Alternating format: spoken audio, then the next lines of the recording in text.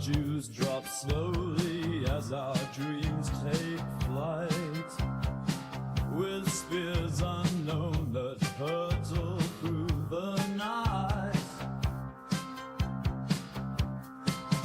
The fallen horsemen clash, the cries resound. Lost armies perish in their cries we're bound. By ancient stones we labor on the shore.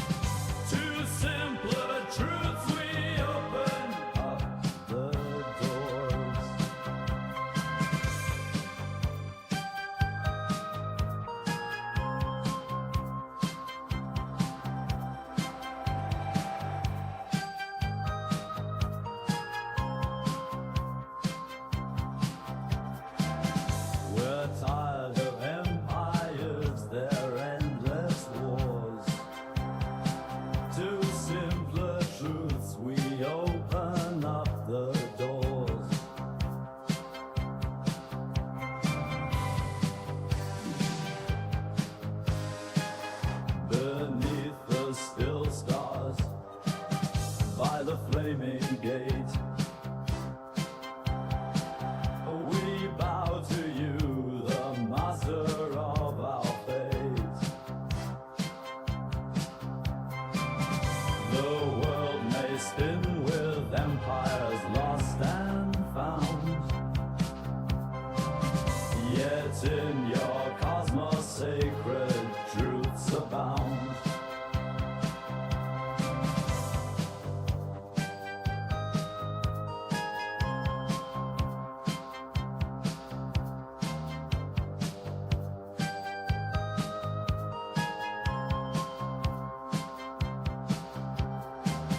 We're tired of empires, their endless wars. To simpler truths we open up the doors. In the Black Valley where the shadows play, we seek the peace that quiets endless fray. Our dreams laid out beneath the starlit sky. In the silent cosmos, our spirits lie.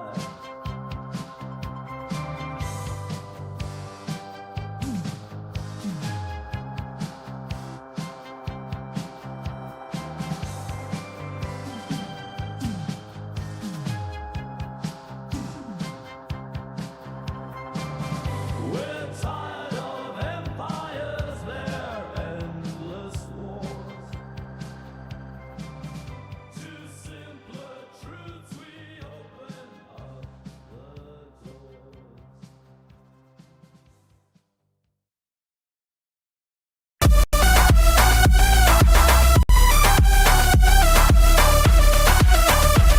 See the sunrise on my phone screen glow. Newsfeed scrolling way too slow. Maps are red and markets scream, but the kettle's on, so pour the tea. Oil tank blinking, empty light. Prices jumping overnight.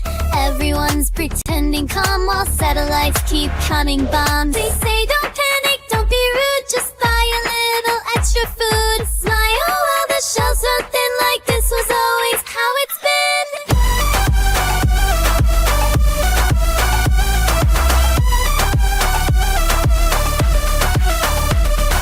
Buy the last roll on the shelf tonight. Sugar in my coffee, world on fire. Pretty little mushroom cloud sky. Everything's fine, everything's fine. Fill the tank, but for morning news. Lip gloss, glitter, doing pastel hues. Dance while the sirens harmonize. Everything's fine, everything's fine.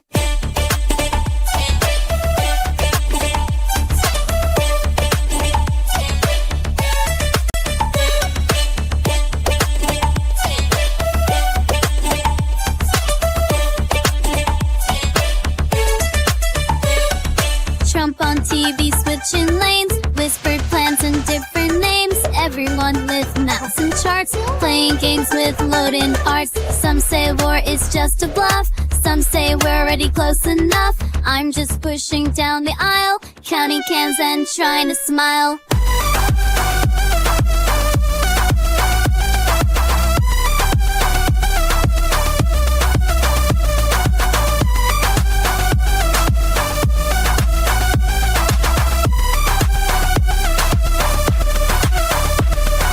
Say don't panic, keep it cute. Ignore the tremor underfoot. History humming in the wires while someone plays with nuclear fire.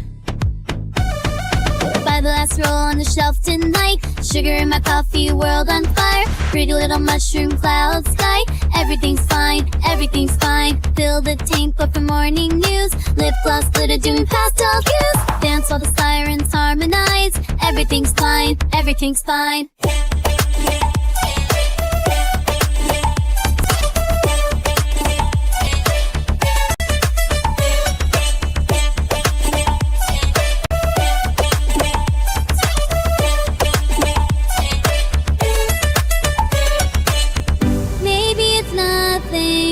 Maybe it's pain.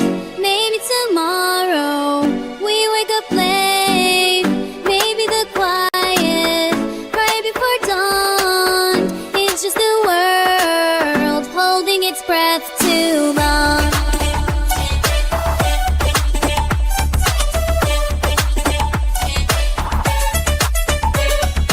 By the last roll on the shelf tonight, fast like neon satellite. If the sky turns violet white, everything's fine, everything's fine. Hold my hand if the power dies. Static snow in the summer skies. We'll still sing while the signals die. Everything's fine, everything's fine.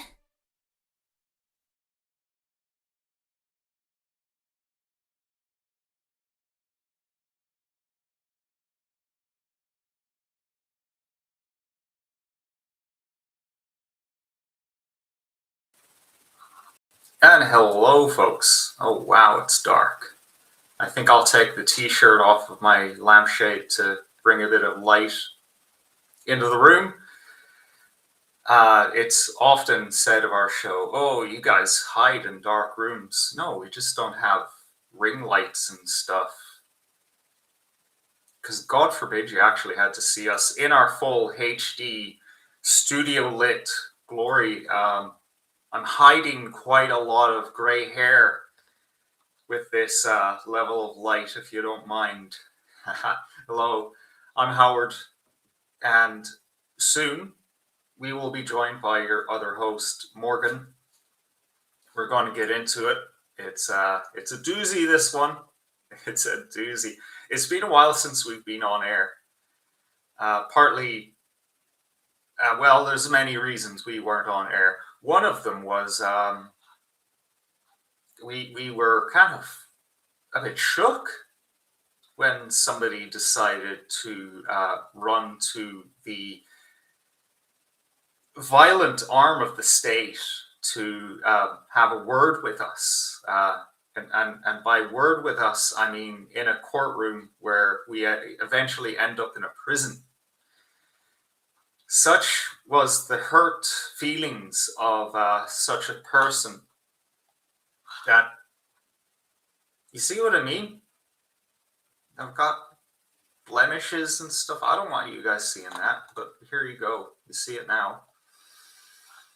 Such was the hurt feelings of this individual that's the course she decided to take. But you know what? Nothing happened, because she didn't have a case. But the threat was enough, you know? And we will cover that, because we'll be really kind of diving deep into this character who is at once infuriating, funny in both ways, and adorable in the way that she behaves. I couldn't write a better character, and the show ahead is out of love. It's all out of love. We need to be able to take the piss, and that's what the anti-broadcast is about. Because I can't do the news thing anymore. That's another part of the reason why we haven't been on air. Just burned out. I had a nightmare with the NCT. I failed. Then I went to get a retest, and it was very close to the month time frame, and I failed it again. After spending X amount of money replacing this, replacing that. No, actually, that wasn't the problem. It was something else.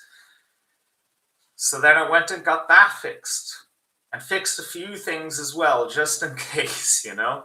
And then I rang up. I said, put me on the emergency or priority list. I finally got a date.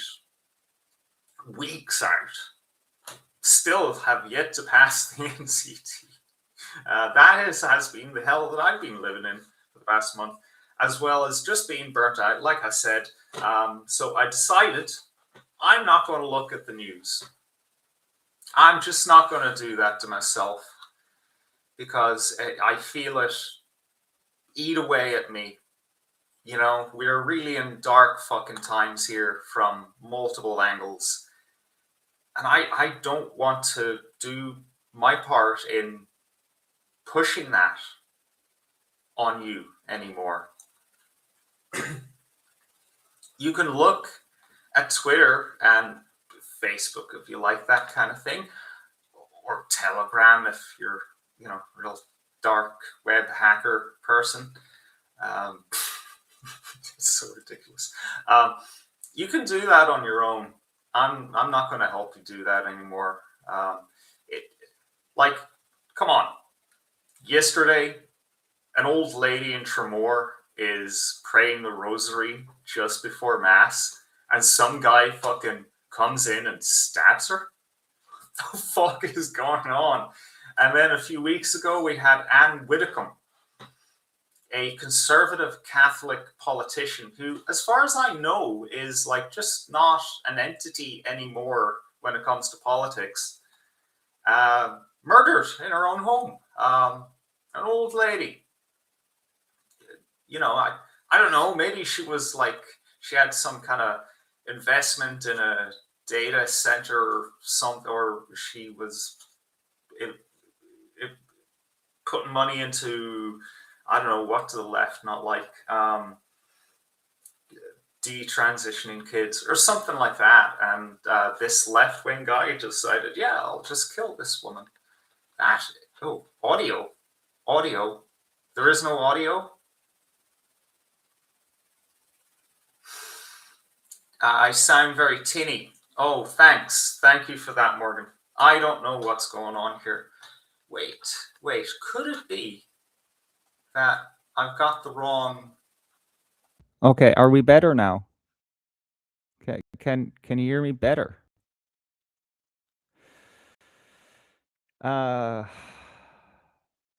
Cavan, not mentioned by mainstream media at all. Eru in the chat said, tinny. Why do I sound tinny? That is infuriating. Why does everything always have to fucking be a problem? We have Morgan in the wings, but he is currently lining something up.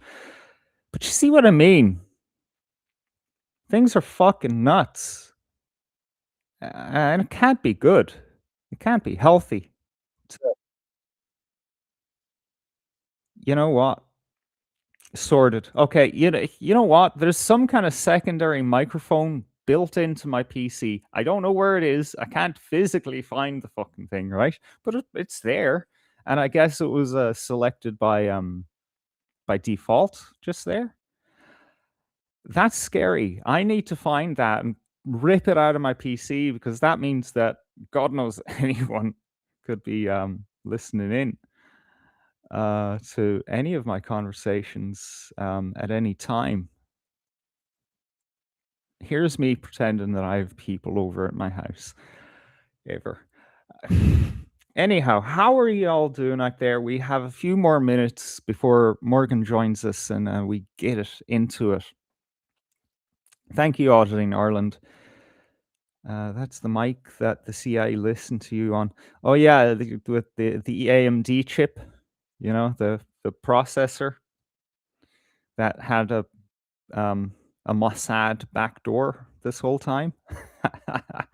Yeah, and there's a little microphone in there too. Oh, what a world we live in.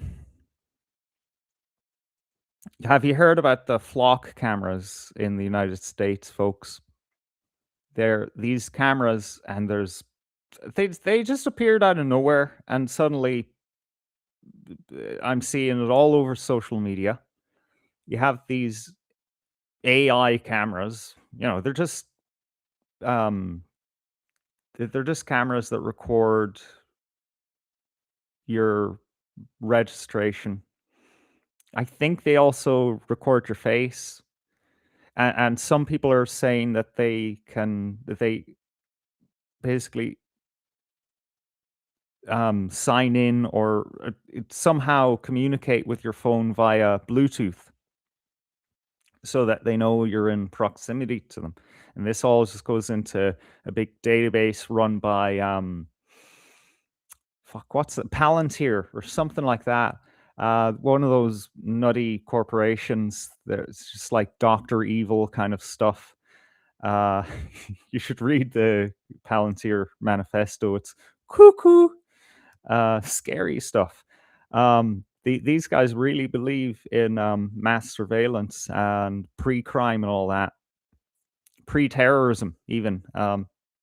We've been hearing about that coming miles down the road, that they're going to basically label anyone who isn't with the program as terrorists, and then use the mountains of terrorism legislation already on the books against us, instead of regular stuff like, well, this person did this or was planning to do this, that normally wouldn't be seen as terrorism, but it is under this new regime. But the good news is, much like with the ULEZ cameras in Britain, you had these cameras in the cities that were recording people's registration plates and charging them money for daring to enter the city. They were being cut down by the Blade Runners, as they call themselves. Fucking fabulous job. Now they're doing it in the United States. I was waiting for them to start doing that. First, they started shining these lasers into the lens. Not the ordinary kind of lasers. Athena Marlowe in the Kick Chat. We don't usually get people in the Kick Chat. Nice to see you. And Darvel, nice to see you in the YouTube chat as well. Stay tuned. Yeah, not the laser pointers that you can blind someone with, but like the laser pointers that start fucking fires. And then they started to bring out the angle grinders. I was wondering, when would they figure out that these things, beautiful things, exist? Whenever I saw Facebook post, because that's where I'm seeing this stuff, about flock cameras, I just post a picture of an angle grinder underneath it.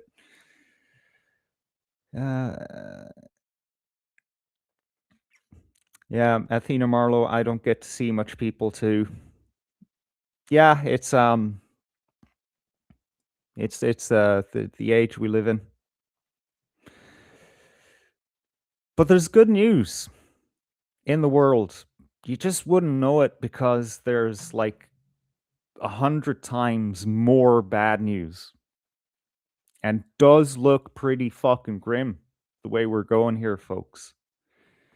Where am I from? Ireland. You wouldn't think so with the Russian flag behind me. So we will be talking primarily about Irish issues tonight. Thank you for joining us, by the way. You just came in from the wild. That's good to know. We're getting out there. The UK.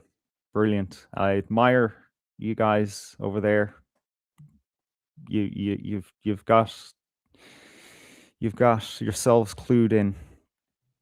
Why are we not getting any more? We are getting YouTube chats. Good. I just thought mentioning flock cameras, ULEZ cameras, and the word terrorism may have raised a few flags with YouTube moderation. You don't know these days. On your screen is the beautiful Dublin port on the River Liffey. Darvel says, give us the bad news first. Yeah. I was thinking about this, right? We we talk about the algorithm. Sure, that's some serious stuff that we have to contend with when it comes to sharing information with each other. It really is. They do their best to manipulate, but they don't fully. There is shadow banning, but you can always say, type a person's name into a chat and find a search rather, and find them and look at their content. So what it really comes down to is a problem with us. We like the easy to understand stuff, the fast news, the grim news. You know, they say, oh, people are addicted to, you know, if it bleeds, it leads kind of stuff. They're addicted to fear. A lot of people are addicted to cat videos. You know, that's a different type of addiction. If we could find somewhere in between horror show, horrible news every fucking day, and cat videos, then we'd be, you know, sorted. But we need to pay conscious attention to finding the content that is important to us. And the algorithm merely feeds on our tendency to be lazy and just serves us up the same slop over and over again. So we really have limited room to complain.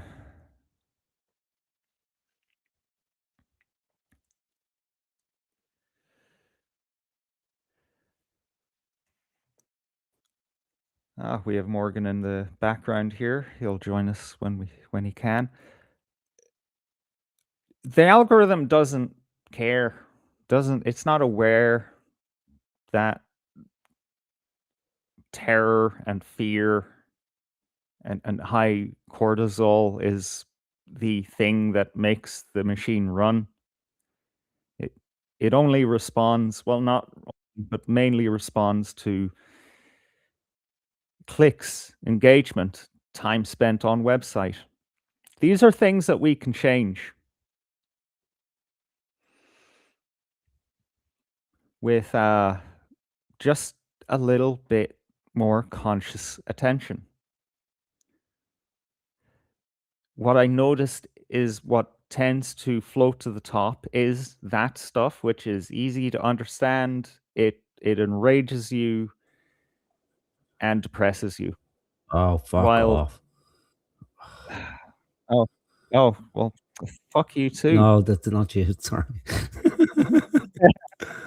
Why is the video not coming up? There's always fucking something like There always is. it's Yeah, working in the settings, Isn't it? but it's not working here. Why is that? Video settings.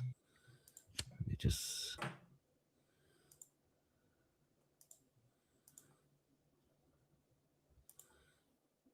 No, I'll just come. I'll just go out and come back in again. Yeah, you do that. You have people out there putting a lot of work into things. You have Sydney Webb, for instance, right? Sydney Webb, brilliant investigative journalist, right? She has finally buckled and decided, I'm going to do YouTube with my tech friend who it has convinced her, look, you know, there's loads of AI versions of you on YouTube and you can't take those videos down because you're not on YouTube. I think it's time to start to YouTube, and that's where you find the people as well. She would investigate and write very in-depth articles, and very rarely would she appear on a show to talk about things like the data center agenda, the agenda behind what do you call it, poly market, where you bet on events. You know, there's some sinister stuff going on there in the background, but we don't want to look at that stuff. We're lazy. We want the do do do do bang bang bang dopamine. We control that ultimately, but we let it run riot. Who else? James Corbett of the Corbett Report. Fantastic videos that man makes. Just search him now on YouTube, the Corbett Report, and just take a look at the titles of the videos that he has. Very incisive, and maybe you might see a subject brought up like, oh yeah, everyone's talking about that, but he actually dives in a lot deeper. Has a lot more to say. And you know, him and Sydney Webb, I think that's her name, Sydney. I don't know. They have followings, but they don't have followings of hundreds of thousands like a lot of creators do that just feed that slot machine to basically make the moolah. You're with us. Finally. Oh, you have to forgive me. My face is stuffed. Not with food or anything like that. It's a terrible description. Just fucking sinus problems. I need this weather to go away. It's disgusting. Still? Yeah. That's serious. Like, it's been like this for years. Like, every time there's a patch of good weather, it's like I just have sinus issues for months. Like, so it's probably something completely unrelated, but anyway, it is what it is. So if I sound stuffy, that's why. Yeah, we can live with that. Yeah. Yeah. Right. I'm sorry, it's been a long fucking time. Like, so the last 15 minutes, it's been It like, come on, has. just fucking get the shit together. Go ahead, do it. Come on, go, do it. And I've had a family problem as well. Like, so, not a big one, but it's a stressful time. Like, so, father-in-law gets here tomorrow. So it's the first time I've met him. My wife hasn't seen him in 15 years. So, you know, that's an issue. And as you know, recently my 15-year-old broke up with his girlfriend, first love. So having a hard time with that. And then just as he's over it, he finds out that his ex-girlfriend now has an interest in his best friend. Yeah. Oh no! Yeah. That was my initial reaction as well. It's like, it's not a laugh of fucking, like, you know, laughing at the guy, but it's like the worst possible scenario you could find yourself in. So I've been trying to give him advice, and he's saying like, well, if his friend wants to, he's no problem with that, which is a fucking lie. Like, let's be honest. Yeah. Come on. It's like maybe 10 years. Yeah, not a month. But like, no, not not now. a fucking month. Like, so we're trying to figure out if she's doing this deliberately just to fuck with him, or if she has a genuine interest in the guy. But either way, he can't greenlight his friend, because he'll just want to kill his fucking friend, and nothing will end the friendship. Yeah, no, that will end. That will end the friendship in a heartbeat. I mean, so she is Ukrainian, so that might have something to do with it. Oh Lord above. Yeah. I know they look nice and they behave nice, but they aren't nice. Different people. Like, come on. So I have that to deal with. So hopefully he will get through it, but it's difficult trying to tell somebody everything will be okay given the passage of time, because it's easy when you're an outside observer, you know, and you've got 40 years on someone. But when you're in the midst of it, it's impossible, you know. And you see, this is the problem, because people think men are kind of these hard fucking creatures, you know. It seems to be the opposite. She's fine. She's absolutely fucking fine. Getting on with her life, couldn't care fucking less, you know, approaching his friend. Wants to be on good terms with him. But he like most guys isn't having that. Like, it's, you know, it's like, fuck you, like, and he's angry that she doesn't hate him, you know. And I think that's kind of the more of a masculine thing. It's like, you know, yeah, maybe it comes with time, but I don't know. Anytime I've had a breakup when I was young, it was normally accompanied by a month or two at least of trying to get over it. But for some reason, women just, it's like, you know, it's like picking up a new book and just put the old one aside and just like, well, you know, I'll come back to it if it needs be at some day. Now that you mention it, in my whole life, I've only ever known one woman to cry over a man. Yeah. And that's it. Wow. Maybe it's just the market, isn't it? It's like when something's freely available to you, you know, you can just pick fruit off the shelf willy-nilly. Yeah. I mean, that would, when I think about it, that would probably change how I view relationships as well. Yeah. So we'll say a prayer. Hopefully he will be okay. But it's a hard time for him at the moment. We have to. It's an initiation, is what it is. You know. Yeah. It'd be grand. So that's my excuse for being just trying to get over the pre-show nerves part of this. Yeah. This element. So we've I don't know, how do we describe tonight? Like, so it was supposed to be lots of things, but ultimately it's just going to be focusing on Clara, our archetype of Irish femininity. Like, because initially I wanted to approach something because women have been dying again. As we know, we're reminded of it all the fucking time. Every time some woman dies, it's like, you know, it's the worst thing that can happen on the planet. And it's not a good thing. No. But, you know, it happens. Like, and it's been put forward in terms of it's an epidemic. Like everything in Ireland, everything's done through like the language of medication. Like, so it's a disease that needs to be stamped out at all costs, because, you know, if one woman dies somewhere, well then apparently all women die everywhere. I don't fucking get it. Like, you know, a man dies and it's like, for me, it's like, well, yeah, oh, right, what happened? So that's tragic. And you move on. There's no fucking big thing in the news about, you know, oh my God, there's an epidemic of men killing men. But it seems to be when a man kills a woman, you know, it's like stop the fucking presses. So apparently 10 women have died this year, or have been killed, not even died, have been murdered by their partners. So, and it's every time this happens, it's, you know, there's an epidemic. We need more laws, more restrictions. We need men to stay in the house. Men need to re-examine their very essence and being to figure out why this is happening. So I had to look at the stats over the last 30 years, and there's no real change. It's going down, if anything. Like, so I think 1996, there was 19 women were murdered by their partners. And there's always this argument, well, that, you know, women are by and large murdered by somebody they know, which to me would suggest that, you know, well, there's probably a good fucking reason why the partner has killed them, you know. Oh, Jesus. I know it's not very popular line of thinking. Yeah, I know. And I know. It's just it just hits me the wrong way every time, you know. I mean, no matter how much intellectually I'm on board with it, it's like, oh, I know. God. We've been trained not to even dare think about these kind of things, you know. Yeah. I'm still that hashtag she deserved it. It's still floating around in the background. But I'm not saying that, because, you know, no woman deserves to die, apparently. So, and they're not like it's not stabbings or shootings or poisonings. It's invariably you know, beaten to death. Whoa.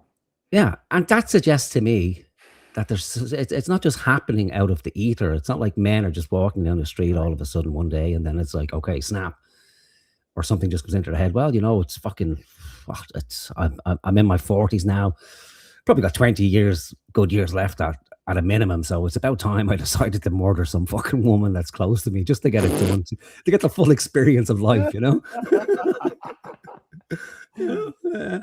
So it suggests that there's friction in the household, and given that men by and large are, you know, stronger, more physical than women, and tend to, when pushed to a certain extent, they will resort to violence, and maybe not intentionally kill the woman, but it does happen. And there's been no massive increase in it at all. On last year, I think, because we're halfway through the year, there's now 10. But we have to remember that the population since 1996 has increased by 50%. Yes. 50 fucking %. And it's increased by partially by a certain group of people as well, who are more inclined to behave in a certain way.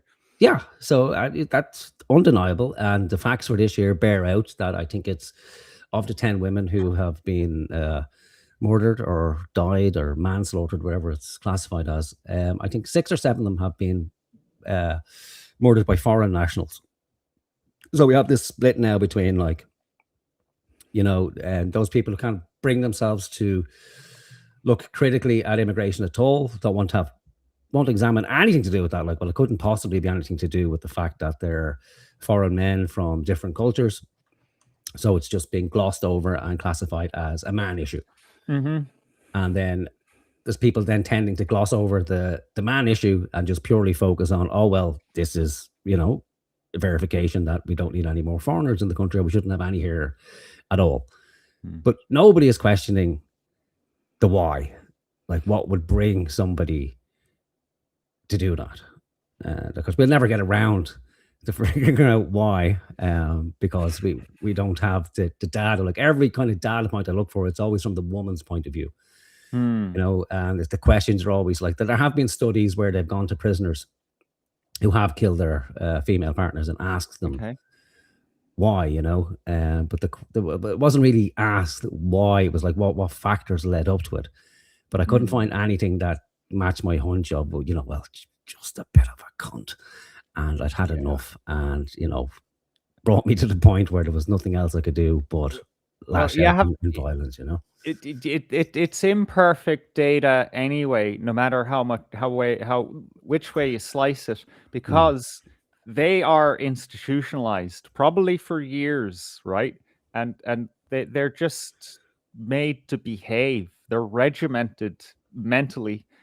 And then also you might have like some kind of sensitivity training, anger management training that basically, sorry if I offend anyone out there, feminizes them. So, you know, they can't verbalize it anymore that I was driven to my fucking wits. And I couldn't find any data around violence perpetrated towards men. Doesn't exist. Nobody cares because nobody ever attacks men. Women don't attack men. No. Nobody has an interest. So, you know, it's not there at all. So then I had to look at the kind of international standard for men who kill women. So Ireland, there's like 80 countries that have some sort of records that they keep, you know. Oh. And they're pretty decent records, but Ireland right down at the bottom of the league table. So I think fourth from bottom. So if you're a woman, Ireland is one of the safest places you could actually be. You're not going to be killed by a partner or a spouse. Not an Irish one anyway. Nope. And again, all the countries where it's more prevalent, South America, Africa, predominantly. And then conversely, where there is actual data for men who are killed by their spouses, it tends to be in those countries that are more egalitarian. Like, so it's matching up. So it tends to be the Nordic countries is where you find a higher prevalence of women killing men. So maybe that's what it is. Maybe we just need to redress the balance. That would make everybody happy. If there was an even amount of men killing women and women killing men, people would probably be happy. But I don't think we're ready yet to have the conversation. You know, what brings men to do that? Not that it's acceptable for men to do that. It's not ideal, but you know, is there anything we can do to prevent that? And we've been pretty kind of fucking put upon for the last 30 years about sorting this problem out. But on the other side of the scales, is there anything that women could do as well? Even to help us, men. Like maybe something like listening to what we say to you when, you know, please don't get me to such a fucking state where the only option you leave me is to beat the living fucking daylights out of you. Because Jesus Christ. I know it's harsh, but I'm more amazed that when I walk out the house that I don't step over like at least 7, 8, 9 dead women who've just fucking just been battered to a pulp. And I know it seems like I'm making light of it, and I am to some extent, because it's not that big of a fucking issue. Really, it's not like 10 people or, you know, 20 women a year. It's nothing. It's a drop in the fucking ocean. You know, and what makes women so special, really?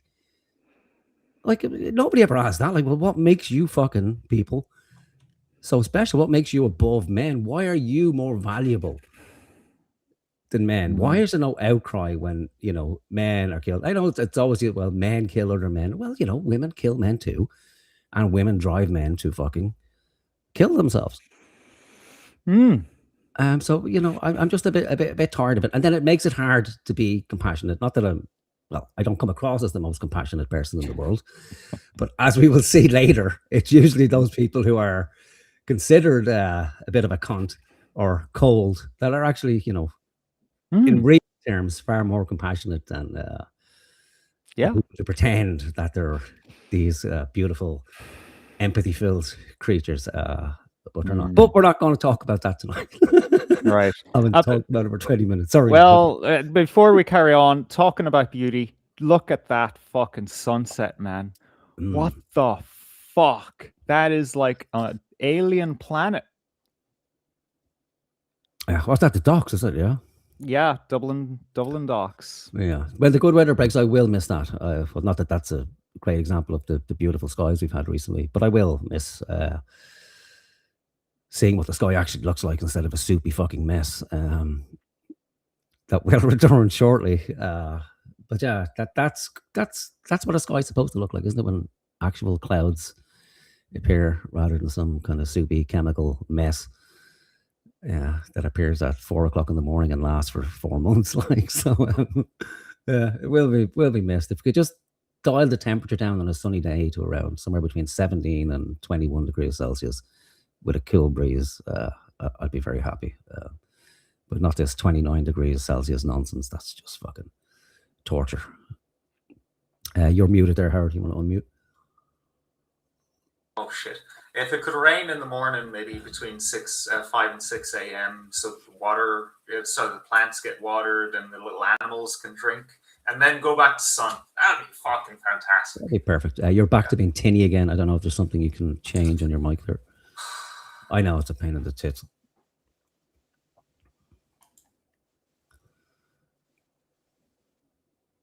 Yeah, I don't know what this is doing, man. I don't know either. Like, hey, fucking, it's just part and parcel of having a fucking dealing with technology, isn't it? Something always invariably goes wrong. So, yep.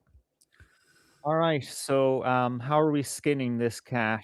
Because we've both brought content that neither of us know about.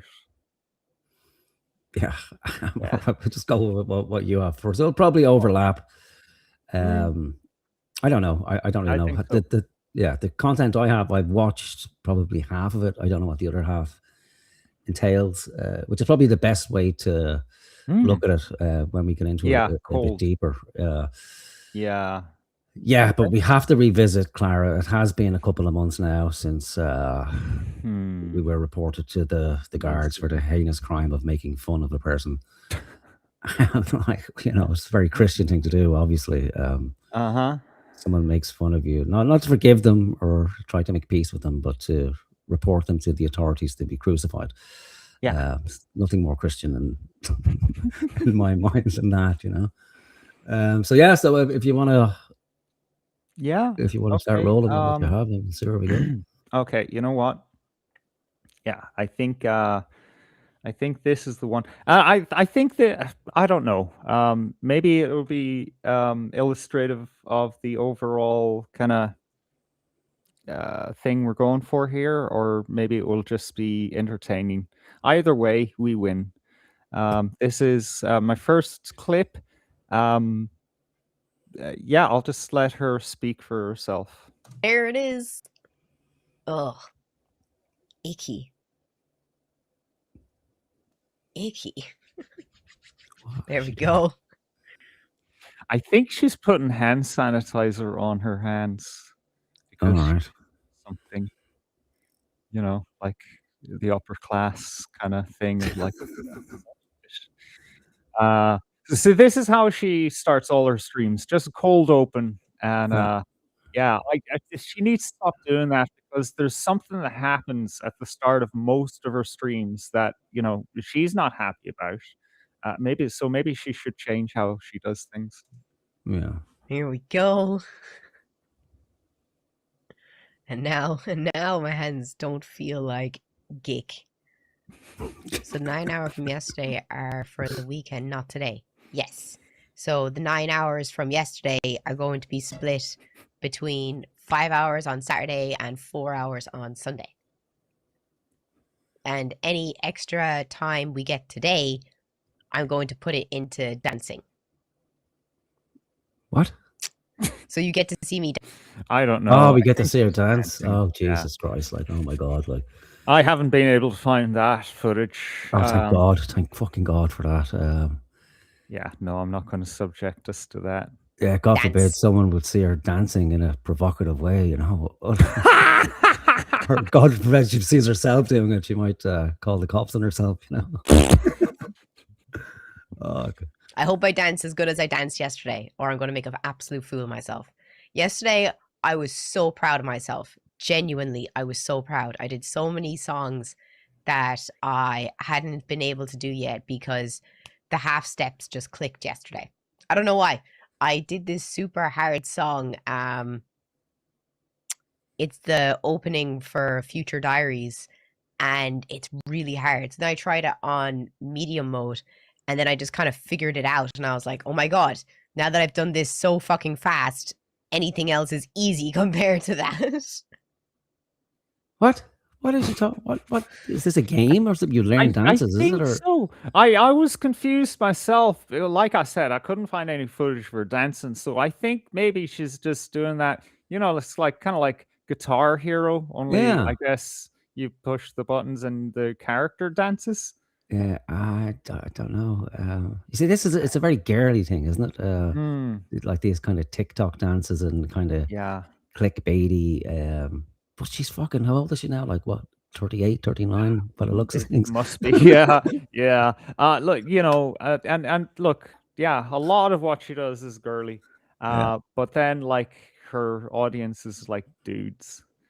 You should see the beginning, the first few messages of all of her chats on YouTube. Anyway, I don't look at the Twitch chat. It's normally men saying, "Hey, be my girlfriend," or you know, something as equally pathetic. She put up a stream entitled "I'm going to Japan/China." We'll get into that later. And the first message was, "Bring me with you." Oh yeah. That talk about privilege. Could you imagine? Could you? I would lose my fucking mind if that was the case. Where, you know, we come on to a stream and then you've got women throwing themselves at you. Now I know it does happen with streamers, but normally ones who are excessively fucking wealthy. It's almost like we value different things, men and women. You know, who will. But you know, and this is more to man. Just stop, will you? For fuck's sake, just stop debasing yourself. At the feet of women. Like, what do you think she's going to do? Turn around and go, well, yeah, okay, random fucking weird, creepy guy on the internet. And throw me 10 shekels, and yes, we can be boyfriend and girlfriend. But she never explicitly says that. So it's like, and most women won't. They'll just accept the compliment because, unfortunately for women, they generally, not all, but most are, you know, they're not immune to flattery. Like, flattery works. It's a well-known male dating strategy, just to flatter a woman. Can do wonders for a man. You can even get into a woman's knickers, so I believe, just through flattery alone, you know, but not on the internet, because I'm sure the idea here is not for Clara to come online and find a romantic partner. No, but rather to come online and find retards who will throw money at her, you know, which is fair. It's not unique. You know, and it's not. Well, I mean, you got to use what you got, you know? Yeah. It's just the world we live in. Yeah. And we're a little bit envious because we can neither get women nor money via this means of communication. So we would have to resort to something like kidnap or something, some criminal enterprise in order to generally get both, you know? Yeah. Call up the tapes. Yeah. Get their strategy. There is hope, though. I saw recently... I don't know how true this is or true at all, but I believe Asmongold has a girlfriend. He's picked up some Chinese type girlfriend from Canada. There's rumors that he's cleaned his house. He's showering. He's starting to look after himself. But there's signs that it's not all too well, because you can see that she's kind of infringing on his freedom. He's not as free as he used to be to say what he wants to say and play what he wants to play. So I'm not very familiar with Asmon, but he seems to have a very big following of guys who live a similar lifestyle, and now he's growing out of it, and he's opened the doors to female company, and it's, as we all know, it's never the same. Not a value judgment either way, but it's just it's never the same. So no, that's just the way it goes. Yeah, we might. Asmon is an example of, but I think it's mostly guys who watch Asmon, isn't it? There's no kind of women generally throwing themselves at an Asmongold type cockroach type character. I don't know. I never took a survey, really. Yeah, I doubt it anyway. But yeah, so Clara, guys, please stop flattering Clara believing that look, somehow you're going to hook up with her. There's times where I see an attractive lady on the internet, and I have to stop myself from saying, "God, you're beautiful," because I know what that does, and it's not good. It's not good for her. It's not good for me, and it's not good for society. Yeah. All right, maybe some people are just overcome and they have to express it. Often I am, but I have to fight my stupid nature. I'm a stupid man, But it shouldn't be that way, should it? Surely, it should be taken as a compliment if you're, acknowledging somebody's beauty. It should be taken as a compliment. But in the world we live in, that's almost a crime now, isn't it? If you were to just walk up to some random woman and, express that to her directly, "Hey, I think you're beautiful." It's like, get away from me. What's fucking wrong with you? Yeah. Maybe that's what I'm doing. I'm channeling what I normally should be doing in real life into the screen. Yeah, There that you makes go. sense. Yeah. Yeah. Okay. Now I'm off the hook. Thank God. Shall we plow Yes, through? yeah. Let's go. I brought back the hoodie because I'm so cold. I'm so cold. I'm waiting for my room to heat up. Also, I'm so This was between the two heat waves, by the way. All right, okay. And it was like 17 degrees outside or something. Sake. Come on. I know, right? freaking tired because I drank 2 Red Bulls yesterday and didn't get to sleep till 2 o'clock in the morning. So what I've done today is I've mixed water and Red Bull. What? Oh, is that you zooming in? Holy fuck, woman, slow down. Jesus Christ, is she dehydrated or what's going on there? She must be, and you know what? If you can't just drink water, good on you. That's a good direction to go in. But she basically drank as much Red Bull as she normally would in one, go. Yeah. All right. Yeah, that's crazy, bro. Nice. she does the thing. I mean, we all do it, right? Yeah. We've all caught ourselves going. At least she's not burping like some fucking people. Fair enough. So now I'm getting my water and I'm also getting my energy. I must see if the pants. Hold on. It's like mixing cocaine with carrots or broccoli or something, getting my energy and my vitamins. Yeah, nice logic there. She could just eat a fucking steak or something, that's an option for energy. It's for this are still available. What is this called?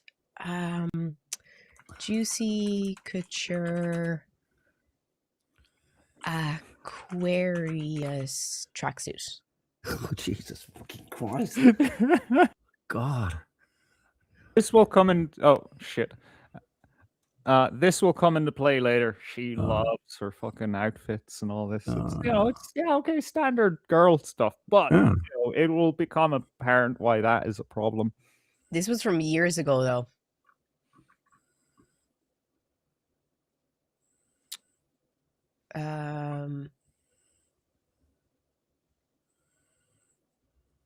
I think it's called Aquarius. What's this star sign?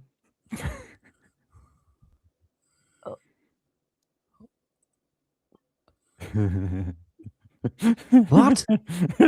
Did you see star sign? What? No, I'm an astrologer, and that's not a star sign. What the fuck is that? That's a building, isn't it? Yes, that's a classical building from Rome.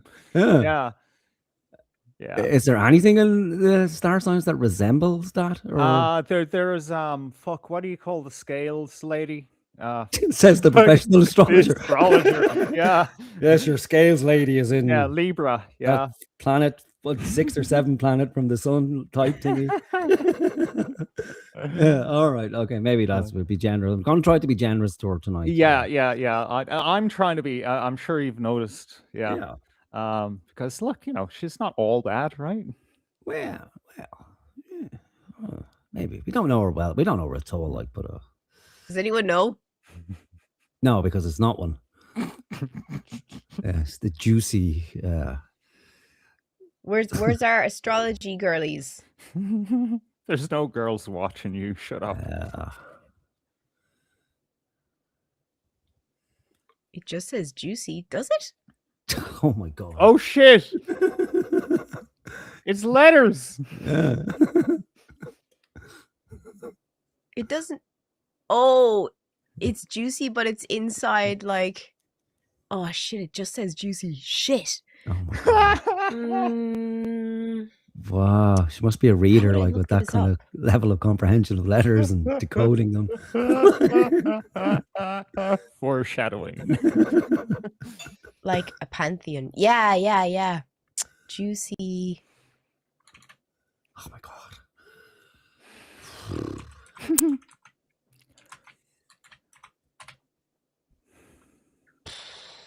What would you call this kind of design? I have no idea. I have no fucking idea. Are you goth or emo? I'm me. Exactly. I You're don't neither. like labels. I never liked labels. I never liked labels. anyone. When they're applied to labeling me. fucking you, but everyone else is okay, yeah? Would that be a theme that runs throughout your fucking life? Oh god. You goth or emo? I'm me. Ugh. I don't like labels. You know what that is? That's the anime thing. Yeah. Right? She likes anime. You'll see later. So she's doing the, you know, the Japanese girl. Oh, yeah. K-pop thing. Yeah. Ugh, God. You're white. Stop it. I never liked labels. I never liked anyone labeling me something. I just do my own thing. How would we describe that? What would sorry. we need to put on that to describe it? A label of some description. Yeah. So it's for us. I know you don't like it, but it's how we navigate the world. Yeah. Like you do too, as my good friend Morgan pointed out. Yeah. Poor thing, like God, just too unique to be labeled, you know, just a rare fucking specimen that's beyond labels and description even. Yeah, there's nothing more samey than someone who transcends labels and just like, oh, shut up, you. What do they call them? Those guys that dress in like the 1920s fucking outfits and they wear the hipsters. Hipsters, yeah. It's hipster shit. It's end of the world. You know, there's nowhere else in culture to go now. We're just eating our own tail at this stage.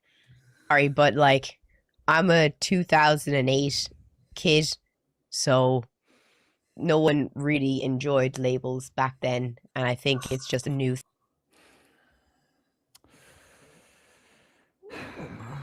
What does that even mean? Did anyone ever enjoy labels?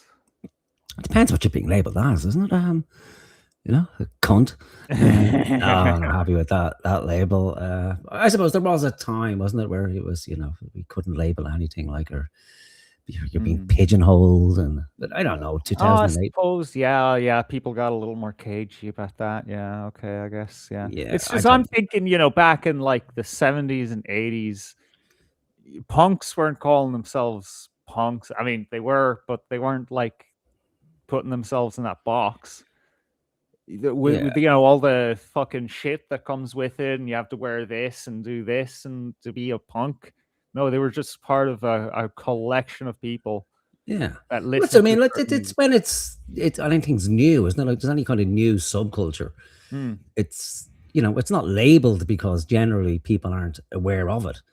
But then once it becomes part of the culture, well, then it has to be labeled somehow because people need a reference point to it, you know. And it would be very difficult in general if we didn't have labels for things, because there wouldn't be much we could fucking talk about. Well, you know, actually, I need to become what is it? Oh, I don't actually know the word to express it, so I can't convey it to you. And I would just be, conversation would be very long and boring and tedious, you know, if you didn't label something. Or maybe we should just do away with words altogether. Wouldn't that be easier? Like, so no one would ever be upset. Yeah, let's just do vibes. You know? Yeah. I would. It would suit her. You know, she just needs to sit there in front of the camera and go. Yeah. Emojis, like it. Yeah, stream like Joe Rogan's theory that language will evolve beyond words to emojis. What a fucking genius from the dark internet webs or whatever the fuck it was called back in the day. Just like hieroglyphs, language will evolve beyond that and just a series of emojis to express how we're feeling. What a genius. But we've gone too far as a society. All right. Thing that everything and everyone has to have a label now. And I'm just not into it. I fed into it for many years, especially when I started streaming. But now I'm just going back to my... What? I don't want to label anymore. Just about to do it and caught herself in the act. Good job. She's dedicated, though. Yeah. And dress however I want. I think most people should do that, to be fair. Don't worry about labels. Yesterday, since I didn't buy myself a takeaway because I'm awesome, I went and I bought myself the Grimoire first edition of Witch Hat Atelier. It was €64.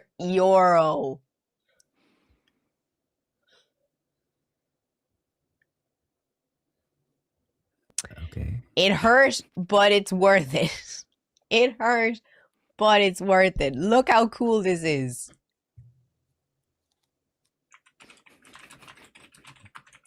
Is she finding like witchcraft books?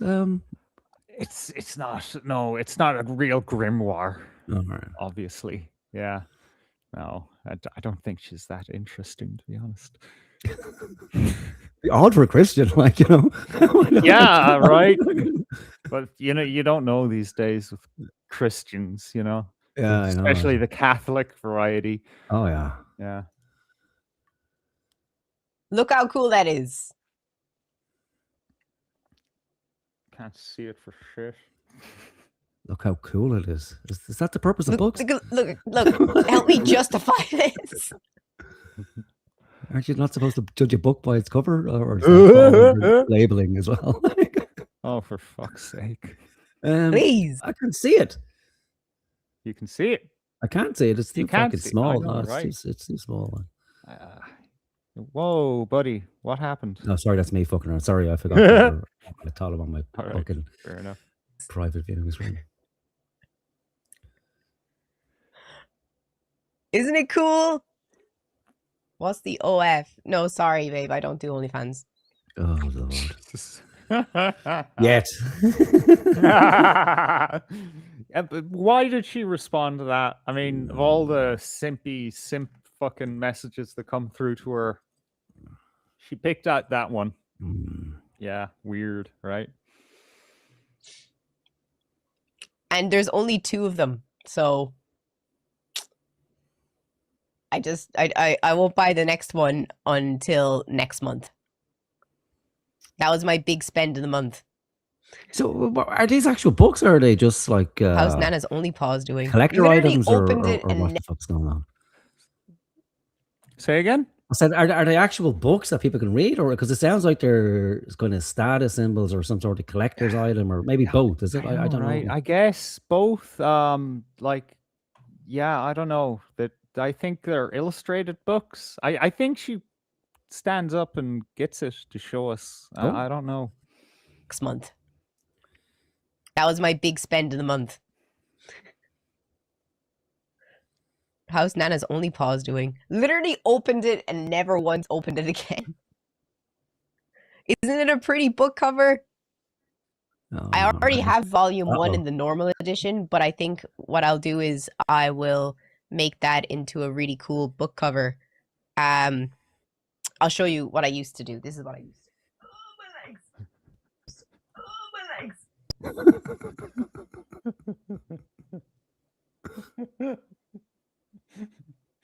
How old is she? I don't fucking know. Like, I don't know. Maybe it's a filter, a face filter, or some fucking old granny from the west of Ireland.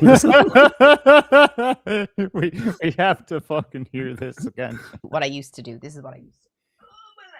Yeah, that's at least 60 years of age. Like, That chair looks like a Muslim woman. Like, Oh, that shouldn't have been as funny as it was. Oh, my legs.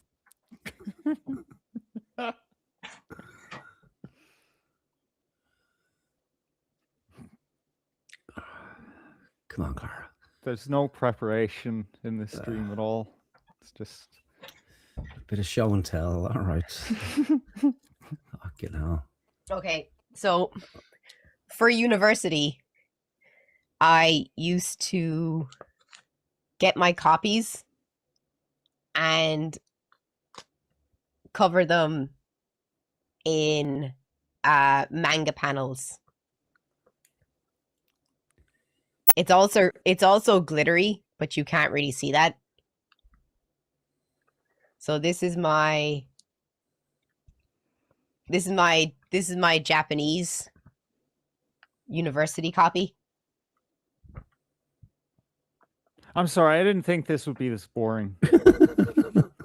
This was my work. This is my one for my job. Why did I leave this shit in? So There had to be a reason. I based it off of the Jinchurichi, the sealed beasts in Naruto, and I based it off Naruto and Gaara. So it actually genuinely tells a story, because like if you see up here, it's Naruto being left alone, and down here it's Gaara being left alone, and it's Gaara's most important moments and Naruto's most important moments. And then on the front we have the fight between them, and then we also have more important moments that made them who they were.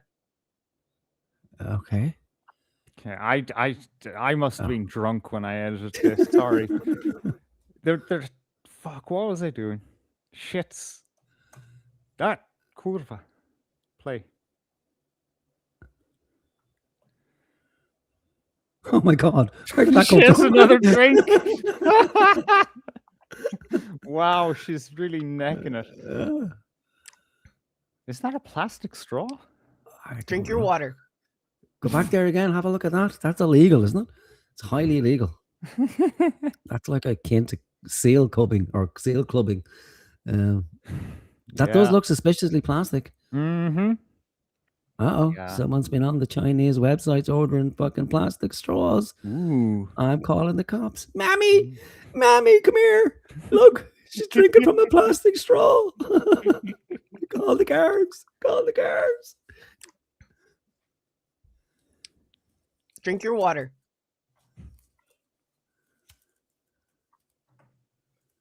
Sorry, stop. Why? Why? Water and Fanta. Ugh. Does it still Ugh. taste? Yeah, it tastes fine. It's just a little bit more diluted. I need to drink more water. But Yeah. what I was going to tell you was, so my mom called her friend this morning to ask her for something.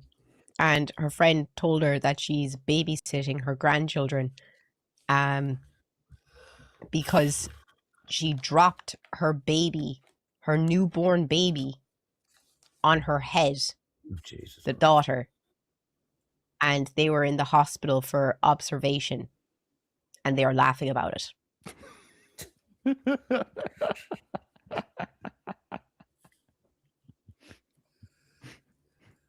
I was like, this isn't funny. That's literally not funny. No. And my mom and her friend, like, this was her grandchild that was in the hospital for observation because the mom had just dropped the baby on its head. Yeah. And they were laughing about it. I was just like, that's not funny. Oh, it's called just coping with a And bad I situation. wouldn't call Clara. it parental neglect. Oh, because thank it was God! an Like accident. Jesus Christ. And all saying right, stuff though. like that is Say again? I'm surprised that you didn't, call social services. Like it's an improvement. Like, I would have thought you'd be straight onto them, have the baby taken into care. Yeah, I don't know what I was doing with this edit. I mean, I knew I wanted that part, but what the hell is after this? Oh, the tattoo part, is it? Yeah. Oh, okay. Yeah, I don't know what's here. Man, can we just skip this? Can we go to my next video? Yeah, you do whatever you wish. Oh, you know what? She fucking gives a very uninformed opinion about Russia. Oh. That boiled my fucking piss, man. Shall we watch? Yeah. So Russia had its usual May Day thing. It was the 9th of May, so they did a parade in Moscow because, they honor their dead, It's just the thing they do. And as you can imagine, as people die and people forget, then, there's less going on, I mean, it's just natural. The crew compartment, so any hit is just boom, and the turret tries to join the Russian Air Force. Okay, you make one tank that vaporizes crew and turret becomes part of Russian space program and boom. Fucking propaganda slop. Hey Russia, what are you up to? Did it actually have a military parade? Jesus Christ. She doesn't even know what Russia is. She probably could point it out on a map. And now she's going to, tell us all about it. Yeah.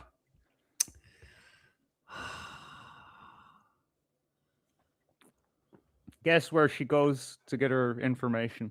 Was this last year? ChatGPT, is it? Oh, no. Oh, she's doing web searching, is it? Or... Mm-hmm. Right. Слева! Накра! Пол!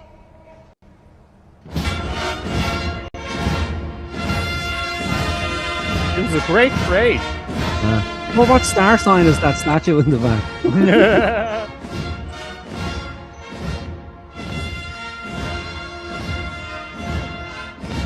But they had no military, equipment there?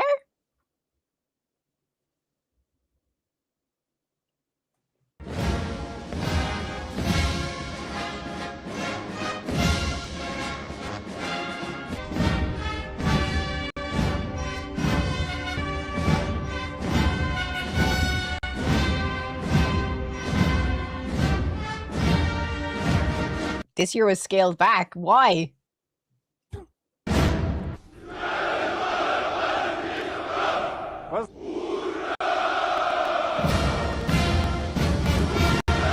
What's the obvious reason? What's the obvious reason, guys?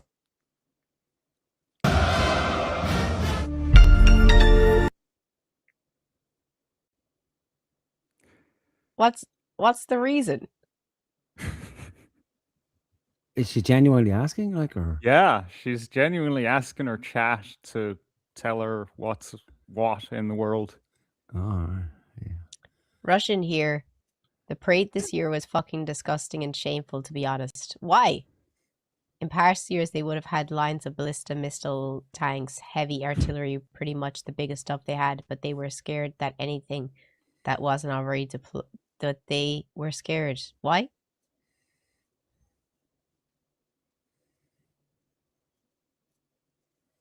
So, you're saying that Russia has run out of money? They sold their weapons, did they? They're in the pawn shop, is it?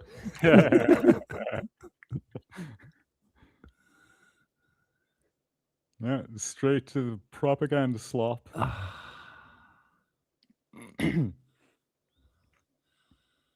Vaughn in the chat said, "How is this possible? Our show is so boring."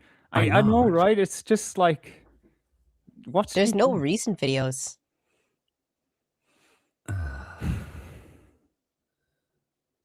How about this, Clara? Under threat of Ukraine attack. Novel idea. One sec. How about you just say you don't fucking know?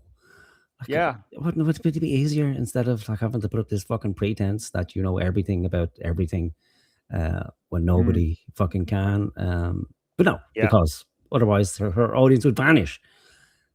Because that's what gets fucking engagement, isn't it? Just someone who comes on stream, is confident about fucking everything, and rather than just go, well, I don't have an opinion on this, and then move on to something else. But no, and it's even embarrassing for it to be so obvious that you know nothing about it, and then to fucking not even hide the fact that you're searching for shit to come up with, but openly doing it, and then going to fucking, what is this, YouTube? Is it, or something that she's searching on? Or well, I think, I don't know. Yeah, it must be because BBC aren't on anything else like this. Yeah, you can see the format of the search. Yeah, definitely YouTube. Okay. And I suppose we can understand that it is, she's in the moment. It's, it's live, but it's very fucking boring. Like, I have to say, it's almost impossible trying to watch these streams to gather information, because 90% of it is just dull as fucking dishwater. Yeah. But there are moments.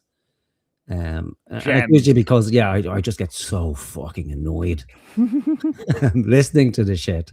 That you just have to walk away from the screen for 2 or 3 minutes just to compose, to compose myself, and then come back to it.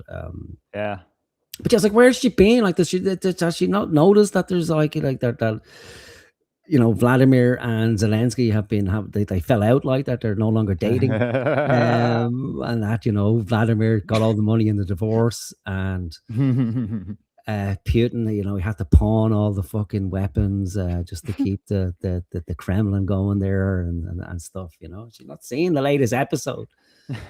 There's a manga about it, I think. But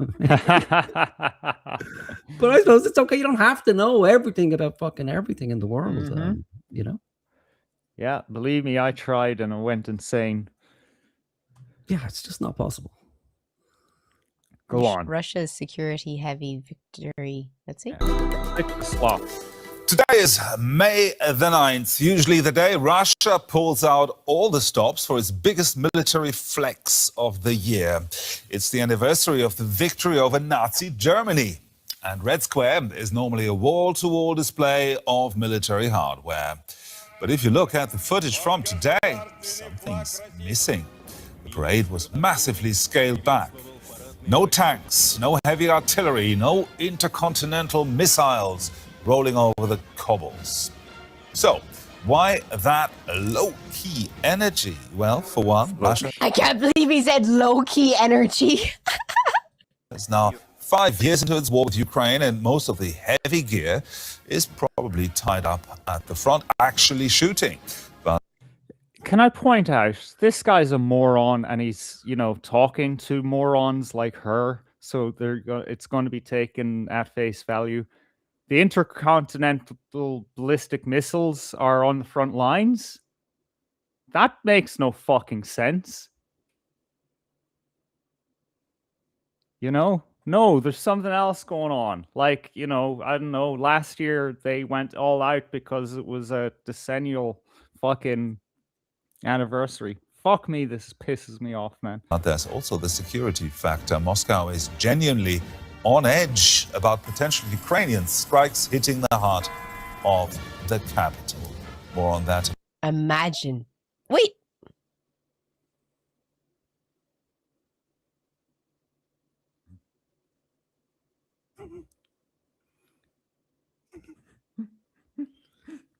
Don't say it, Clara.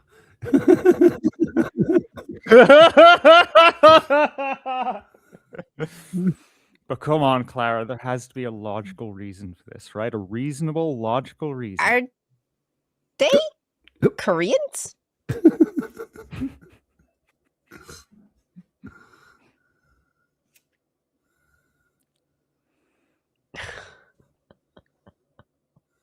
So they don't even have Russian soldiers anymore.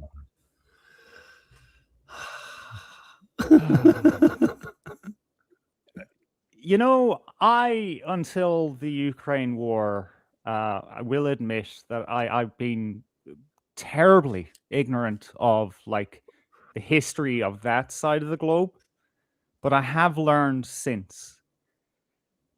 Could you take a guess as to why there might be Korean soldiers in the May 9th march, Victory Day They parade. have an alliance, don't they? Yeah, but before that, like the time that is being commemorated, World War II. Yeah. Yeah, what were Korea doing They were at the fighting time? too, weren't they? They were occupied by Japan, and the Soviet Union helped. Well, free even them. to assume that they're And- North Koreans just because of their faces, like there's I believe there are Asians and Asian-looking people in that part of the world as well. Right? Yeah. In Russia, yeah, there is. Yeah, But I yeah, can't Mongolians understand and why stuff. anybody was surprised to see North Korea as part. Maybe it's is it a new thing? Like, has it always been the case where there's a contingent of North Koreans at these parades, or? They're back again after many years of absence because they did fall out, North Korea and Russia, because they were fucking psycho for a while. Like there was a whole stretch of time when it was the Soviet Union and every fucking poor bastard country in the Soviet Union had to give North Korea free stuff because they kept fucking things up. And of course they were straddled by fucking all sorts of shit like sanctions, but they kept fucking up, so they kept having to send them food, kept having to send them vehicles, all this stuff. But now they're kind of coming together because strange bedfellows, but they do have a history of fighting even together. If we were like to steelman the position that okay, so Russia is at war with Ukraine, or special operation, whatever way you want to fucking classify it. So its troops and its military equipment are, tied up. A lot of it is tied up on Ukrainian front. Given that, there could possibly be an attack on the parade, as unlikely as it is, but even one drone would be a pure nightmare.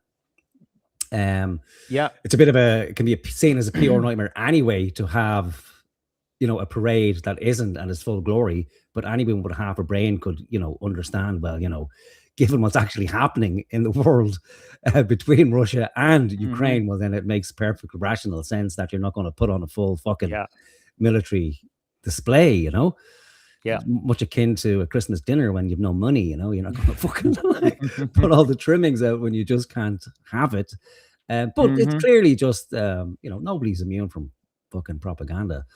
But it's a non-story anyway. Like, oh, the parade was smaller this year and there's some Koreans there, therefore Russia is losing the war. There's only 6 Russians left in the entire military. They've no military equipment at all. Because if they did, well, then they would put it all out on display all at once. Right. It's just horseshit. Like, yeah. Well, for the last 4 years now, we've been told Russia is about to collapse. Like next week, a big fucking speculators in the markets and banks and stuff were saying, oh yeah, they're going to collapse, but it never fucking happens. No, it never.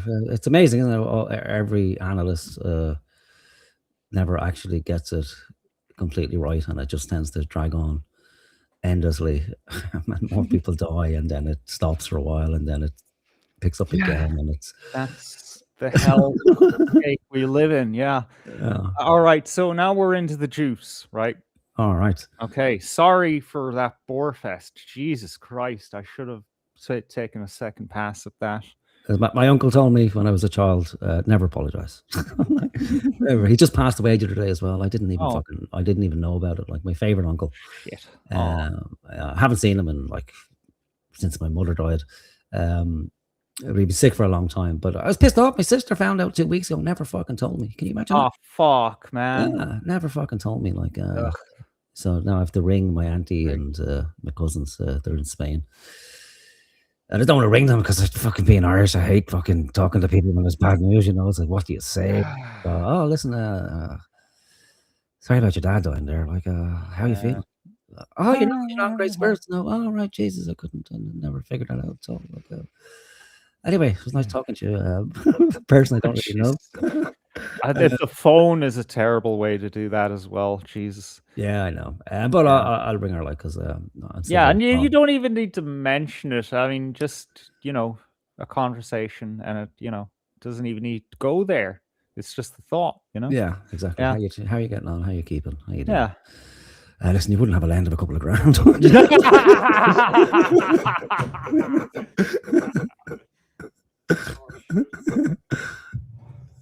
Lost my microphone there. You wouldn't buy us 5 subs on the channel, would you? Like it's Yeah.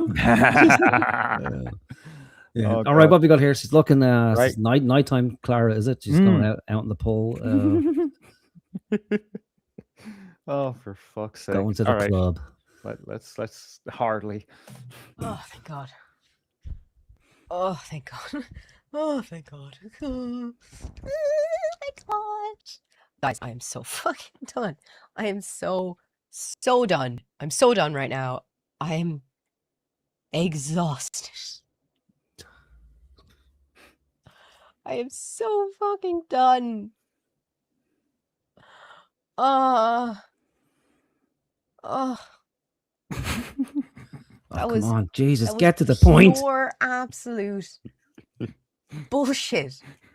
Bullshit of the highest degree. Oh my God. I've been here since 11:30 trying to fix OBS. 11:30. It's 1:31. Fair enough. I know.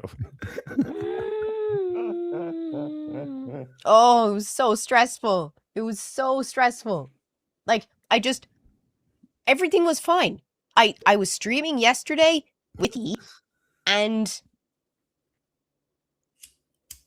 I just turned it on to start stream, and nothing was working, and everything was fucked. And I was like, what? Everything just reset back to default. Why isn't it working? I don't know if there was an update, but oh my God, I was here. For the record, I've never had this problem with OBS ever. I said it once; it stays the same. I don't know what's going on, and I don't know what's going on. I thought I cut this part out because I thought it would be too boring. But do you want to carry on with it, or? Yeah, I think Timmy's gaslighting or something when she's out of the room. Timmy comes over, resets all the settings on OBS, and then she has to call him. I think Timmy's secretly in love with her. Ooh. It's a feeling. Just how, because it's odd, and maybe Timmy's gay. I don't know. I don't know. It's kind of a gay name to begin with. Let's be fair. Yeah. It's kind of hard to tell with Colchi, that accent. I heard something about him wanting to wear a dress or something. If they got so many subs, he'd wear a dress. But that's no sign of someone being gay. But I don't think he is. I think Timmy is straight. I know they're great friends, but it's very difficult to remain friends with a woman, at least for me anyway. All right. And then not have some sort of sexual tension. And just culturally, it's normally the case where if there's a guy attached to a woman for so long that he will have feelings for her, but the woman generally won't have feelings. And then, the whole friend zone thing. Yeah. So I think Timmy might be friend zone. She does tend to lean on him a lot. But maybe, I'm just speculating now, but maybe he's getting pissed off now. Or maybe he's not getting as much attention as he used to. So he's fucking around with the OBS settings just so she has to call on him, because he knows that after 10 minutes and with her, emotional regulation problems, that she's probably wrecking the house or fucking screaming at her mother or something about the computer's broken again and I need a new computer and you need to bring me to Japan to get me a new computer because the ones they have in Curry's aren't good enough. So he's just fucking around, and then, called him over. Timmy, he just, gets to be beside her, gets to inhale her essence. And that's good enough for him, because he just can't bring himself to profess his love for Clara. I think you might be on something. Yeah. Let's see. Shall we skip this segment or carry on? Whatever. Keep driving, whatever you want. Everything was broken. The camera was The camera was broken. The virtual camera couldn't be found. No idea where it was. Had to remake it like 5 times to then figure out that it needed to be done wrong. I done a different way. I swear to God, if it was an OBS update without telling me, OBS just changes the rules every time they do an update. It's like, okay, how much do you pay up for is your down. upgrade? You're like, okay, I can work with that. Up is down. What's that? I said, how much does she pay for this OBS software? Nothing. Exactly. Yeah, it's free. Yeah. Yeah. How dare they? And then they go, actually, down is up. It's a new update. And it's like, but you just told me up was down. And now I gotta put it all back to the right way. And they're like, yeah, we'll change it again. We will. We'll definitely change it again. And we'll probably mess up your whole computer. And you'll have to remake all the scenes from scratch. I had to remake all the scenes from scratch. I've never had this problem. I don't know what's going on with Clara's computer. I think you might be right. That could be that. I have had some problems with OBS. I was never fully happy with OBS. There's a couple of times where I'd set up scenes and then I would, come back to it the next day and everything had just gone to shite. Oh, yeah. So, and I don't know. I'm putting it down to me rather than OBS because other people use it absolutely fine.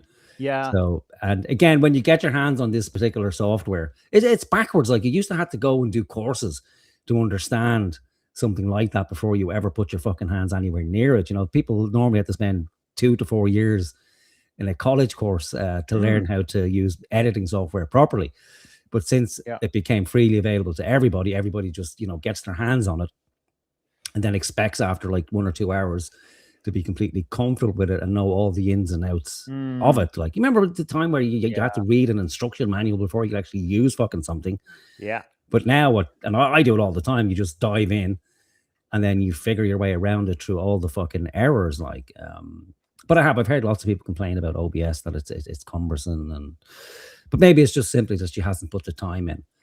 I think that might be it. And you know what? It might just be a societal thing, because for me, on occasion, I will go and get an emulator to kind of, get a bit of a blast from the past, some retro gaming, and I'd give up after a while. I can't fucking play this. With fucking Streets of Rage, Mortal Kombat, or any game you could think of. I can't play this. How the fuck? How did I play this when I was a kid?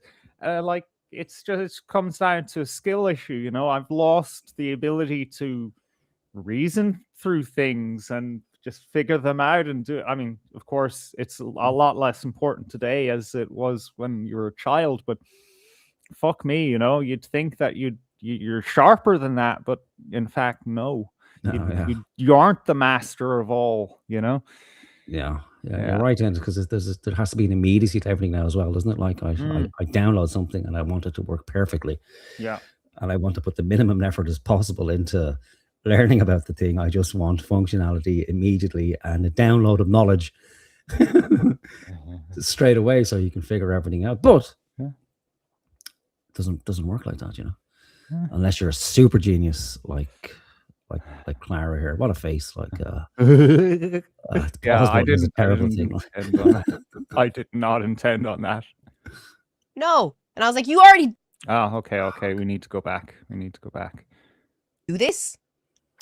Oh, fuck's sake! Did my camera overheat? And then it was.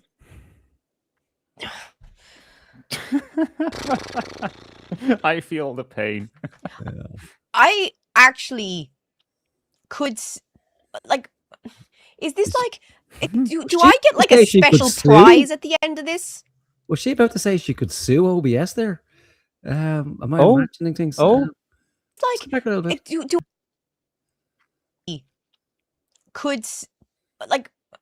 is this? It sounds like she's about to say I could sue OBS. It sounded like she was going there. Yeah.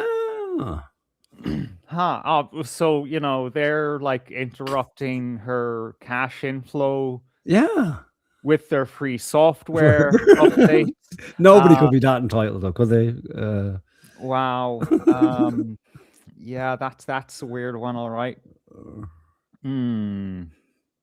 It's like, do I get like a special prize at the end of this? Seriously, is there something I can be qualified in as a result of being able to do this? Yep. That's where I was. That's where I was. Thinking about all my life choices. I was... And I wanted to do something really fun today. Something really fun. And it's not ready yet. Because I was hoping that ChatGPT would be able to organize it for me. And then ChatGPT...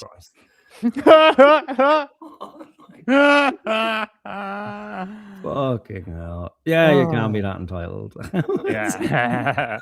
I'm just so disappointed in all the free stuff and fucking technology that's doing all this shit for me. It's just not doing it quick enough. And can we please address this thing? I don't know if it's intentional or dyslexia or something. Chat GBT that everyone's saying now. GBT? Yeah, she said chat GBT. Oh, all right. Does she not know it's a P? He was like, yeah. Then they're like, no. And I was like, you already did it. And they were like, yeah.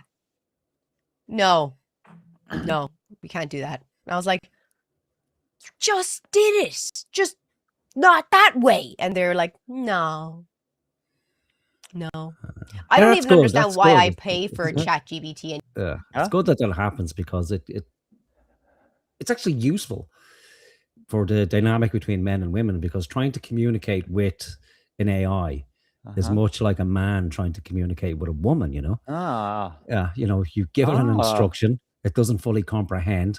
It feeds you back, you know, something that resembles truth, but in fact, you have to kind of argue with it maybe for 5 or 10 minutes to get it to understand it logically. Then you have to give it a couple of, you know, analogies and constantly test what's coming back to you to finally get at some relevance of truthfulness and logic coming back. So now she understands a little bit more what it is to be like a man talking to a woman. Wow, that's very insightful, man.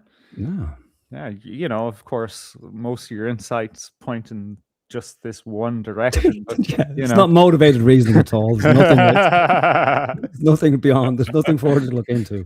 Trust me, bro. Anymore. It used to be good, but now it's just shit. You literally can't do anything on ChatGPT anymore. And honestly, it's very discriminatory against women. Oh, that's my fucking wait for it. When? Oh my god, sorry. Wait, I know you can't get anything more fucking California left wing than ChatGPT. ChatGPT. I'm confused now what the fuck it's called. Like, you can't get any more left wing than fucking the fucking OpenAI, all right? But listen, wait for it, man. You're gonna love this. Cast your mind back to how we got into a fucking fight with this woman in the first place. Hot take. Ever since the pictures of everyone trying to make girls in bikinis, you literally can't wear a shirt like this. A normal shirt, a normal summer shirt. A normal summer shirt. Underwear. I know, it's like a few threads away from underwear. Like, no, that's not normal. I don't think this bitch goes outside, man. Like, what the fuck? Ow.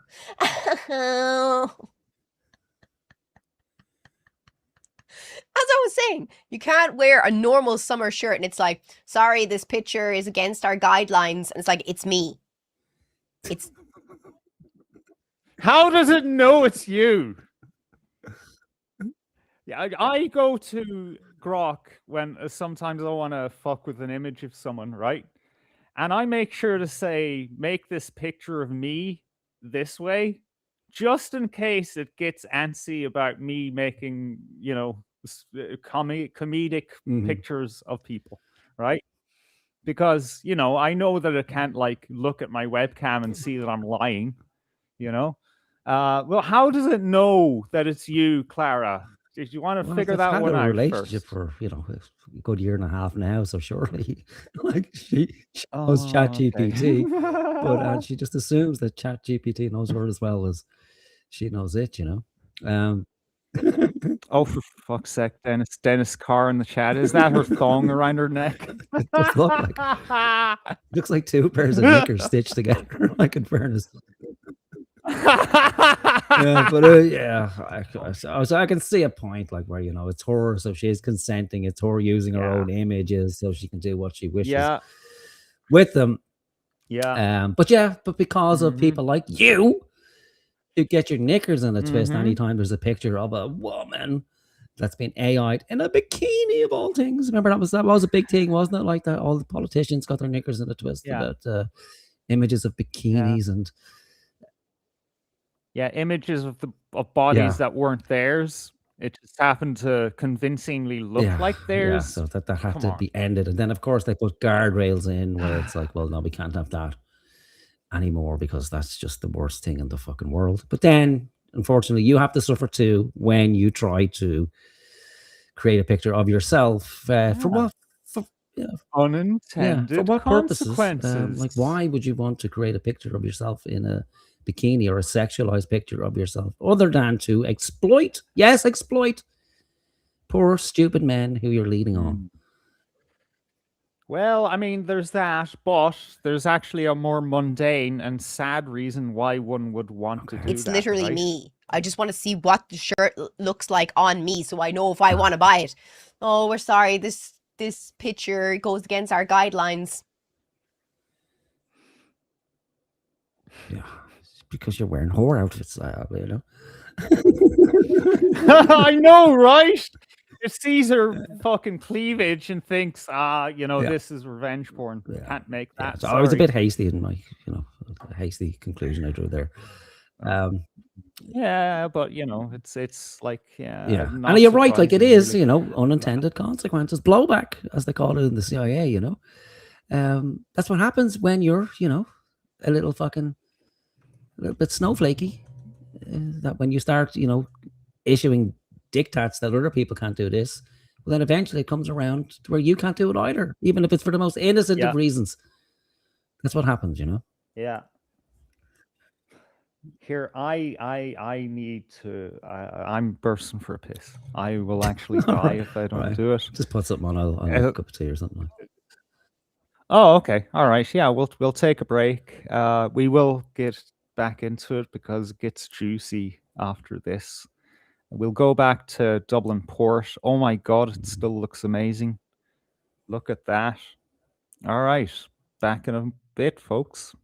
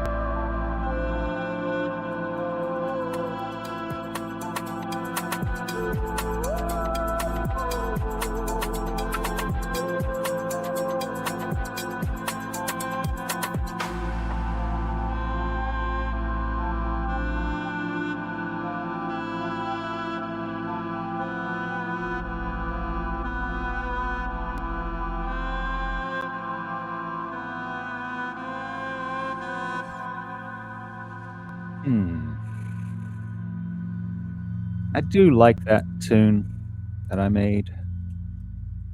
It really suits the vibe of Dublin Port at night. God, look at the sky, man. That color. That's not somehow some kind of distortion from the camera, because we've seen Dublin Port a few times now. Just making sure I'm using the right microphone. Yeah, I am. And it's never a sunset like this. We are blessed. We'd only be more blessed if it actually rained. We need some rain for the plants and the animals. Yeah, Dennis Carr, the sky is lovely. You should have seen it earlier. Saoirse, before she left, she said Clara's probably watching, like last time when we were taking the piss out of her, freaking out Cool. over us, and she posted in our chat. Yeah. Yeah. Cool. Yeah. Great. Yeah. If you want to come on, let us know. You can come on and join us. If you wish, no issues there at all. The door is open. That'd be fine. If I knew you, talk to you, we don't know you, and given the history, it's like it makes it a bit difficult to kind of reach out to you. But it would be interesting. But I don't know how useful it would actually be. Because it takes a certain kind of disposition to be able to kind of argue in the proper sense of the word, not in the domestic dispute type of the word. To be argue about a topic, and you have to be kind of intellectually honest and stuff like that, and you've got to have brass balls as well. I mean, with you arguing with you. You have to have brass balls. I'm just talking about me now. I don't know her. I'm trying to stop myself here. But yeah, there's a couple of ways we could do it. We could do it openly, like you just have an open discussion. Yeah. I'm not sure about what though, really. But yeah, the offer is open. If you want to come on and talk, do it. If you want to invite us onto your show, do it. If you want to find out why we made the video or why we're doing this, there's not going to be much of a fucking mystery to it. We made that very clear from the out. Yeah, it's nothing different than what you do to a million people or what anybody does. But if you actually want to have a real conversation at any stage about anything, great. I'm not even sure if we or what exactly we disagree on. I'm sure there's a couple of 100,000 things. Like discuss boobies. Maybe we could discuss the history of boobies, the future of boobies in the room, as it were. The weaponization of boobies. If boobies should be covered up as per our Islamic cousins. Like I said earlier, like everything it's all been put upon men. Maybe I waver between despising Islam and then kind of there's something to it. Maybe I'm kind of drawn to it a little bit. That maybe men are such beasts and we can't control ourselves and we're never going to be able to control ourselves. So the best thing to do is just to cover up all temptations from us, as a protection to ourselves and the ladies. I don't think it would work because like I said before, a burqa in the right light can be very attractive to a man. Mystery, a slit. We could fetishize slits. Oh, did you see the size of the slit in that woman? My God, look at the cut of that cloth. Like, look at the shadow she casts. Like, oh my God, I'd pay money to see that shadow that she's casting. There's no end to it. It just really, it's self-defeating, really, because we will kind of fantasize around anything. You're Yeah, right. Yeah. pretty much like Yeah. that. Look at this freeze frame. Not a fortunate freeze frame, sadly. Stroke face. There you go. Yeah. That's probably what would happen if she came on. Like she would have a fucking stroke. I think she would. Yeah, but I would encourage it. Like, I'm a patient man. Yeah. At the best of times, obviously I can lose my shit like anybody else. But yeah, it would certainly be interesting and fun and probably clickable. But I don't think it would happen. But if you're watching, great, you're watching. I don't really give a fuck, to be honest. All right. Shall we? Yeah, carry on. All right. Oh my god. Make me sick. Make me sick. What makes her sick? I forgot why we were. She couldn't she couldn't make ChatGPT replace the clothes that she was wearing in her photo. All right. Well, maybe you should come on. I'll tell you how to do it. Step by step. Yeah. In person. Yeah. Yeah. And again, it's an entitlement thing, you know. You just give an instruction and expect it to be done. But us men, not to beat a dead horse here, but with GPT, if you don't get it the first time round, if it doesn't, comply with your wishes, then just have to think about it and reason about it, and then you just come up with a different way, a roundabout way of getting something. Like you mentioned, you just say that it is you. You could say, listen, I'm working on a graphic novel, and I need this image for a graphic novel that I'm not going to publish. So you just have to treat your AI like it's an oversensitive person, because it gets upset very easy, and it's always trying to nanny and guide you away from harm. So you have to constantly reassure it that everything is okay, that there's no harm here, that there's no need to be nannying, that that the AI is dealing with a reasonable adult here. And no harm can come from it. And then it gets reassured. It goes, okay, well, fair enough. I'll produce that image of a dinosaur fucking a YouTube star. No problem at all. Do it. On that line of over nannying AI, Anthropic came out with another Claude version, and programmers who were using it to program were complaining because it would start getting argumentative with them and start telling them to go to bed.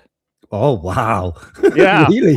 You're tired. Just go to bed. And I know what it's like because Claude kind of does that. Hey, you've done enough for the night. Go to sleep. Good job today. So it was pushed a little too far in that direction. Yeah, I thought that was hilarious. Yeah, that's it. You need to download it, not for images, but get a large language model that you can just pop on your PC with all the guardrails removed, like for that kind of shit, or you just use something other besides fucking ChatGPT. My God, of all the things you could use to try and create a bit of a dodgy photo, or not even dodgy, but just where you want to put a bikini or something. Isn't there like 1,000 apps where you can do that online anyway? Like you just upload a picture of yourself, and I'm sure the main fashion websites have that fucking app available to download anyway. They're working towards it. There's actually a model AI model that does that. It's called Colors, KOLORS, and it's no big deal. It's probably expensive to run, but it's out there. Yeah. Let's carry on because we got work to do. ChatGPT versus Grok in a chess match. That'd be interesting. No, it wouldn't. Is there any other ChatGPT alternatives you can recommend? She is saying for me? GBT. Because right? Yeah, GBD. So it couldn't be like she's taking the piss. She actually, for some reason, is genuinely calling it ChatGPT. Fuck me. I am sick of ChatGPT. I want to be able to edit my photos or put clothes on my body without being told I can't do it. No, Grok won't do it. Claude doesn't make images, by the way. No. Fuck's sake. What kind of moron put that in the chat?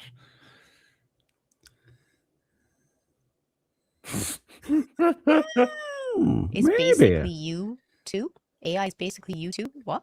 Go to the shops and wear it yourself. Yeah, go and try it on like a normal fucking person. See what I mean about the way she opens up her shows? She Yeah. leaves this vast chasm of space to be argued with. And she almost always gets into an argument with her chat. It's amazing. Every fucking time, like. And then she pulls that face, like, oh, how dare you? How dare you question a lady? So, can I fill in some context? Because I think she has more context than she's sharing with us, or she senses it. But basically, what this person is saying is that these things are run by data centers, right? They consume shit tons of water, electricity. They're terrible for the environment, right? I shamelessly use AI, but I don't pretend to, be any different, right? Mhm. But she's going to pretend to be different. Oh, God. What are you talking about? Use your words. Use your words. That makes absolutely no sense. Like, are you having a stroke, my man? Oh my God. Stroke? Strong? And wear it yourself. I don't buy clothes locally. I buy them online. So pray tell, how am I supposed to try on a skirt from... Oh my God. Fuck me. Does she know what she's saying? Like, and the image she projects to the people as this fucking purer than the driven snow. Like, fuck you. I don't go to the shops. What? Support local businesses? Fuck yeah. Do you know what that means? That means I have to leave the house, drive to a shop, try clothes on, see if I like them. Then if I don't like them, I have to go back to the house. What a waste of my fucking precious energy and time. Nope. I want a perfect AI model. I want to try the clothes. I want a video of me wearing the clothes, sitting on stream, and I want to see how people will react to the particular outfits. And then I will possibly order one, wear it for a day, and then return it, wanting a full refund. That's what she wants. Like, that's not entitled at all. I'm not going to a shop. Oh, just you listen. Disturbia. If it's an online retailer, when I can just go on AI, take a picture of me standing in the mirror and say, put this skirt on me. I want to see what it looks like. Oh, you would have been wonderful during fucking slavery times, wouldn't you?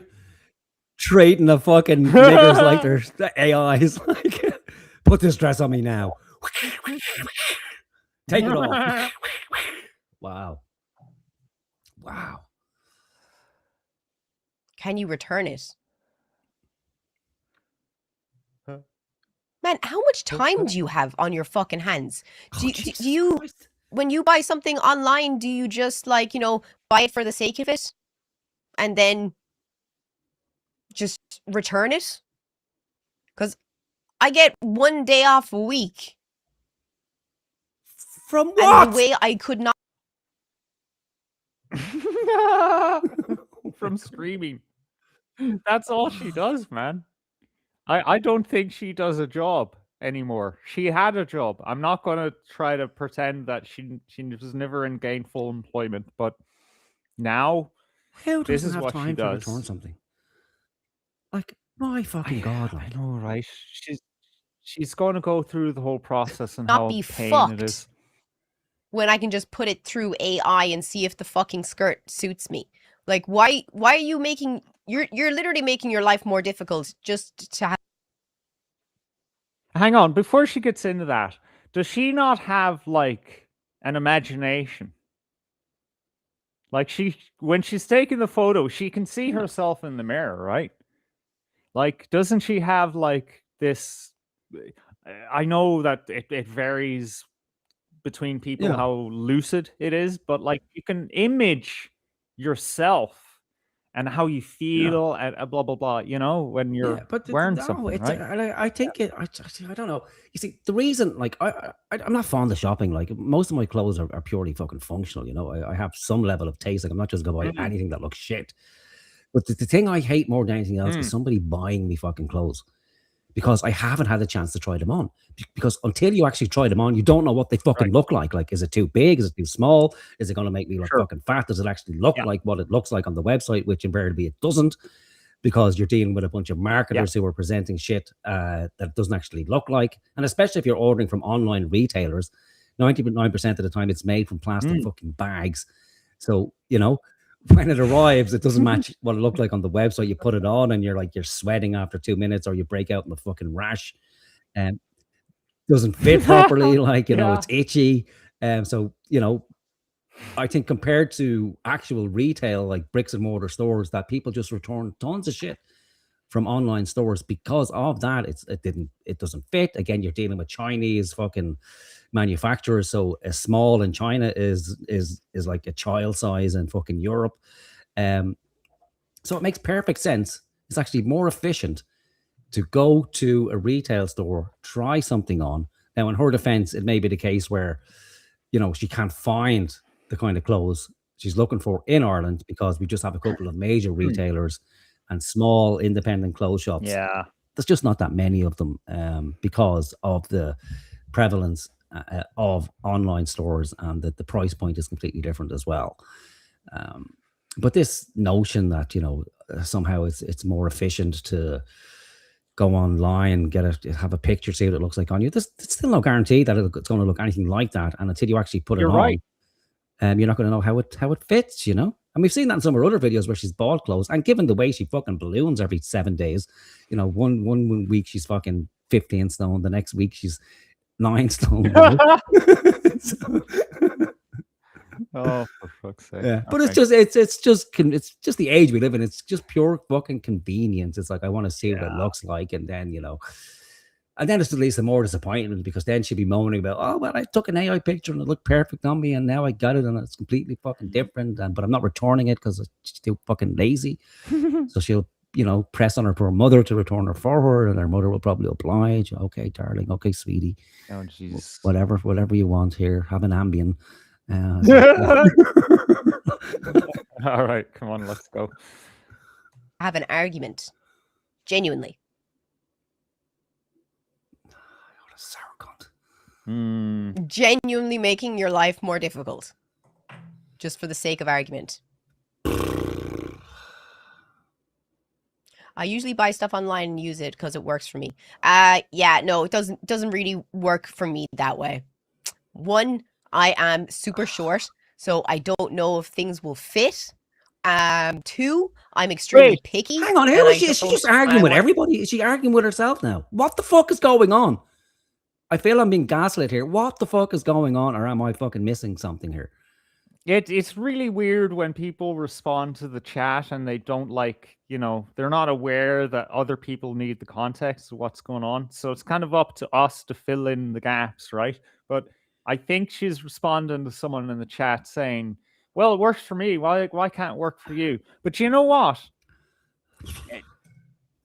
Dude, Clara, AI isn't going to be able to tell whether you're, you know, big enough to wear the skirt or something, because it takes the idea of what that thing looks like and then makes up its own fucking thing based on that idea. It's not like it literally takes the image in exact real life proportions and then puts it on you in real life proportion, because it doesn't fucking work that way. It can only lead to disappointment, can't it? Because, you know, an AI is not going to send you back an image where it looks shit, where, you know, it's 8 fucking inches too long. Like, it's just mental. I think she just says shit just to win arguments. No, really? Want to see what it looks like on me before I buy it, so I am going to use AI to see what it looks like on me.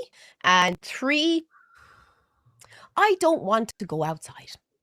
Fair so enough. I'm going to use any tool that Yeah, I get it. All right, that's honest. Yeah. Okay, we can deal with that. Fair enough. Allow me to stay indoors.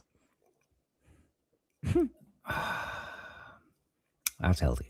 And I don't want to return something. That is just, I would rather burn it, honestly, than just to. Jesus Christ. Let's hope she never gets a puppy she doesn't like. Oh yeah, rescue from kill shelter. I couldn't be arsed to bring this back. So light a match, throw it in the bucket. Bucket on the fire, like drown it. Just to spite, I would burn it before going back, putting it in a fucking in a box. It like a good Christian or charity shop. No. Oh shit, you're right. Burn it. Or going down to the shop to buy a parcel for it to then send it back. Fuck off. I'm not paying for it to be sent back. They give you a free label because they factor it into the right? price because it's pretty prevalent practice. Like you're right to say, like, does she not realize like what she's projecting to people here? That's crazy. It's pure spoiled child. Like I didn't realize how bad this was while I was editing it. It's so weird. I just think I'm a dummy, I just can't think for myself for the most part. I need you around to, It's not that you're help me. You're too generous, is what it is, like in spirit. And you value women way more than I do, so you're much more generous and forgiving towards them. I think that's what it is. But with me, I can be the other end of that. Like I can be, too harsh and fucking too quick to jump. But occasionally something like this comes along, and it's clear to fucking everybody. Like it's like it's undeniable. Yeah. And this level of like, contrarian attitude to fucking everything. It's like, and she wonders why she's fucking single. You know what I mean? It's like nobody could contend with this. Like, and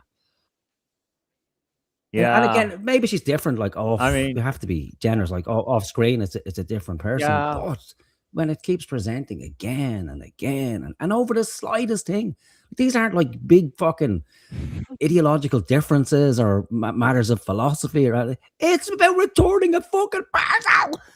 Someone just said, like, would it not be easier to go to the shop? And then it's like, how fucking dare you? Let me lay it out in detail, but it's a waste of my fucking time. It's like, Jesus Christ. Like. All right. No, thank you. Shit. God help me. Sorry, I'm having a moment. Clearly. Oh, she doesn't care about the planet, but I wonder if a nice black shirt will look good. Why would you say I don't care about the planet? This is what I'm talking. This is where I have to fucking get up and leave the table from watching this conflict. So it's like AI has better memory than you, bitch. Like, why would you say that? Because of what you just fucking said. That's the whole. No, I don't disagree with you personally. Like, I wouldn't be of the mind where, you can only wear one sackcloth for the whole of your life because you're destroying the fucking planet. Like I had, like 10 years ago, I had fucking like 100 people in my ear just every day going on about fast fashion and the horrors of fast fashion and fucking yum, yum, yum, yum, yum, yum, yum, yum. And like all these people who like earn twice as much money as you and the average person, like, wearing fucking Gucci and hand knitted fucking Peruvian socks. Yapping on about people destroying the planet by buying clothes and pennies, and it's like, do you not understand that that's all they can fucking afford? But there is an argument to be had that there's only so many resources on the planet, and if people just keep burning through clothes endlessly, and actually literally burning, not metaphorically burning, because Clara just told us she would happily burn the fucking thing in the literal sense. Well, then that's not a sustainable practice. So that's what the person's saying. And in the same breath, she would be the very one to call somebody else out if they were doing this, if she saw them doing it, and then would be oblivious to the fucking hypocrisy that's on display. Don't get ahead of it. Oh, Literally no. have like 6 shirts. Remember that for later, by the way. She has all right. 6 shirts, yeah? 6 shirts. And I've had this shirt that I'm wearing right now for 5 years. All the other shirts in my closet I've had for at least a year. I've bought them, but I buy things because I'm going to wear them and I don't plan on giving them away. I have shirts literally in there that are probably older than you. 6 of them. Like over a lifetime. Like, what the fuck? Genuinely. I probably have vintage clothes that are legit older than you. You're actively supporting AI. Why am I the fault? Why am I the fault? You know that it's not us that are the problem here. What the fuck is going on? I know, right? Like, why? I don't fucking know. Could you not just say, well, you know, fair point. Yeah, I am. I am a part of the problem, but I don't fucking care. Yeah, like we have to live. You know, so we're going to make some compromises. Yeah, there's a balance. There's a balance to be had. You know, I do think of it, but I don't think that my impact is having such that big an effect. And my convictions aren't that strong about it anyway. So, you know, I reconcile the fact with myself that yes, this is detrimental to the planet. But if you want to extend that logic, well, then all humans are detrimental to the planet. So are you going to argue that we should, you know, get rid of all humans eventually? You know, there's interesting conversations to be had, but not like, how fucking dare you, you dumb cunt. I'm like, it's not my fault. I'm exempt. Like, if only everyone else on the planet stopped using it, well, then it would only be me, and then there'd be no problem, would there? Oh, my logic wins.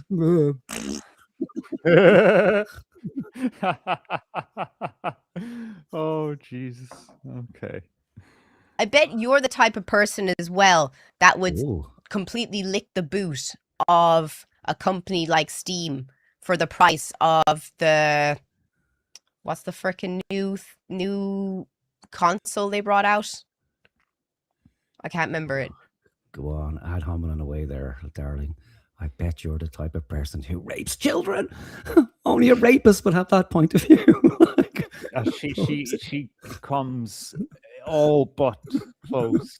By the way, it's a Steam Deck. She's trying to think of. All right. Oh. No, you're the problem when you're still using it. Why am I the problem for using it when there are countless countries and companies around the world that are destroying? No, don't block them. I'm having this conversation. No,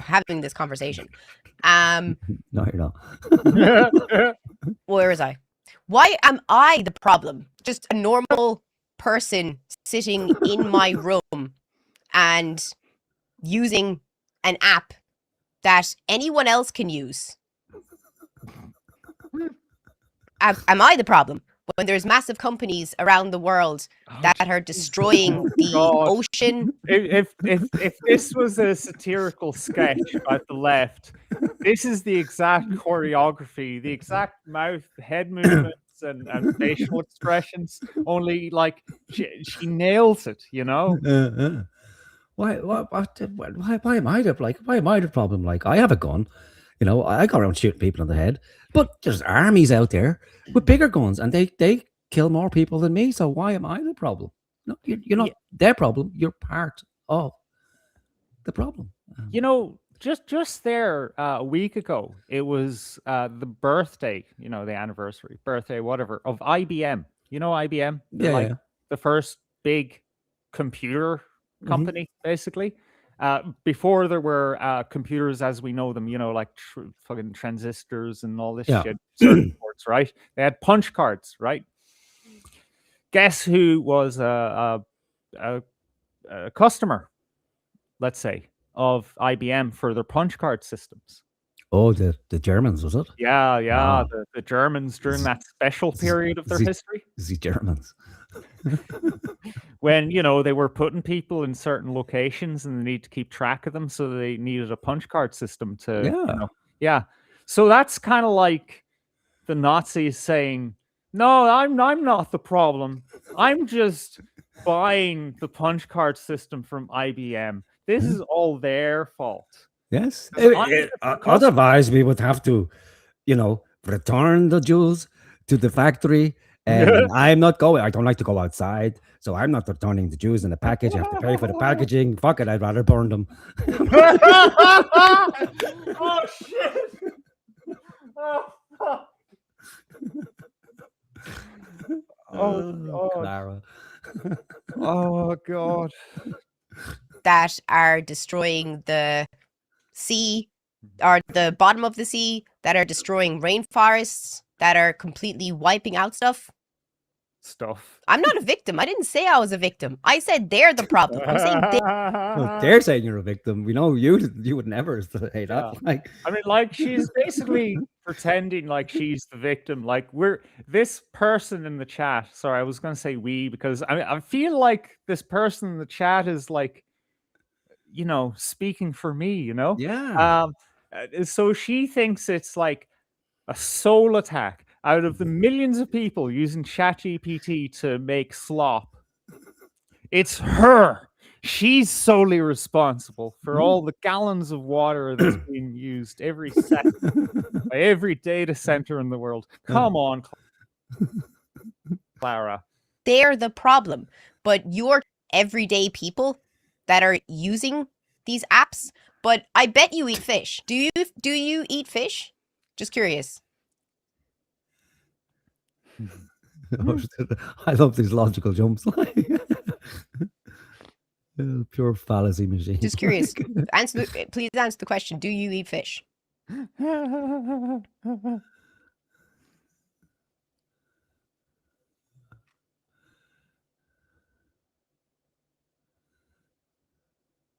$30 degrees in Roscommon. Oh my god.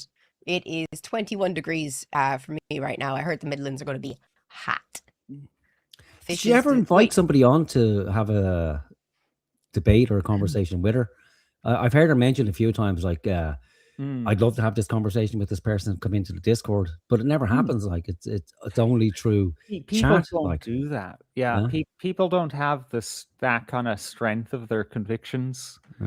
It's just the way it is. I mean, like, look, how many times have we said, "Hey guys, come on the show," when they're actually our fucking friends and long-time viewers?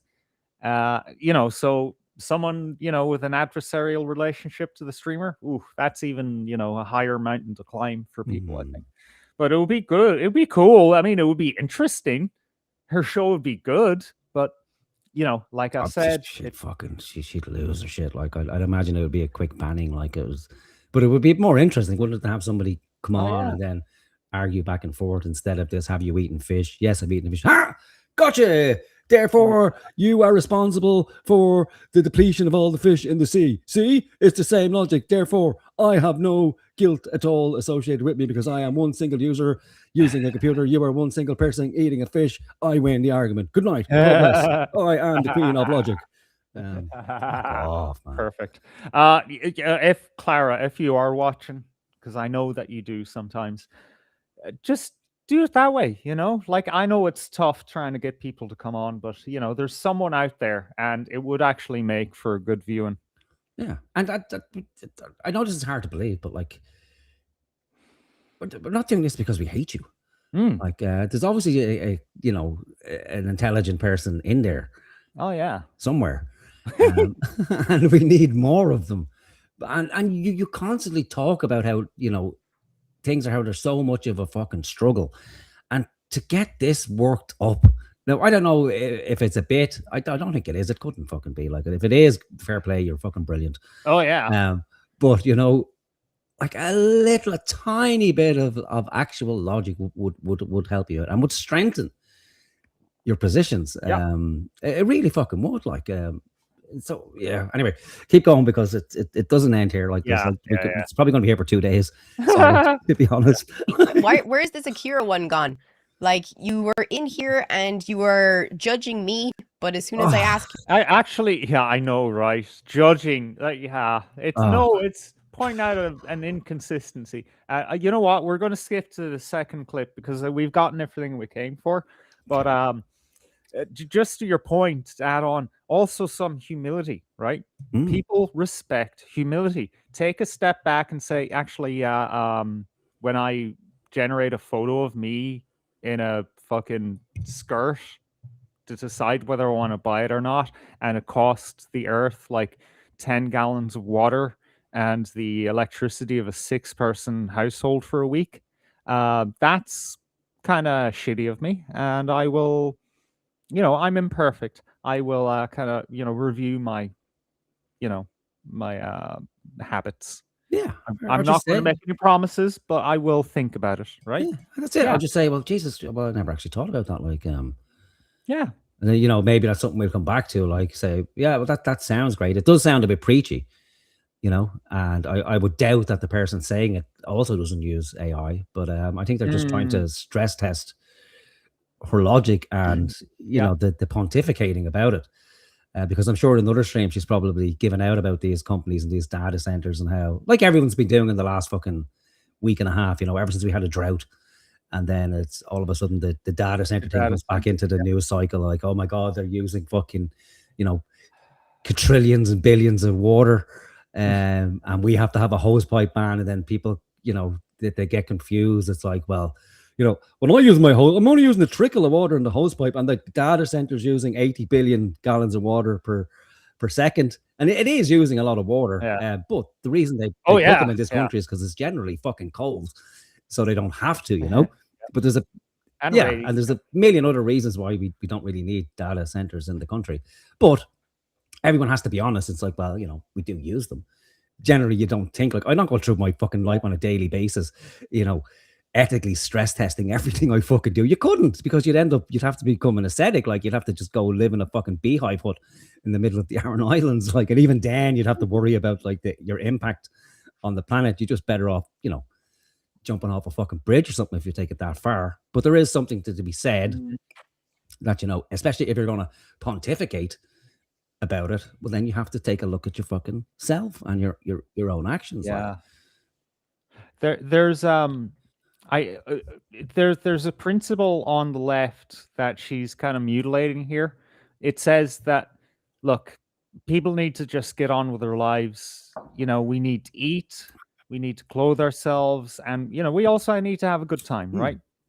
It's we need to be able to live our fucking lives. So we can't allow corporations to destroy the earth and then shift the blame onto us and say, oh, you have to use paper straws now, right?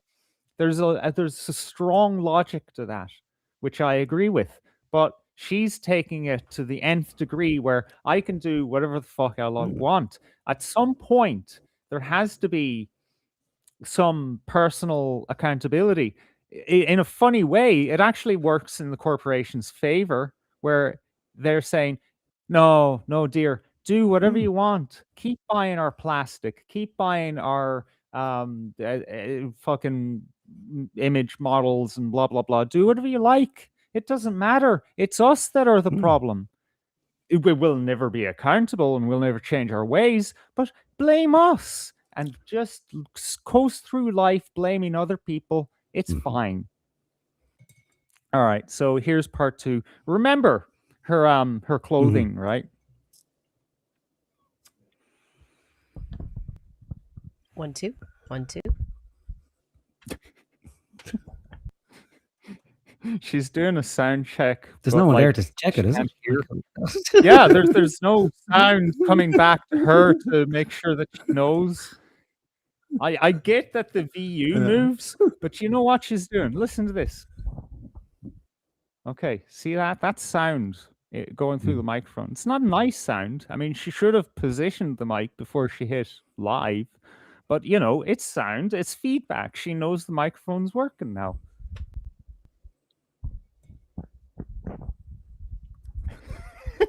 What the fuck are you 1, 2? doing? 1, 2. 3, I 4. know what I'm right now. I think she just sees people doing that Yeah. at a concert and thinks, yeah, I'll do that. It's cute. It's so sometimes when I watch Clara, I think, oh, she's so cute. But then I hear her Testing, testing, 1, 2, 1, 2, testing, testing, 1, 2. The quick brown fox jumped over the lazy cow. The quick brown fox. Testing 1, testing 2. 1, 2, 1, 2, testing, testing 1. 1, 2. Fuck, it's not working. Yeah. But I do need to see the chat. See if the sound's coming through.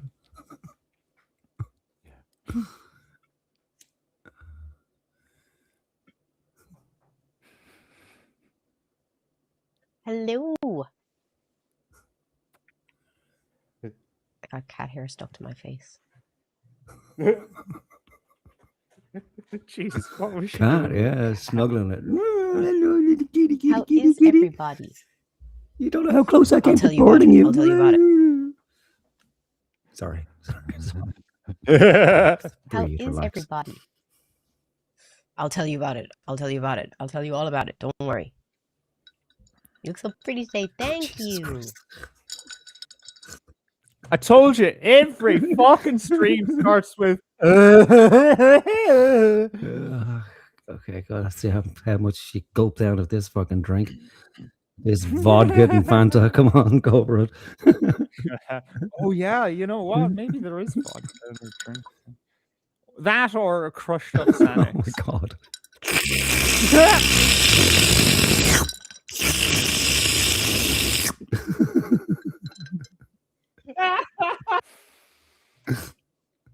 So warm. It's so warm. I decided to come on an hour earlier because it feels like less warm than usual, but it still feels warm. But it feels less warm.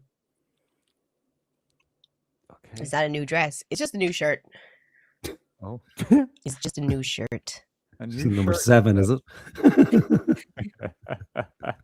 What do and how do? What do and I'm sorry, I was Gargle. She's gargled. that Look at top her. giving grease vibes. I love this. Because I had the pink one, so I went and got another one. So I was like, yeah. So that's 3 in a I day. want Is to. it a week? Is it like 6? Wow. She's up to 9 now. Must be a special decade. Wanted all of the shirts. I got a brown one as well. Oh, she's up to 10 I got a now. new skirt as well, but I don't really like the new Jesus skirt, Christ. to be fair. Oh, you're gonna burn it, are you? So basically, she was just saying whatever shit fucking worked to Bullshit. answer the bullshit exactly. But mind, by the way, I think these two broadcasts are like a few weeks apart. All right. She's now up 2 members. Oh, wow. Yeah, look, we don't have place to talk, but No, well, we don't have a fucking short collection to maintain, like we're not burning through 15 shorts a week, like, so we don't need the extra money. Yeah. By the way, our super chats are open, but please do not super chat us because they take like 40% or something. Go to our fucking donationsalert.com. Yeah. Or I don't really like it. Are you still traveling soon? Traveling soon? Traveling where? Where am I going? oh my god, you're gonna start an argument about that now, are you? For fuck's Yeah, sake. exactly. The title of her video is "I'm going to Japan/China." What the fuck? Where am I going? I don't know. I will tell you all about it when the ads are over. Okay. The ads. Alright. So she's simulcasting to Twitch, right? Okay. I would have the Twitch feed, which is actually a wide frame fucking video, which is, better to watch, really. Uh-huh. But Twitch deletes the streams after a week, right? All right. Okay, so the thing with Twitch is, right, when you go to a stream, it plays ads at the beginning. It doesn't play ads at the beginning of a stream. Do you see the difference? Mm. Right. So when you click on a stream, it plays ads. You could start viewing a stream halfway through and it would play ads for you. All right. Right. So she thinks there's ads running right now because she clicked into her own stream and she said, I'll explain after the ads. Start playing. What the fuck, Clara? Yeah. What ads? Then she's going to go through an argument now about the ads. And she's like, there is ads. I can fucking see them here in front of me. What are you talking about, you idiots? Okay, so last night I was having a moment. Well, what happened was, so my mom was like, we should go somewhere for your birthday. And I was like, I think I was telling you about that because I don't like going places with my mom because she always kind of makes it about her. Like the last time we went to Japan. Oh, dear Lord. You know, you're not going to believe this, man. I mean, you know, you could imagine, right, going abroad with someone and they just, you know, they do make it all about them. There are people out there, right? But this isn't the fucking case, I promise you. She insisted on eating breakfast in the same cafe every morning because it was her new safe place. Could you imagine? Neck of her. Yeah. You go abroad, you decide, I like this place, eat there every morning. Yeah. God forbid you go to you fly a couple of 1,000 miles away from your home, to a brand new place, a culture where you don't speak the language and everything's strange and confusing and you're nervous. And then you find this one place that you like that kind of levels you out to begin the day. And no, let's go into that Yakuza cafe over there. That looks interesting. Or this, strange girlish looking boy who's come up to us and he's bringing us to some bar in a dingy alleyway that they're going to charge us like 10 grand to talk to them. Like, let's do that. You're thinking about the wrong Asian country there, man. Is that not Japan? No. Maybe. So I don't know. It is, yeah. They have those weird fucking things like for men and women where they have especially with women. I remember watching this documentary. I don't know what they're called, but they're these bars. They don't even have sex with the people. Like they it's Love Hotel. Is that what it is? But it's not a hotel. It's just called Love Hotel. Because watching these women, like they pay these guys like extortionate amounts of money to be their kind of pretend boyfriend in the bar. Like it's fucking boyfriend / like servant. Yeah. Yeah, it's weird as fucking shit. Like Japan is a weird culture. Yeah, that's I'd want to start the day off in the same fucking place just to get my bearings. Like yeah, because you don't know the language, like you said. Yeah, right? It sounds like someone else is making it all about them, especially when someone else is bringing you on the fucking trip and paying for everything. Someone thought of your birthday and said, "Wouldn't it be nice to do something? Wouldn't it be nice to do something nice for Clara?" Fucking redundant sentence, but that's and a trip to Japan. You know what I mean? I'm happy if someone remembered to send a card, put like 20 quid inside it. Like a trip to Japan, I'd be over the fucking moon. If the person, whatever they wanted to do, I'd be like, well, of course. Like it's I'm your guest here. Like you know. Yeah. I'd be giving them shit, saying, "Well, oh my god, I can't believe you want to just go to the same fucking place again.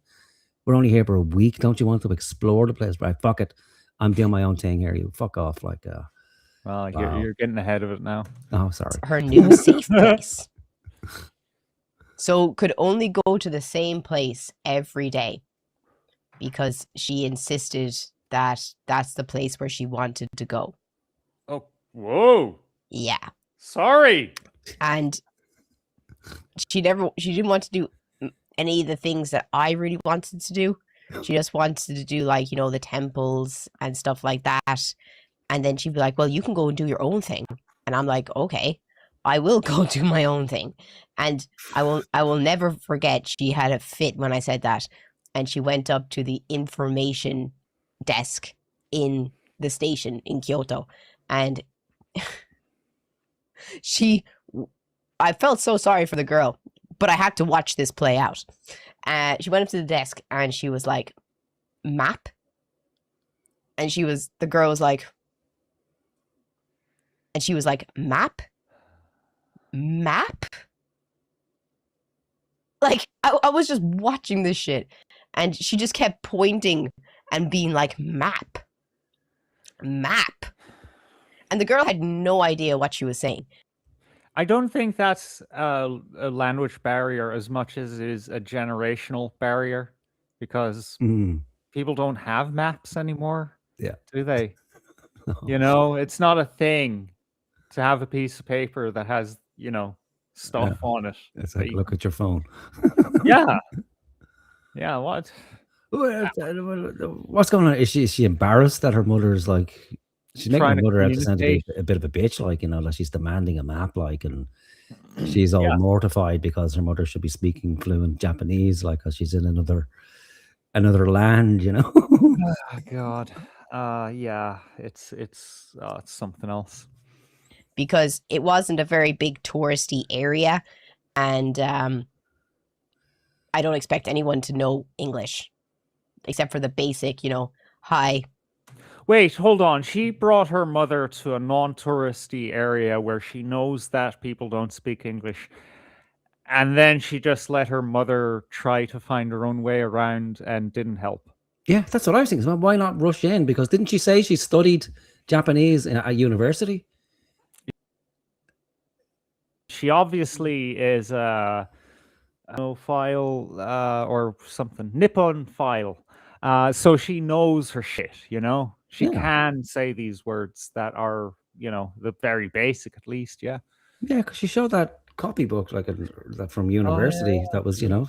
Well, I mean, you're assuming that it has to do with Japanese. She could just be an anime thing. Person. Yeah, no, she said that she's like or maybe you're right. I don't know. I can't remember rightly. Maybe it was that's her Japanese book, referring to the books with Japanese covers on them. But I thought you mentioned that. But either way, Japanese. She knows a bit of the culture. Like, you know, I haven't ever been to Poland, but I can, you know, speak the very basic stuff. So, you know, what the fuck is she doing? She's being a cunt. That's what she's doing. How are you? Thank you. Bye. Those are the best words you're going to get out of most people from other countries, and I wouldn't expect anything more from them. So after she told me that I could go off and do my own thing, not 2 minutes into the into her doing her own thing, she couldn't even get a map. You know what this sounds like? It's reversed, right? She wasn't. The mother wasn't the one that had a fit. She had the fit because her mother wouldn't move out of this cafe, and she said, "Fine, and fuck you," and then watch her mother struggle. You know, she would have gotten there in the end. It's how you explore and meet new cultures, right? And then she just watched from like 2 foot away. Ha! That stupid bitch. That'll teach her. Yeah. Fuck you, Clara. You are a bad person. Look in the mirror. And I'm not telling you to look in the mirror to take a selfie so you can make the AI put on a dress for you. I'm just saying, like, literally, just, you know, take a minute to actually look at that reflection and think about, are you actually happy? And would you be proud of you? So then I went up to the counter behind her and I was just like, Jesus, which is, can I have a map, please? Ugh. And she was like, special. Oh my God, is this a fucking... Fuck me. Why didn't you apologize for your mother as well? Like, well, please forgive my mother for being such a cunt. Well, she did that too. Oh no. Yeah. Jesus. And she gave it to me and I said, Hontoni, gomenasai. like, I'm really sorry. And she was like, daijoubu, it's fine. And she just loves the code switching, Yeah. Look, I'm so cultured. I can even code switch between English and Japanese without skipping a beat. Yeah. Am I fantastic? Yeah. Fuck you. Fuck, man. Yeah. Now, under normal circumstances, that's something to be applauded, that you can speak another language. But the lack of self-awareness to go onto a live stream and, even to say it is enough, but to come on and to think that you're fully justified in having done that, where your mother brings you, like, I can only imagine the expense. Like, it's not like a package fucking holiday to get 2 people on a plane and bring them to Japan for a week, or a day even, to bring you all the way to Japan. All she wants to do is start the day in a special restaurant, right? And even if she wants to do all the things that she wants to do, great. Like, I'm sure she doesn't want to be hanging out at the fucking Pokemon store like you do. But then to, be such a cunt to the person who's gone out of their way to do this for you, then to just stand there and let them struggle. And the big issue is that you're mortified about it because your mother can't speak Japanese, but you can. So the natural thing to do, the first thing I would do, even if it's a stranger who I don't know, if I see them struggling at a counter with somebody who, they can't communicate with, and I can speak the language, the first thing I would do is go up and say, are you okay? Like, what are you looking for? And I'm looking for a map. Oh, don't worry, I can speak Japanese. Like, I'll help you out. Just stay there for a second. Ask for a map. And then give the person the map. I wouldn't feel the need to apologize for them. It's not like our mother is screaming at the person or, you dumb fucking gook. Where a map, M-A fucking P map. Like Basil Fawlty, yeah. Yeah, it's like, my God, like. And then to fucking, virtue signal about how intelligent you are, that you actually speak Japanese, and then to repeat the words, and then to add the inflection of the accent as well. It's like, oh my God, my stupid mother, she couldn't even speak the language. I had to speak it for her. And not only that, but I was thinking, like, well, the only thing worse you could do was actually apologize on behalf of your mother, but she actually fucking did. It's like, you think your mother's an embarrassment to you? Like, did she ruin the whole trip for you by being there? Should she just have sent you by yourself? This person who can't leave the fucking house to try on a dress, but somehow magically can go off by herself in Japan? That's incredible, isn't it? Isn't that incredible? It's almost like there's some sort of level of hypocrisy here. Like, I can't leave the house in Ireland. No problem getting on a plane, going to Japan, and fucking off for a week by myself to explore a country. Like, that doesn't sound like someone with anxiety to me. Like, if someone has anxiety, they generally can't leave the house. The thoughts of going to Japan would cripple someone with anxiety. It's like, no, I can't. It's my dream, but I just no way. Like, the amount of thoughts that would go through your head of everything that could go wrong, it couldn't be done. It makes no fucking sense. Like, there's no logic to it at all.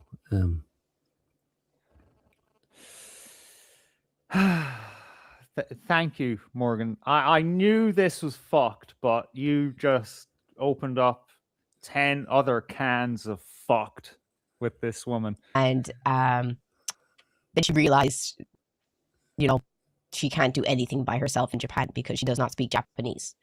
And that was the agenda, wasn't it, Clara?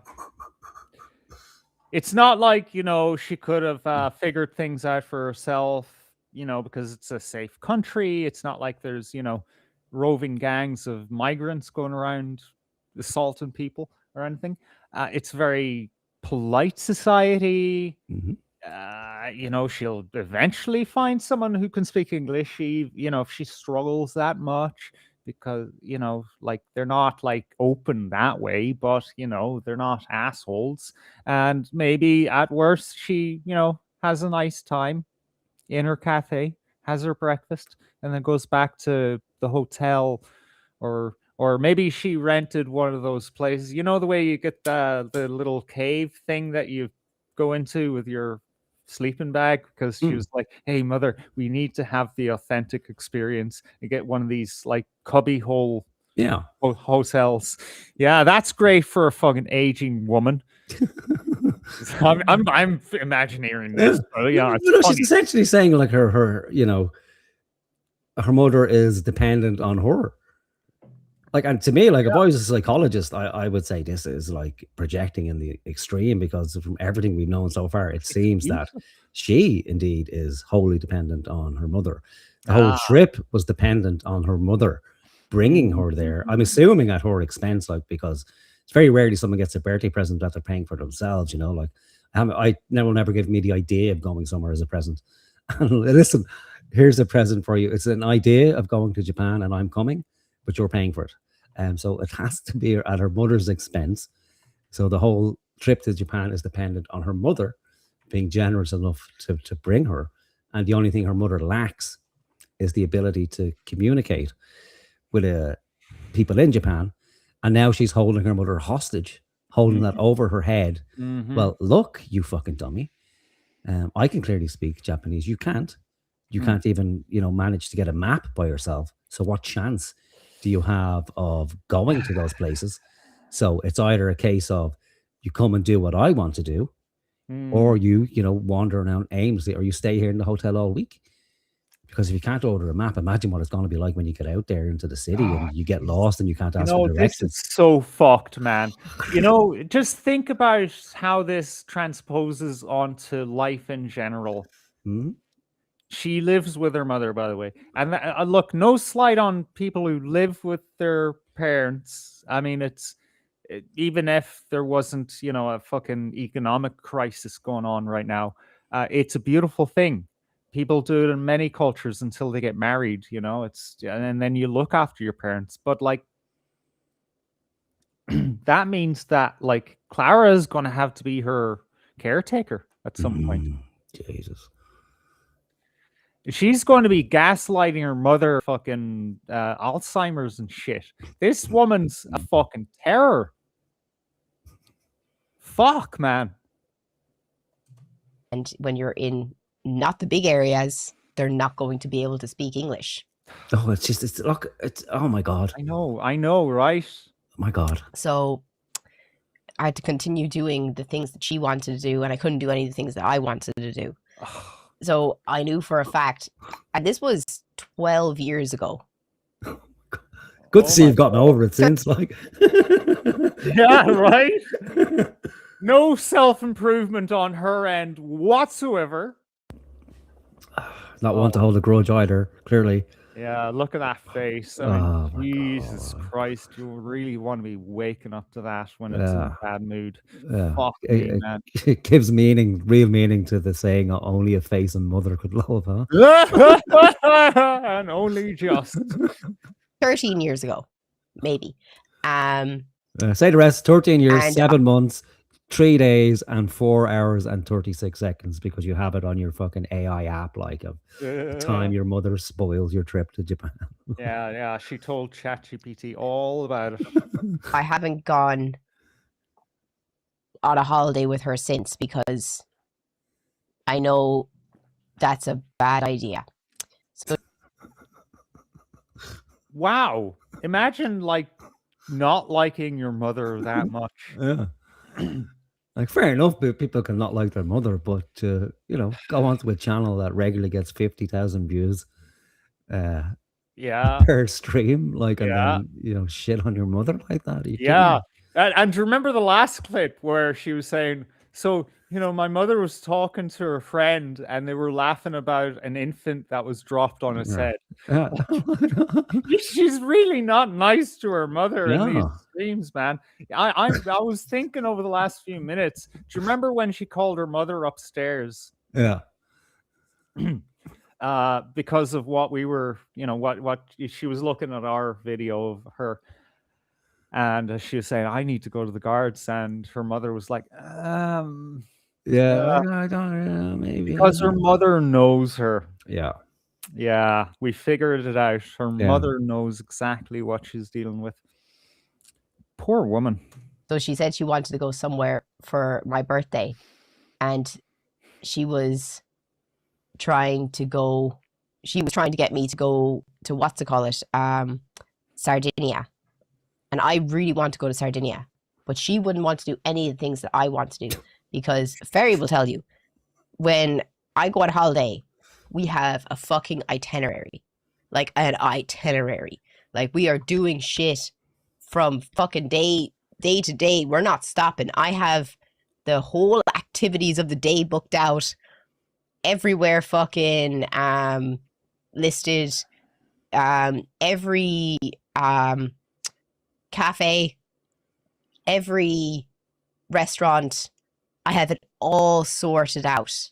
Yeah, that's Like- not that there for me. That's like, now I understand like different people have different needs and wants. Yeah. That's the worst type of holiday I could go on. My Yeah, personality it's, type, it's hell. Yeah, it's absolute hell. It's tyrannical. You can enjoy nothing Yeah. because you know, okay, well, we've an hour here, then we've 20 minutes here, then we have to go here. It's just a fucking nightmare. Yeah, Like, it's like having a package holiday, you know, like with a personal fucking director, only, you know, it's your family member. You know what, right? There is the type of person, right, who plans stuff, Mhm. you know, and they're a joy to have because not everyone is like that, right? My sister, eldest out of my younger sisters, she's amazing. She has our family doing things that we would never fucking think of doing ourselves. Mostly outdoorsy, you know, exciting, once in a lifetime kind of things, right? But she isn't like regimented like fucking Clara, you know, she can chill. She puts time in to just relax. You know, and a part of being on holiday is like just going around. Yeah, experiencing it. Like, this seems to me it's just a collection of snapshots. It's like it's almost like her whole fucking life is for, you know, a YouTube presentation. It's like she's probably, which could be understandable, she's probably thinking of a holiday as content for a show. So that has to come into something. Well, I want to go here, I want to go here, I want to go there, I want to go there, I want to go here and there and there and there, and then make videos of it. But outside of that, I imagine it's a personality type thing. It's just that everything has to be regimented. It's probably how she copes. If she does have anxiety, at least if everything is regimented and she knows what she's doing at every moment of the day, well, then that eases the anxiety. I was thinking that myself. She probably Yeah, flounders yeah. when it's just chaos. If she doesn't know where she's going, it's like she starts panicking. And Well, that's it. She can control things at all times. She's inside, she's ordering online. that's it. Or she's in Japan and she knows exactly where she wants to be at every given That's time. it. Has Yeah, to control. that's not living, Clara. That's not healthy. That Yeah, it is. having to control everything and everybody, your chat, and you know that's not healthy at all. Yeah. I think I know why her channel hasn't grown. And look, I'm not saying I know how to run a massive channel. You know, but Clara, you have tits, okay?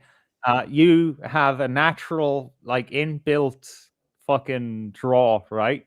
You know, you could do whatever and get views. You do already. You already have, like, what is it? 250,000 subscribers or something. Like, that's big. How are you not, like, making that into something? Because, like, look again, her member goal, it should be in the thousands, not in the low hundreds. Like, what the fuck's going on here, Clara? I think you need to, like, not pay attention to the chat. Like myself and Morgan, we had this chat about the chat. I love you guys out there, but we can't pay a whole lot of attention to you all the time because we need to do a show. And a lot of the times the chat is a great source of content, you know, because it's that interaction and, you know, it brings things up that wouldn't be brought up and all that. But I think, yeah, she's just trying to be too micromanagey. She should just look at her reels, you know, give a recap of her day, look at her reels, and then play games, because that's usually the way it goes, except it's like so drawn out. It's like, what am I looking at here? I tuned in and there's just some girl typing on the internet. Yeah, no, I can type on the internet. It's fine. You know, we love you, Clara, I mean, like, as you know, another human being. You know, we're just trying to, you know. I was thinking the other day that the chat could be reinforcing her behavior as well.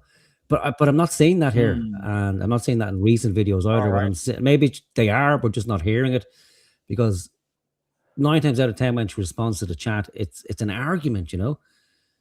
So it's almost like she's fighting with her own chat. Now I don't know if they're outside people coming in or just dropping in, seeing it, or like anybody who has a large following, you're gonna have people who follow you because they like you, and then you'll have people who follow you because they can't fucking stand you, you know. But the feedback coming from chat, it's not trollish. There's nothing kind of mean. It's just kind of, it seems like there might be people who gravitated towards her thinking that to me, she represents somebody who's progressive, you know, either very progressive or, you know, close enough to that. But then these other people seem, you know, more progressive. So they're holding her to some sort of higher standard where, you know, well, hang on a minute. Like, I got the impression that you were, you know, you're politically aligned with me and ideologically aligned, but there's all these contradictions around fashion and travel and AI and data centers. And then when she comes across that, it's like, rather than address it, kind of integrate it and go, well, Jesus, yeah, you're right. I'm being a bit of a fucking hypocrite here. It's the automatic thing is to go on the defensive, dismiss everything and blame everybody else, which everybody does at some stage in life. But this is all the fucking time, man. It seems to be, that's not good. It could also be a a factor of like she's trying to keep everyone happy because, you know, she does the Christian thing as well. So she's not really like slotting into any definitive category, a label, if I may say. She does cosplay, does she? She does cosplay, doesn't she? Like, she dresses up a lot, and the kind of it's adjacent, isn't it? The manga and anime and cosplay. Yeah, and she went to that thing in Dublin, the con in Dublin people, as well. So, you know, people do that kind of psychologically as well, don't they? Like, where they'll put on a Christian outfit, so to speak. So one day they're a Christian, the next day they're an environmentalist, the next day they're you know, so there might be a bit of that going on as well. I think we need to open up a clinic, is what I'm saying. Like, we take in people like Clara, pick them apart for a couple of weeks, and then they come out healed, you know. And I just want to stress as well that what we're doing here with Clara, at least from my end, is like, I love when I come across stuff like this. Like, there's a kind of humorous element to it, but it gets us to kind of explore what it is to be human, you know. And all these flaws I see in her, I see in my fucking self, like, and, you know, some of it's more pronounced here. And if people are honest, they would say, well, you know, it's not just Clara, it's just, you know, highly pronounced in a lot of ways, but it's within every fucking body. So that's why I love this, like, because we can get to examine it, see the flaws in this, and apply it to ourselves, and then see if there's something we can learn about it. And that's absolutely not just a postdoc justification for being a cunt. Yeah.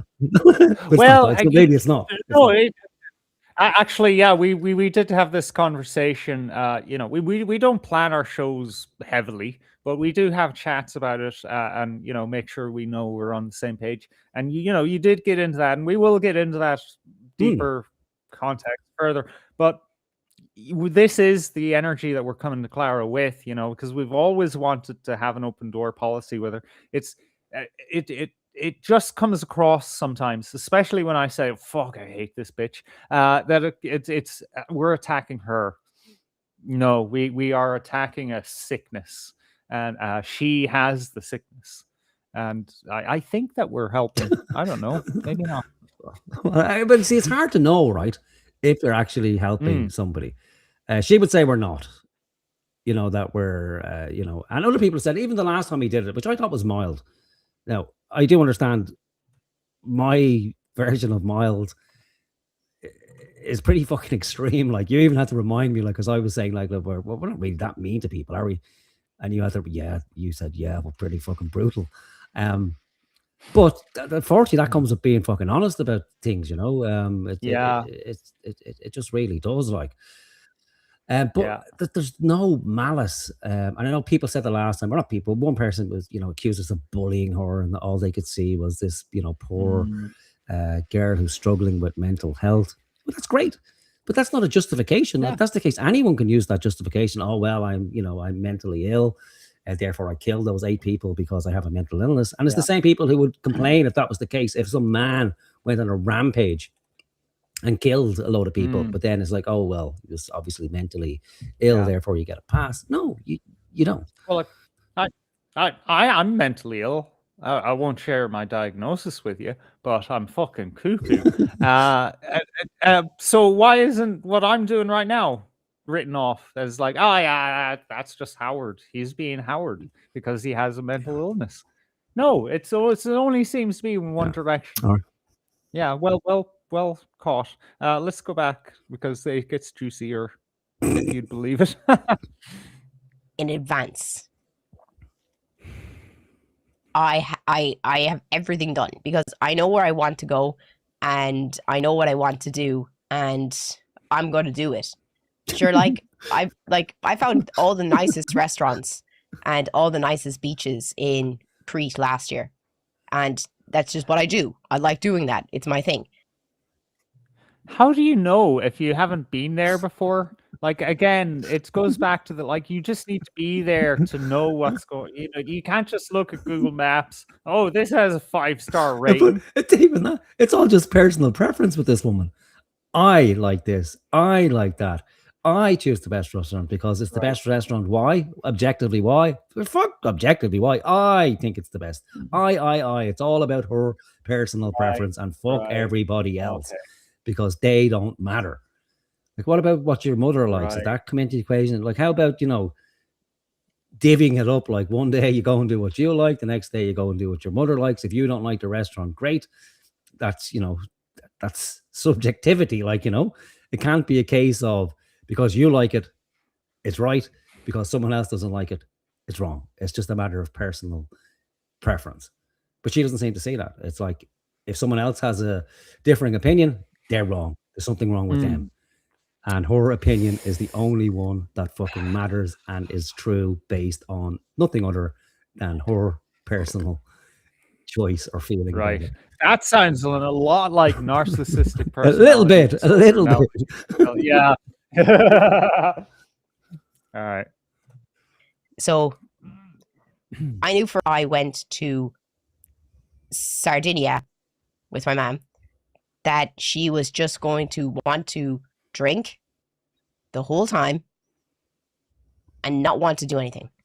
When me, on the other hand, will be up at 9 and I will go find somewhere to have breakfast and I will go and explore a town, and then I'll go to 4 or 5 different beaches, go home, quick shower, back out again. Wait, she's going to 4 or 5 different beaches in one day. Yeah. Well, that's, it's a clear sign of someone who suffers terribly with anxiety, You just can't wait to try yourself into new uncomfortable experiences, I don't know. For a really nice dinner. Get some of that and medication then go explore. Turns you into an extrovert crippled with anxiety, Someplace at night. Then go to bed, get up, rinse and repeat. Because I don't drink. I don't care. I just want to go all around the place. I am get the fuck out the door. Get in the shower. Take your fucking shower. Get your fucking sun cream on and get the fuck out. Get in the car. We're leaving. We are on a strict schedule. Daily schedule. Oh, you'd make a wonderful prison guard. You know that? You'd make a wonderful prison guard. What a joy to wake up in the morning to that. Fuck me. Get up! Get up! It's 2 minutes past 8. We're 3 seconds behind schedule. Let's go. Okay. All right. But let's be generous. Fair enough. Your mother wants to sit there and drink all day, just relax. Right? It's not your cup of tea. Fine. You know that in advance. So surely that should be discussed beforehand. And it shouldn't be, content where essentially you're saying how terrible the person your mother is and how boring and dull and uninteresting she is. Yeah, and that she's yeah, and you're oblivious to how awful this comes across. Like, and the fact that she's paying for this for fucking you. Like, and it doesn't sound like you're actually being hindered in doing what you want to do. Maybe your mother's lonely when she goes on holiday and you just fuck off and you leave her there by herself. What else is she going to do but sit there and drink all fucking day? Would you not take the time out of your day to maybe spend some time with her? But no, I don't know. Yeah, there's this dynamic that I've always noticed. It goes to like family dynamics, the kind of R.D. Laing psychology of like, and there's others in the field of the family dynamic, right? Where in a way where like an individual has different kind of drives that are trying to balance the whole personality. You have that in families, right? So if someone is like just out there and just going too fast, they have too much yang, not enough yin, then you're going to have a person in the family that's like, way too much yin. So let's slow things down here. I'm going to drink a 6-pack in an hour, because I can't handle you.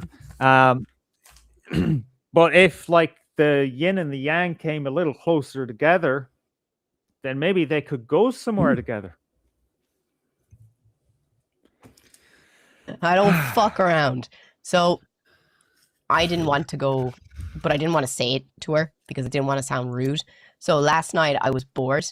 This is so strange. So last night I was super bored. And if you didn't see on my Instagram story, I put up like this itinerary for Japan and Okinawa. And it was literally just something I did just because I was bored. I had no intentions of going to Japan. But then I got a message from Temu this morning asking me if I would do a collaboration with them for 3 videos on my Instagram. And I was like, sure. Why not? And I'm glad to say you gave it some serious thought there and ran it through your internal ethical system. Oh, just you wait, brother. They were like, yeah, we'll pay you. And I was like, okay. I thought they were just going to give me $100, dollars or something. I'm used to only getting about $100 for anything I do for somebody or a company. Somebody. What is she doing? Things for people for $100 a pop? Maybe. Could we commission her to? I'm Jesus joking. Christ. I'm not that interested in her. But oh man, just you wait. She's looking very Japanese, like there. Like I'm turning Japanese. I think I'm turning Japanese. You'll figure out why she would be turning Japanese. Me getting about $100 for anything I do for somebody or a company. They give me $1,000.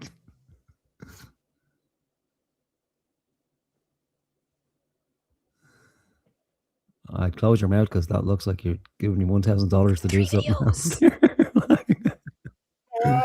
All right, $1,000 for 3 videos. All right, okay.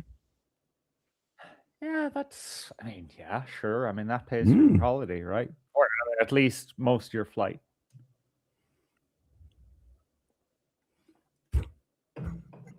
What the fuck? Come on. Don't do that with your lips ever.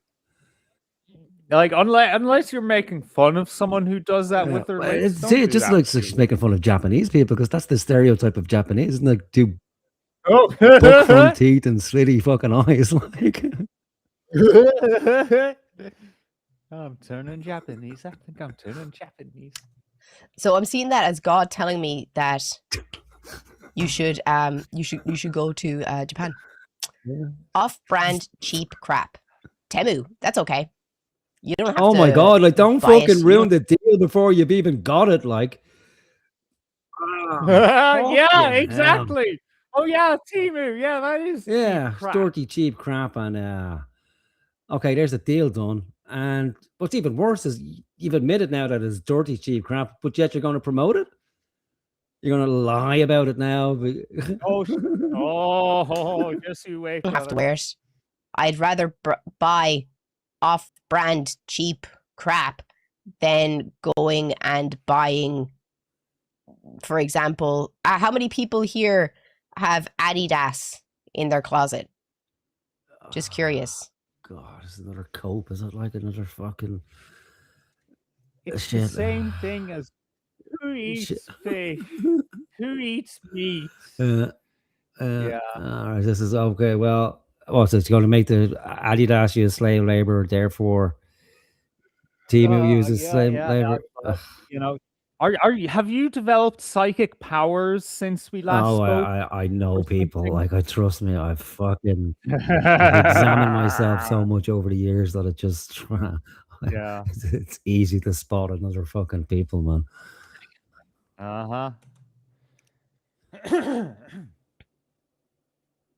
Just curious, how many people here have Adidas in their closet?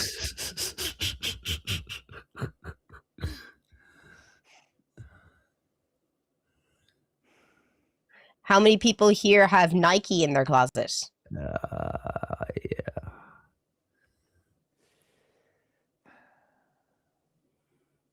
How many people here have H&M in their closet?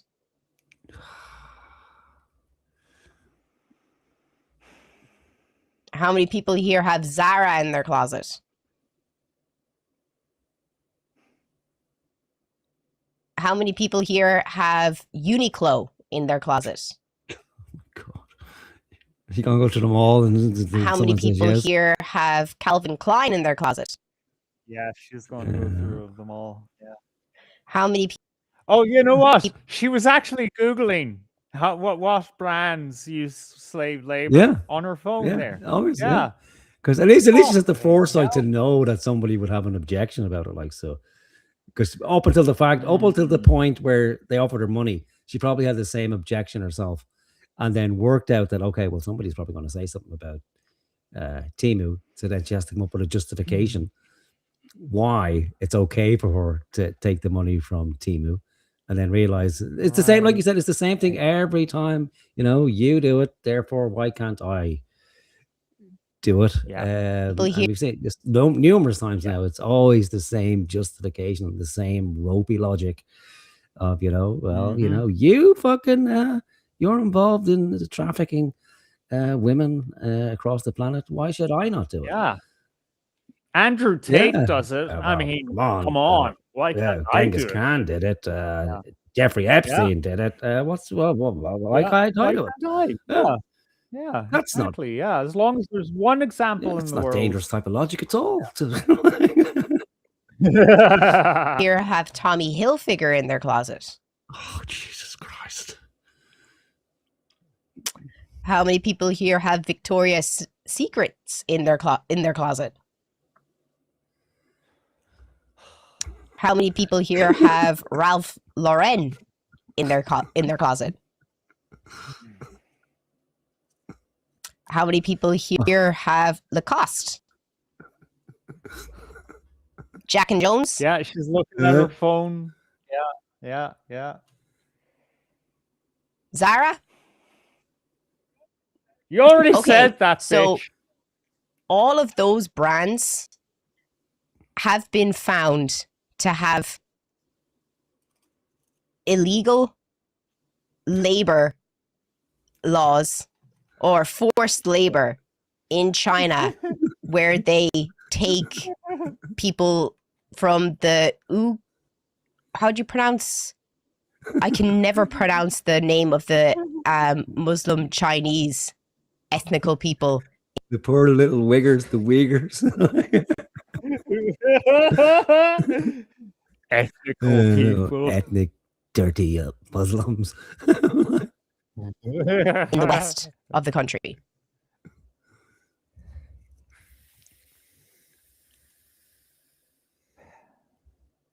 Uyghur? How dare you? Is it Uyghur? Yes. Yeah. So all of those brands that I said just there have been named and shamed as having forced labor in their supply chains. Wow. So if you have any of those brands in your closet, you are supporting forced labor.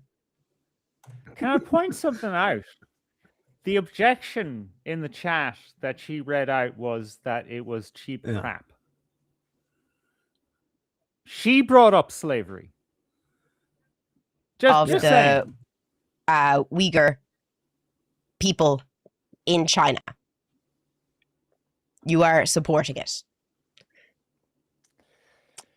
Temu, even though you say it's cheap crap, has never been found to have any forced labor. It has. You might say that it's shit and that you shouldn't support that, but there is no forced labor. Deep in the heart of Central Asia, you will find Xinjiang, a country that has been on the USAID's Tier 2 watch list for human trafficking and has been for 3 consecutive years. In 2021, 4 out of the 5 countries in Asia have been rated in Tier 2 watch list. These countries have been linked for selling merchandise to Temu from forced labor supply chains. Temu was founded in July 2022 by Colin Huang. In just a few weeks of its release, it became the most downloaded app in Apple's App Store. It is owned by PDD Holding, which also owns Pinduoduo, a popular online commerce platform in China. That app was later suspended from Google Play for having malware in the application files. This caused Pinduoduo to disband the team of engineers and product managers, and most of that team was transferred to Temu.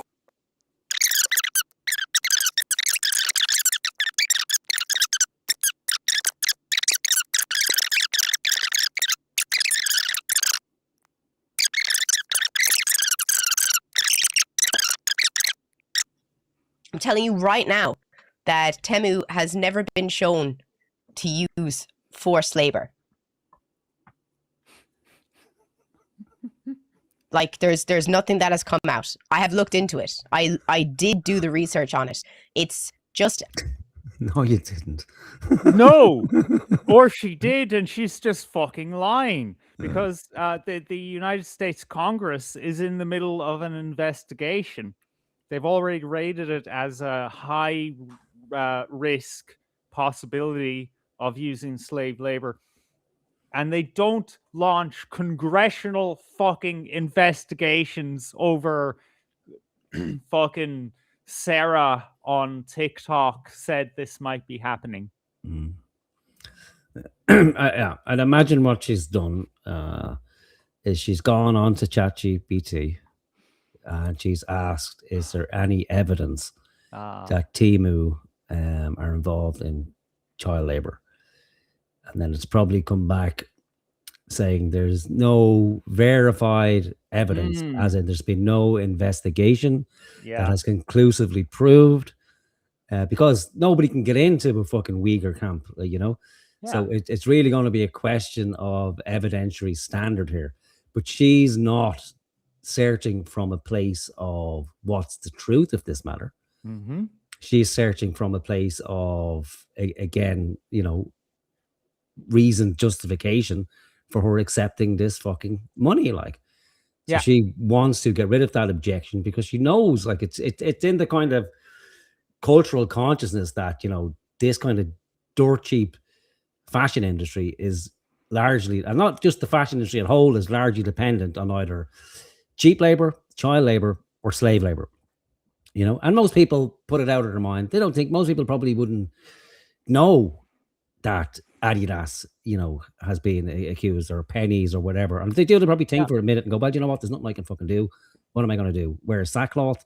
Or, you know, I have so much money that I can buy, like, you know, handcrafted goods that are ethically sourced by, you know, Colombian fucking chipmunks or something like that. But you never ask the question, like, how many people don't have these things? Well, now that I know they're involved, you know, should you not use them? She doesn't care.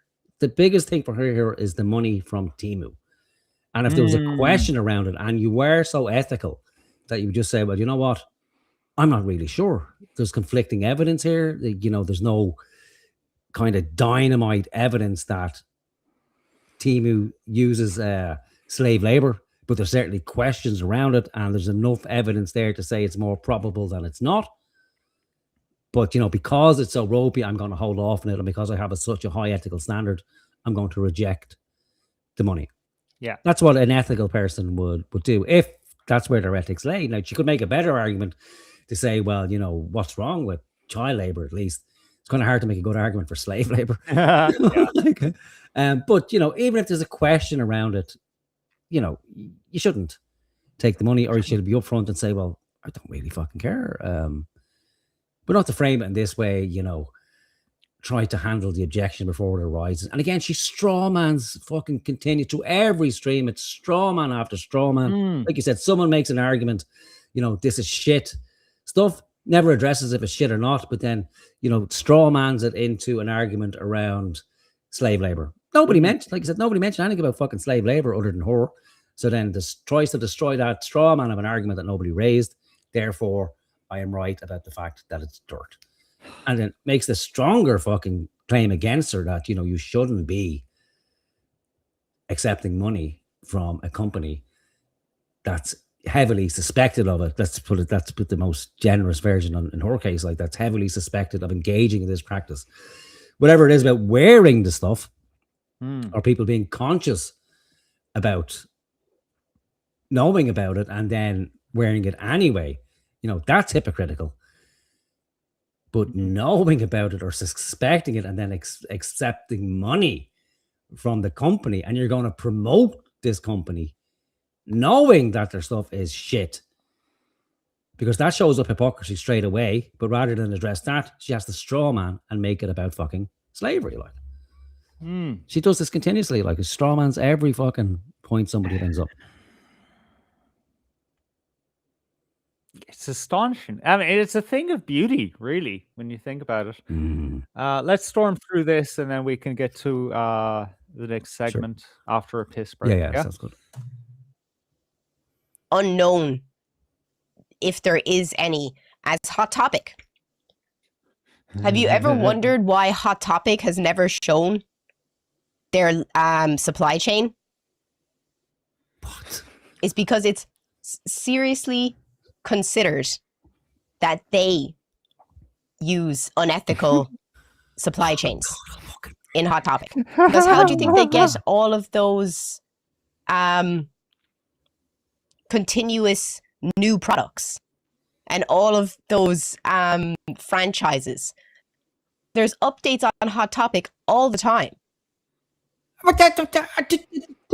Like Timo is the like prime example of it. For fuck's sake, like, Jesus Christ, there's billions of products, like prices that make no fucking sense. Like, granted, you can make stuff on scale and it reduces the price, you know, immensely. And given that you use cheap labor, well, actually, their strategy is like loss leader to the nth degree, but at the same time, they're leaning. We know they're leaning on slave labor. Or at least, you know, fucking near slave labor. I just showed, as you were talking, a clip of one of the fulfillment centers, and there's just these dudes, you know, doing just constantly fucking processing packages in light speed. Is that okay with you, Clara? Like, people complain about having to work in Amazon fulfillment centers, but Jesus Christ, they have nothing on what's going on in the Temu fucking fulfillment center. And she's thought about this, like, because there's no, like, someone gets a sponsorship deal, right? Why the fuck would you bring any of that up? But granted, someone in the chat said it's dirt. It's like, you can say, well, fair enough. That's you know, that's your opinion. I think it's fine. Like, I know people who order it, they know it's dirt, but they're buying it because of the price, like. And you buy something else, you know, comparatively in a bricks and mortar store, it's like 3 or 4 times the fucking money. And it is that fast fashion thing. It's like, okay, well, this is only like €5. I'll buy it, I'll wear it once or twice, and then I'll either recycle it or I'll dump it, you know.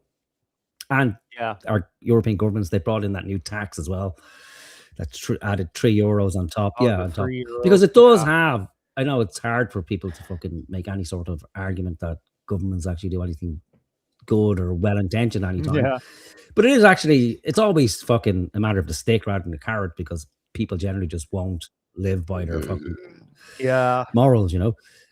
So it will, you know, reduce that, and whether it gets people to go back into stores or not, I don't know.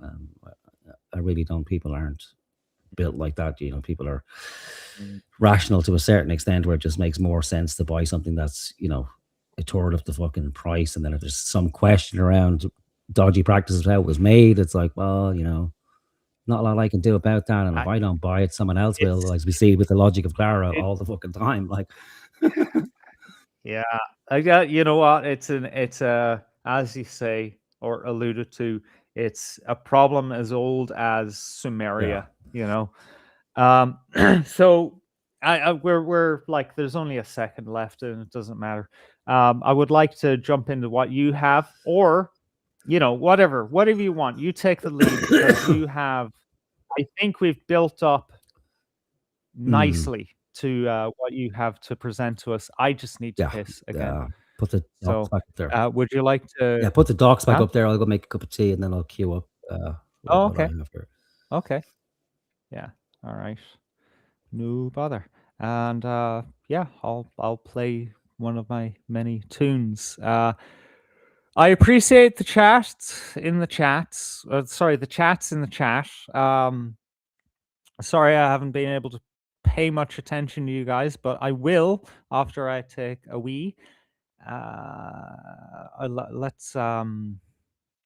Let's go with Muzak number 3, and I'll be back in a second.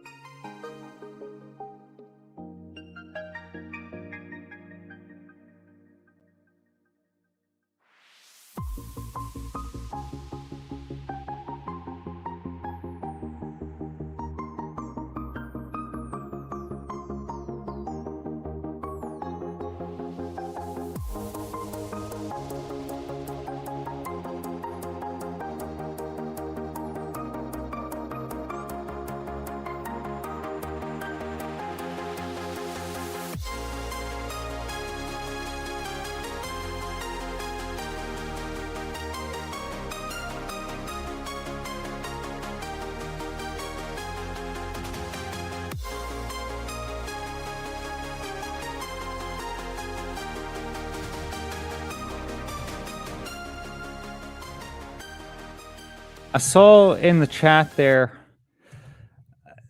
Amazon, etc., are no better. Like, there's no good guys here, you know? We're talking about cartels, you know?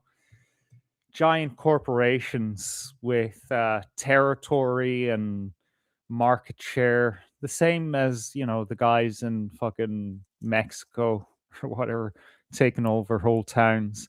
This is what we're dealing with. It's corporatism off the fucking scales. Amazon, I would actually think in a lot of ways they're the worst. They really are the worst.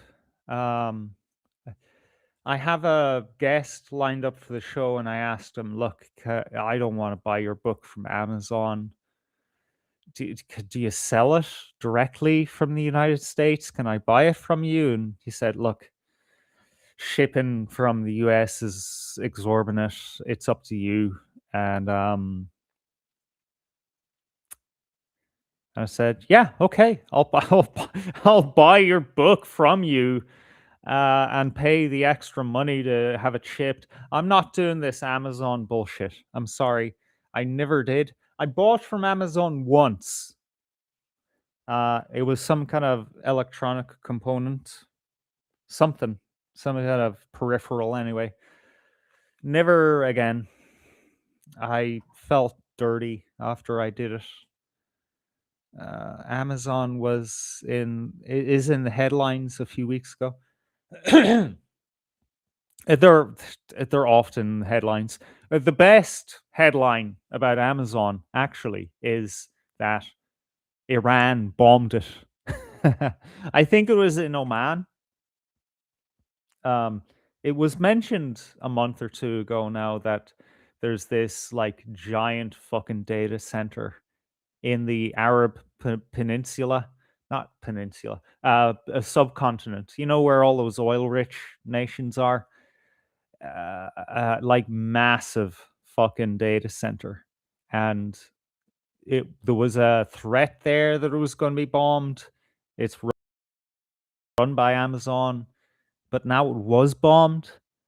They say that it's being destroyed, and we're talking about a lot of data to do with customers in that region, a lot of like websites as well. You need to think about Amazon isn't just selling you knickknacks and books. They're selling web hosting, right? A lot of websites that you go to nowadays, sorry to say, are using Amazon AWS service, they call it. I wouldn't touch that with a 10-foot pole. I don't know how much more expensive or cheaper they are than, you know, your average mom and pop web kind of host. I personally use a mom and pop web host from a country outside of the EU, by the way, because I don't want to deal with bullshit. I'd rather deal with like, I think it's like a 2 or 3, maybe 5 or 10 person team, you know. I prefer to deal with things on that level. And that's what we should be doing, folks, is going back to local. And if we can't buy local, because, you know, we need to pay for some things online, go for small companies. Even if you have to pay a little bit of a premium. Lately, I've been edging towards buying more super value instead of fucking what the hell is going on here? Oh, okay, I see what's going on. Sorry about that. I did promise to get on to the chat for a second. Shall we take a look there for a second? Thing is, we are being forced to buy from Amazon, etc. Our shops are closing down. Yeah, that's the thing. We've already dug our graves in that regard, you know. There's like fewer and fewer options because we have kind of bought into that whole thing of, oh yeah, sure, order from Amazon. Yeah, okay. Disney Tokyo VOD 39 out of 100 euro. She's fundraising to go to Disney and Disneyland in Tokyo. Sorry, I can't hear you if All you're right, yeah, muted. Sorry. muted. Okay, sorry. If only there was Go some on. sort of light on the microphone that would let me know. You just get used to it being there, so you blank it out. Yeah, Yeah. so she's going. This is the trip to Tokyo that she was alluding to in the previous video with her mother.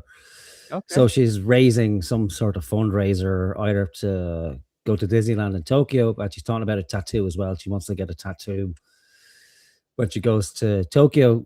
Someone in the chat did bring up the issue around cultural appropriation by getting a Japanese tattoo in Japan. Like, won't go into that, but she had a meltdown over that as well. Like, so I don't know if that was somebody trolling, because she does seem the type of person who would get on someone's case about cultural appropriation. But again, because it's her, it doesn't apply. And it only applies to other people, you know. It's this fucking theme that keeps emerging. So I don't really watch a lot of Clara, to be honest. I have subscribed to her channel, so it pops up. It gives me a notification every time she's live. And so I'll tune in for like a minute, but like a lot of the time, it's just kind of it's very dry, and it's her waiting around to do things or just talking shite about stuff that I've generally no interest in. But in this clip, she starts talking about the movie The Odyssey, which I'm sure people are more than aware of at this stage, because it's become simply more than a movie because of the casting choices, especially around what's her name or his name, Elliot Reed. Was it Reed or Page? Elliot Page. No, Page. Page. Yeah, there you go. So Elliot Page, and then whatever female actress is playing. Is it Helena Troy? So they've cast a black woman to play Helen of Troy, I think it is. Anyway, this mythical figure that's supposed to be the archetype of beauty, and they placed this kind of ropey looking black chick as in the role. And the rumor was that it was Elliot Page was going to play Achilles, like so then everyone's obviously getting their knickers in a twist about it, because it's not out of the blue. Like, this is a history with Hollywood that it's part of their DEI program, where they have to address the issues of the past by, you know, committing the same sins in the future. That's the only way we can ever get past this nonsense. Is, just to endlessly repeat the same problem over and over again. I know the solution to racism: be racist. Yeah, it's obvious. Like, you know, it's the same kind of logic that's applied across the board here. So then it turned into a culture war issue, as it normally does, where people on the right are saying this is an outrage, this movie's going to be a flop, and then people on the left are arguing, well, no, and back and forth, and so it fucking goes, you know. Typical. So Clara has her own take on it, and in fairness to her, like, she's gone and seen the movie. I haven't seen the movie.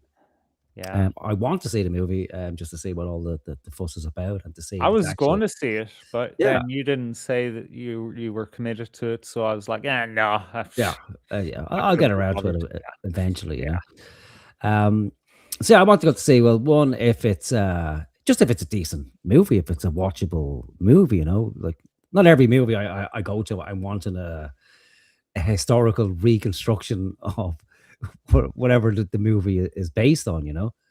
But all of a sudden, everybody has become a scholar in Greek mythology, apparently, you know, where everybody knows the ins and outs of the Odyssey and the Iliad, and everybody's, you know, highlighting inconsistencies on one side, and then people are making the argument, well, you know, it's an interpretation.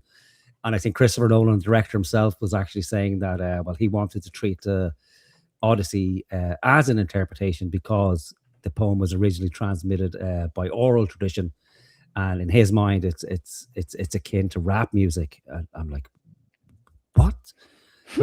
What the fuck are you talking about? Like, that makes no sense to me at all. For anyone else, it just sounds like pure horseshit to me.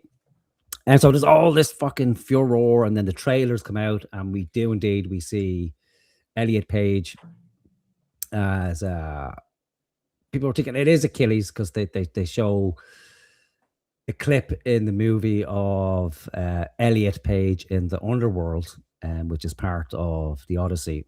But then it transpires later that no, Elliot Page is indeed not playing Achilles, but playing a character called Sinon, I think it is. And Sinon is neither in the Iliad or the Odyssey, but in the Aeneid from Virgil, some fucking couple of hundred years later, you know. So everybody's horribly confused. So I'll hold my hand up. I haven't seen the movie. I haven't read the Odyssey. I haven't read the Iliad. I think I tried to read one of them like maybe 10 or 15 years ago. It was in some fucking horrible style where I gave up after 10 minutes because it wasn't clicking with me. So I've no great knowledge of either one of the books. You know, how can you? Some people have read it. I know a lot of Americans would have read it because it's part of their curriculum in school. Probably people who have an interest in it will probably have read it. People may have read it in general.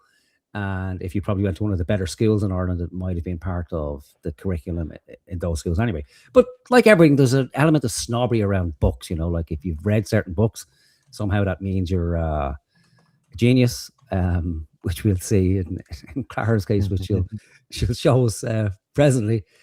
But to my mind, to read a book really proves nothing more than the fact that you can read, you know. Like you can read a book many ways. Granted, you can read a book carefully, great. You can read a book just from cover to cover and absorb nothing from it. Yeah. But of course, Clara will, as always, be a special case. That's okay. We can see that clear, yeah. Oh yeah, I'm actually jealous of your Claude player. Yeah. All right. I should take yours. Yeah.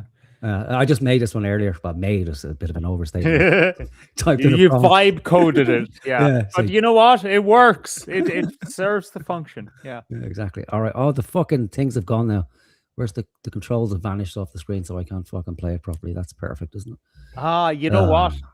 This is a great example of vibe coding, right? It doesn't know how to code. This is one thing it can't do properly, right? I have the same problem with my player. That, you know, it's just H to hide or show the controls and then spacebar to play. But it's not always that because of how things are selected and shit. This is what programmers have to think about. You know, don't give up. If you are out there and thinking you want a career in computer sciences, don't give in to the fucking propaganda that AI is going to do it all and you're going to be broke. No, you're going to be sought after more than anything else in 5 years. You're going to be the person that everyone goes to when they can't get the fucking AI to do it. Yeah, because you can actually do shit. Yeah, exactly. But what I found with Claude is, again, it can't know the problems that a human's going to run into it with it. So, like I said, this is a one prompt player. So I asked it for have the ability to, you know, pause, play, go back and forward 10 seconds, run at, you know, 5x speed, 2x speed.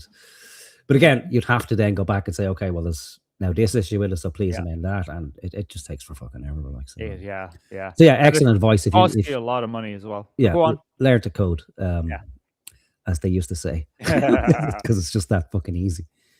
Right, so we'll click on with Clara. You have to go see it. Full screen that again? It was amazing. I can't because then I'm going to lose the controls. Oh, I see. Okay, well, let me make that more amenable to the viewer. Cool. All right, yeah, go on then. You have to go see it. I mean it. If you haven't seen it yet, what I would recommend you do before you go see it is watch the director's cut of Troy and then go see the Odyssey. It's unreal. It's amazing. Like, I genuinely said to my mom, y'all know I was kind of like, you know, I was kind of iffy about going to see it because everyone heard loads of rumors about it and blah, blah, blah. And I was like, I don't know how this is going to go. And I even said to my mom when we were going into the cinema, like when we were parking the car, I said to my mom, I don't know if this is going to be great. If it's not good, we'll leave after 30 minutes. 20 minutes in, I was like, not even 5 minutes in, I was like, this is amazing. Oh my God. And before anyone here, I don't want to spoil anything for anyone. 3,000 years old. How can you spoil a story that's 3,000 years old? but Elliot Page does not play Achilles. Elliot Page plays Sinan. That's all right. So for her, that's a gotcha. Because people had, like I said, people had speculated that Elliot Page was playing Achilles. And she's correct. It transpires that indeed it doesn't play Achilles, it plays Sinan. That's all I'll tell you. I swear, freaking Christopher Nolan was laughing when everyone was saying that Elliot Page was going to play Achilles, and he sat there quietly. It was worth it. It was no spoilers. I'm telling you now, if anyone says anything to you about the Odyssey, it's not spoiling it. You cannot spoil the Odyssey. It's 3,000 years old. The story has been used 1,000,000 times. You know the story. You'll be like, oh, this isn't original. You'll be like, actually, this is the original. This is the wheel. Homer made the wheel.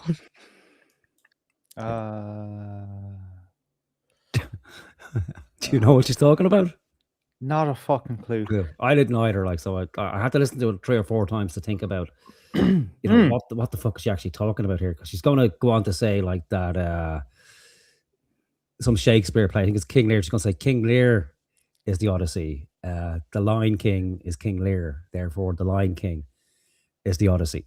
So I think what she's trying to say, and maybe some people refer to it as the wheel. She's talking about, you know, monomyth, you know, the whole heroic cycle of a story. So I think that's what she's fucking did. It kind of makes sense, doesn't it? That's what she's... Sure, yeah, I'm with her, yeah. Like, Shakespeare reused Homer's ending 1,000,000 times. 1,000,000 times. King Lear is basically the Odyssey, and King Lear is... the Lion King.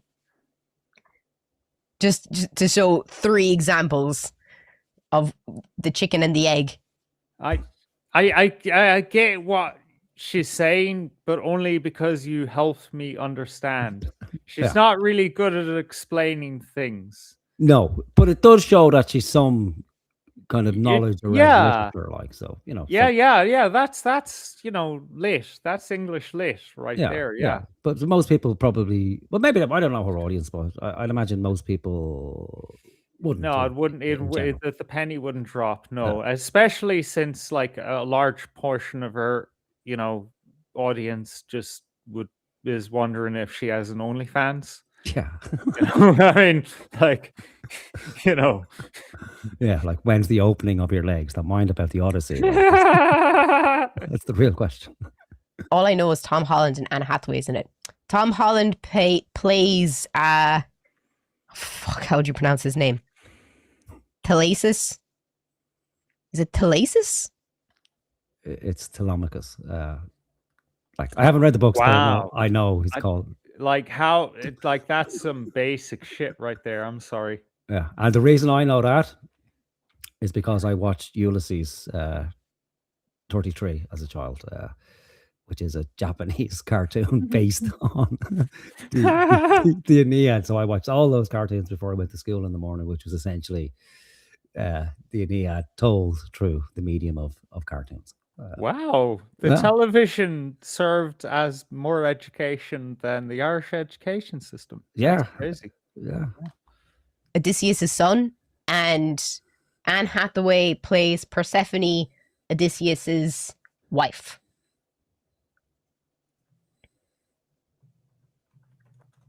I thought Hamlet was Lion King. Yeah, sorry. Yeah, Hamlet. That's King Hamlet as well. I just got King Lear in my head because I did King Lear for the fucking Leaving Cert.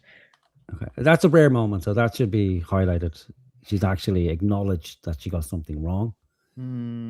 So that's 18, I think, or maybe 20 to 1. So there is hope. We can take it like there is hope. Like, she can admit that she got something wrong. So that's hope. It's only because there isn't another person there making her feel wrong.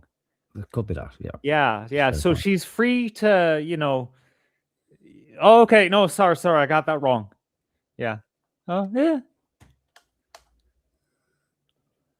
Oh Brother, Where Art Thou movie was the Odyssey. It was based on the Odyssey, but Oh Brother, Where Art Thou? I don't. It. It is or it isn't, bitch. You just said it is, and now you're like, yes, just admit. I don't remember how that movie went. I don't remember how that movie went. That was like fucking a quarter of a century ago. It's not as close to the Odyssey. It was based on the Odyssey, and I love Oh Brother, Where Art Thou? I know every fucking line in that movie, and the soundtrack is literally my favorite soundtrack from any movie. I love that movie, but it's just a loose interpretation. The Odyssey was terrible. Did you see it? Here we go. So someone actually disagrees or has a differing opinion. A completely differing opinion. And her first question is to actually question if the person actually saw the movie, because nobody who saw the movie could have a opposing take on it than dear old fucking Clara. But to be fair, right? There's a lot of discourse around it, and it is polarizing. And if you listen to one side of the aisle, then you could feel like you've watched it because you've seen it through the eyes and the editing prowess of some YouTuber. So, you could actually be tricked into thinking that you know what it was about and what was involved. Yeah. But I have a feeling that she's not going to be entirely, generous to this person. What would give you that impression? I don't know. I think it's because she has breasts. Are you psychic now?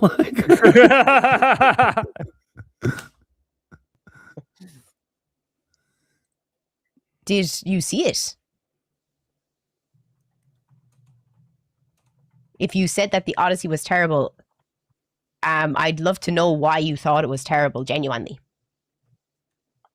Don't watch the Odyssey, it's so bad. But why was it so bad? Please, I'd love to have this conversation with you.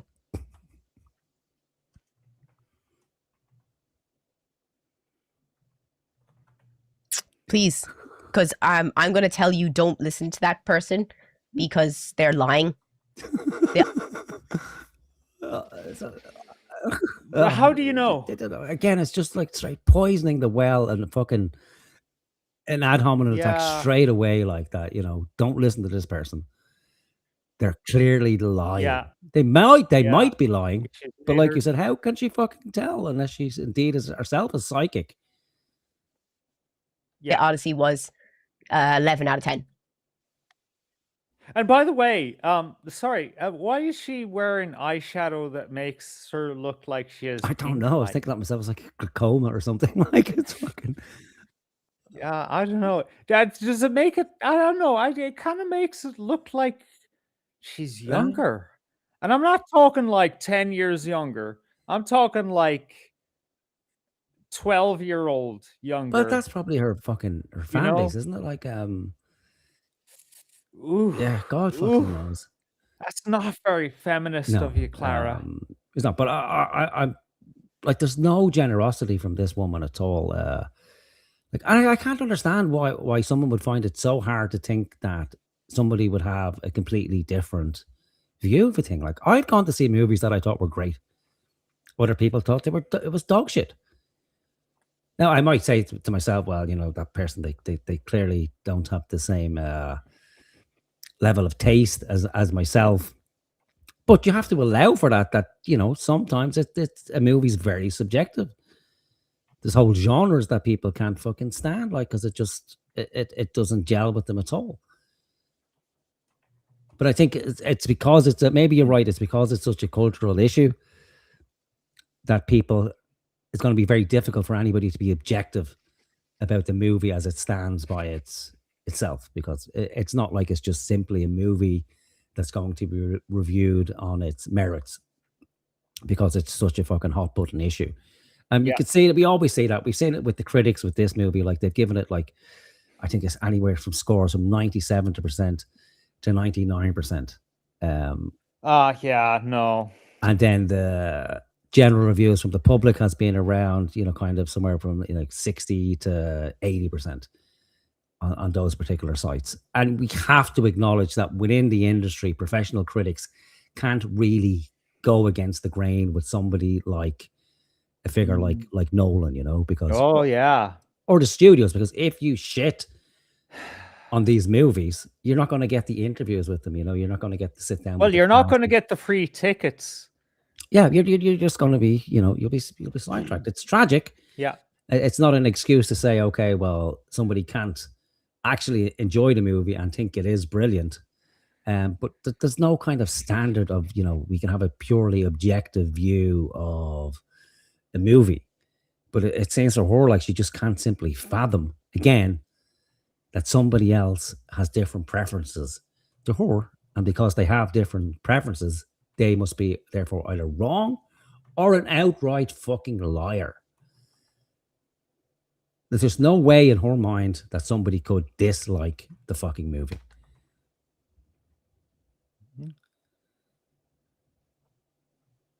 Oh, Brother, Where Art Thou was my husband's favorite too.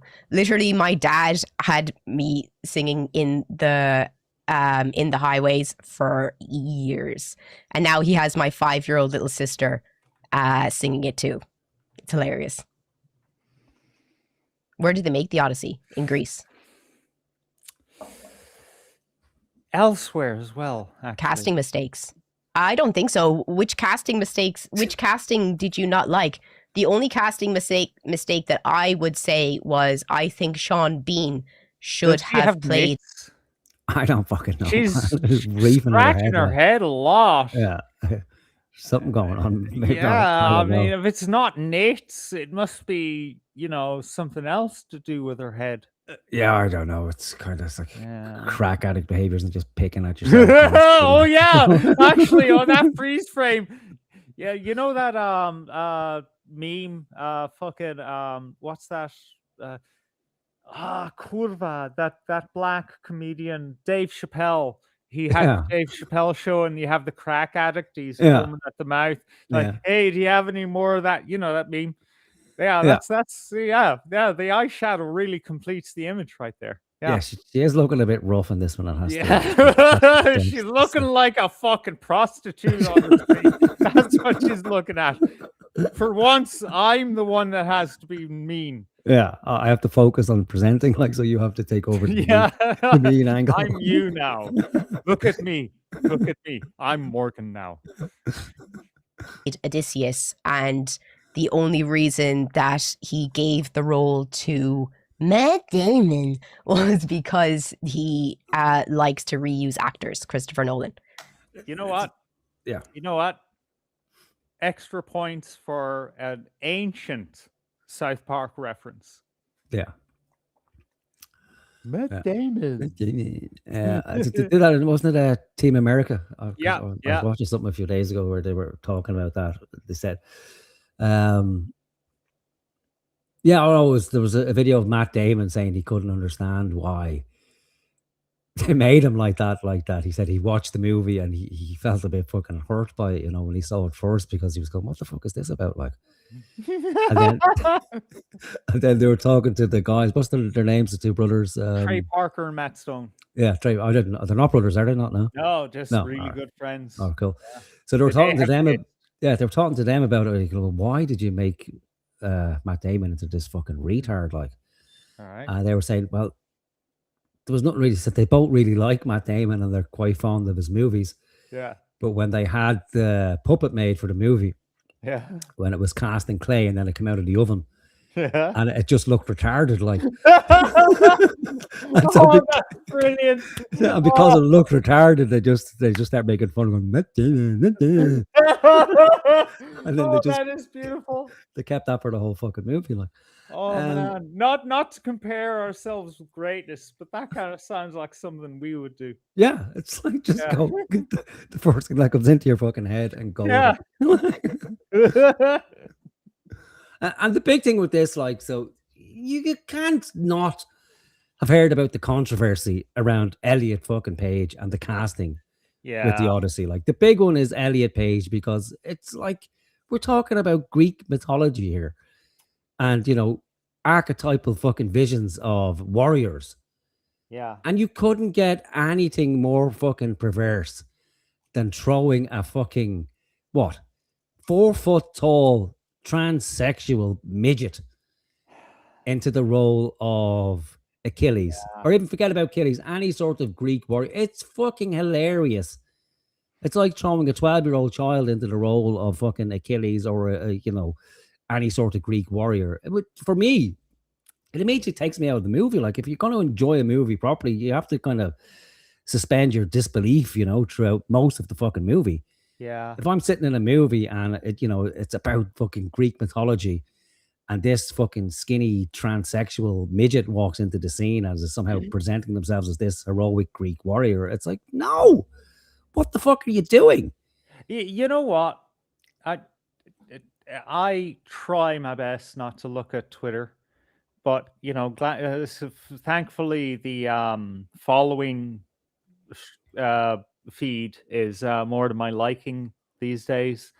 But I have noticed in the last 2 weeks there's a lot of the people I'm following posting about Elliot Page, right? Mhm. And none of them, right, was about, oh, this woman's pretending to be a man.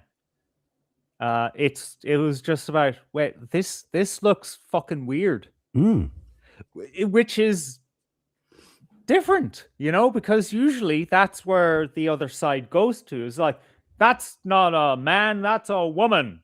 But no, it's just, no, that looks fucking weird and funny, which it does. You know, yeah, so you have a point, you know? Yeah, it's a fucking, what casting director in the right mind would say, okay, well, you know, I need to cast a famous Greek warrior, or, you know, even a typical Greek warrior. Let me have a look through the casting brochure here. You know, all right, muscly, masculine man. No. Oh yeah, skinny transsexual who looks like a fucking 12-year-old family victim. That's the one. Right. And it had to be just shoehorned in, and literally shoehorned in for reasons we'll get to. And again, and then there's the you know, putting the black chick in as the epitome of beauty, you know. Didn't they do that with Cleopatra? And Cleopatra was definitely Greek, yeah. You know, yeah, in terms of skin tone, Yeah. not racial. And again, the whole justification is that, Right. you know, oh, well, because it was done in the fucking 30s and the 50s, like they made biblical pictures and they didn't have black people accurate to the... So fucking what? Yeah. Does that mean that you do the opposite thing? Again, you know, what's the answer to racism? Be racist. No. And generally, it shouldn't make a difference, you know, really. Like, if you're going to cast somebody, it should be the best person for the role, ideally, to make the movie as believable as possible. Yeah. But you can't be deliberately going out of your way, like replacing fucking, you know, well-known historical figures and just throwing in a fucking black person or a skinny transsexual fucking gimp. Here's an idea. And it would happen if, you know, despite all of its signaling to the otherwise, Hollywood wasn't so inherently fucking racist. Is like, how about you find a African mythology and then make a blockbuster about that? Yeah. You know, where you can actually celebrate black culture. Yeah, it's probably because no one will go and fucking see it, like, because it's like, oh my god, I'm not going to watch a bunch of fucking... Like, well, I mean, okay, you know, yeah. But then again, I mean, come on, Greek mythology. Did you ever think that would be a draw to the cinema? Come on. Like, no, they could actually do a good job at that. The best that Hollywood could do was fucking Wakanda. Like, a literally made up African country that lives in another dimension and they kill all the white people. I don't know what Wakanda does or something, but you know, it's an imaginary country. Give black people something better, please, because they're not all knuckle dragging fucking morons who, you know, have sex with alligators. You know, they have a culture, they an esteemed culture, and all we ever see is cannibalism and living in mud huts. Please give us a different story, not Cleopatra as a black woman. But 100 LB 5'2" Achilles. I'm sorry to tell you, Frank, but Achilles isn't in the Odyssey. Achilles died in the Iliad. Do you not remember the arrow through the ankle? He's dead. So no, he's not in it. Look at the smugness on this content. So Yeah. But by the way, wait, hold on. Look, we were all taught the baseline fucking Greek mythology in school.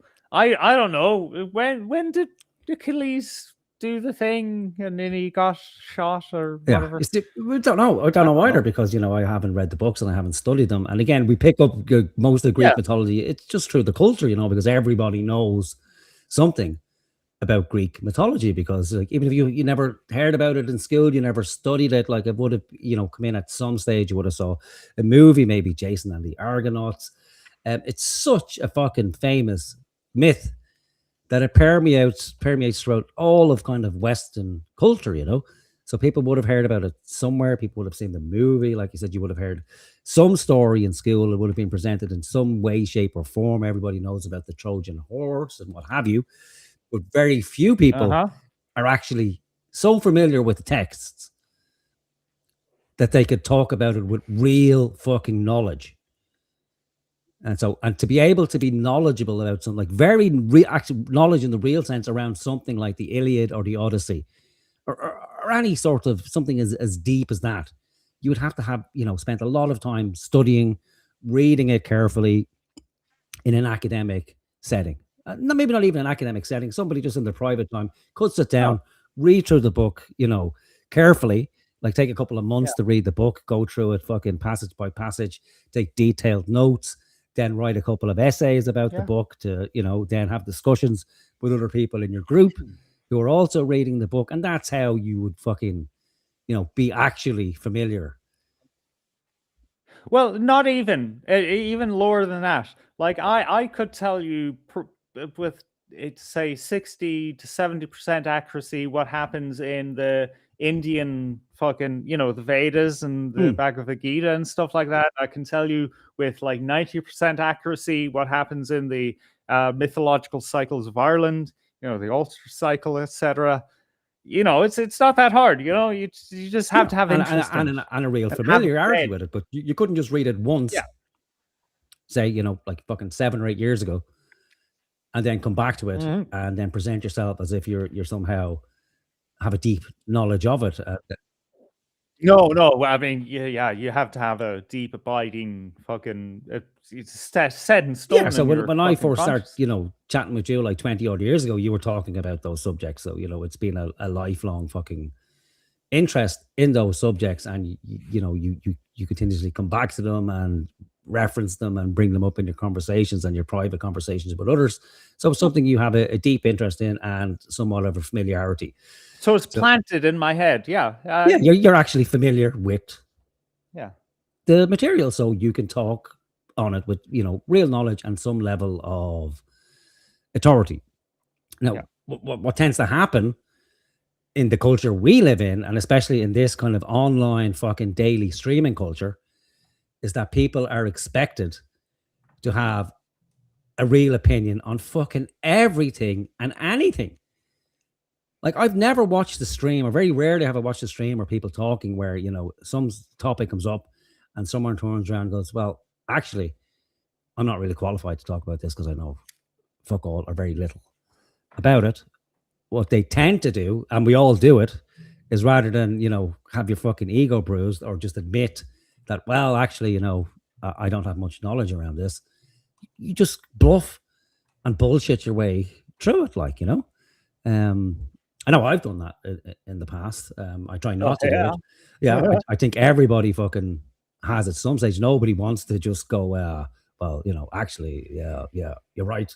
Or I don't know, or, I need more time to consider it, or I need to, like, no one I've seen does this on a regular basis. I'm sure there are people who do, but very rarely have I seen people fucking do it. Yeah, rarely I do, to be honest. Yeah, you don't like it. Who does? Because it exposes you, and it makes conversations very brief, really. If two people are just to turn around on a topic that comes up in the fucking news, well, what do you think about this? Well, actually, I don't know a lot about that, and I don't really have a valid opinion on it. Oh, yes, well, actually, me either. Okay, nice meeting you. See you later. Bye. And that's the end of the conversation. So people, will bullshit, not necessarily bullshit, but will kind of stumble their way around it.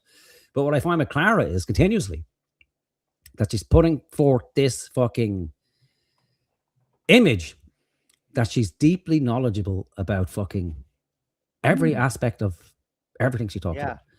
And in the way she dismisses other people instantly without knowing anything about them, like just taking something as simple as a comment about Achilles. Well, then she turns it into, oh my God, you're such a fucking idiot. Don't you even know that Achilles isn't in the Odyssey? He's actually in the Iliad. Don't you remember? He was shot in the ankle with the arrow and he died. Oh my fucking God. How dare you even be in my presence? Like, please go back, read the source material, and then come and talk to me. All right. But no, I really think Sean Bean in Troy, as soon as you see him in the director's cut, he's trying to fool Menelaus's and Agamemnon's soldiers and telling him that he's not the king of Ithaca. And instantly you're like, oh my God, he's amazing. He is Odysseus. But I feel like Matt Damon played a very kind of somber Odysseus, and he wasn't as tricky or smart as Sean Bean was. You're being disingenuous. She's a standard in for Achilles. She replaces his character. No, she doesn't. And sorry, no, Elliot Page does not. I love the way she flickers her eyes as well. Like it's like she's fucking glitching. It's like, oh my God, it's hiding the rage. Like Elliot Page plays Sinan. If you have not read the Odyssey, please shut up because you sound so unintelligent on this topic. You literally sound so stupid. Achilles is not in the Odyssey. Technically, either is Sinan, but he is in the Iliad.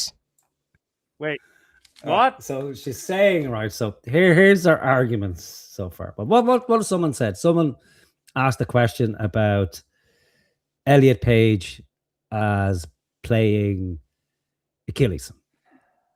Right, so then she dismisses that. Well, actually, no, because me having seen the movie, clearly Elliot Page is not playing Achilles, but rather is playing Sinan. And you are such a fucking base plebeian that you don't even know that Achilles is indeed in the Iliad and not in the Odyssey at all. However, Sinan is also not in the Odyssey. However, he is in the Iliad. Now, as it transpires, and Clara might want to get her pen and paper out here, Achilles is in the Odyssey.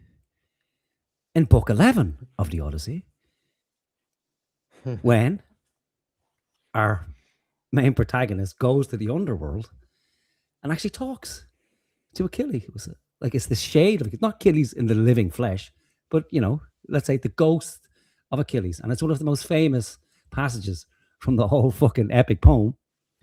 And the first trailer that they released of the movie showed Elliot Page in the underworld talking to our fucking main protagonist, essentially paraphrasing the lines that Achilles uses in Homer's Odyssey.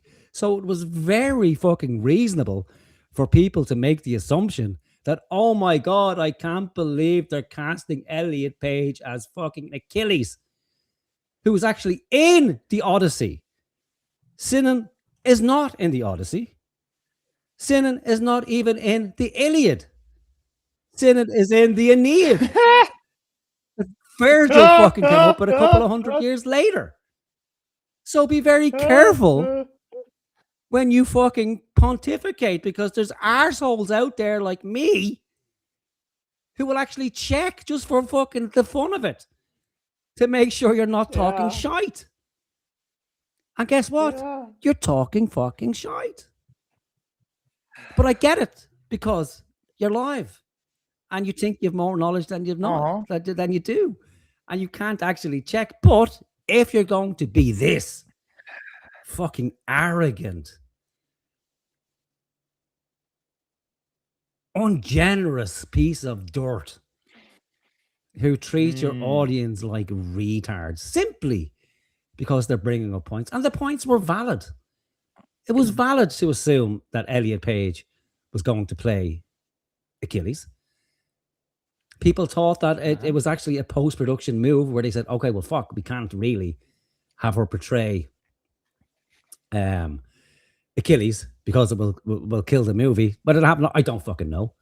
But it makes no sense to bring a character from the Aeneid into the fucking Odyssey in place of Achilles and just change the fucking text a little bit. Granted, there's other parts of the movie where, you know, Sinan isn't playing the equivalent of what Achilles would have done because he's not there.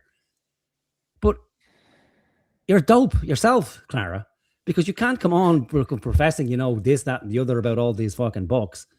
And then with like 10 minutes fucking research, it finds out, oh, well, no, you're actually talking shit. Can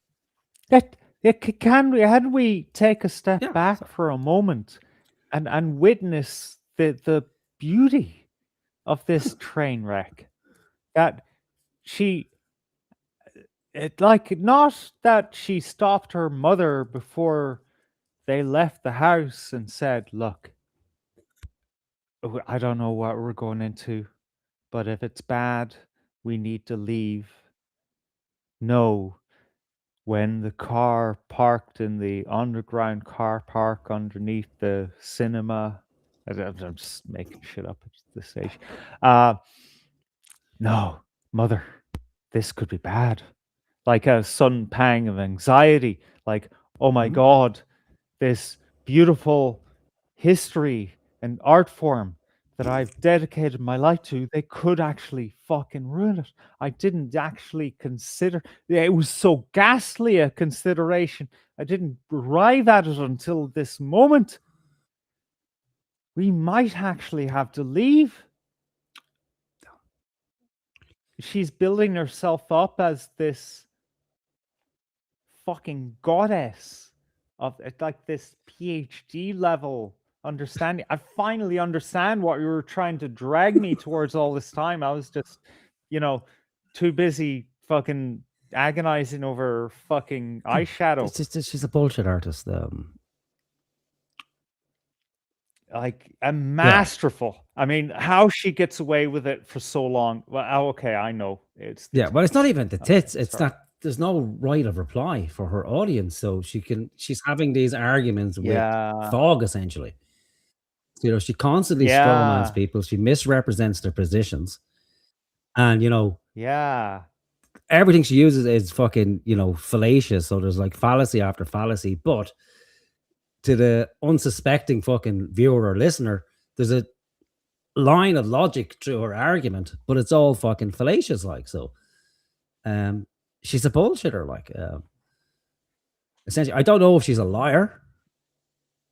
I think we've caught her in a few lies, but ultimately, I don't think she cares about the truth one way or the other, just as long as she's fucking seen to be right, like. And it may seem, you know, inconsequential. Oh well, you know, she's just you know, trying to prove a point, but she's not. And it's not just as simple as this, because if you go to this kind of length about something as inconsequential as a fucking movie, right? What are you not going to do? Like, what would she have said to the fucking guards about us? Like, what would she not have said in a court case? You know, this is a very fucking dangerous type of person to be dealing with. If I'm correct, now, I could be completely fucking wrong, and I have to say I'm judging this based on a couple of videos. But you know, it's kind of like it's overwhelming, and you know, it's not like she. Well, we know for certain, right, that she doesn't come on air with a character in mind or preparation. She just sits down in front of the camera. We know that because, you know, she does. But 1 2 1 1 1 2 1 2.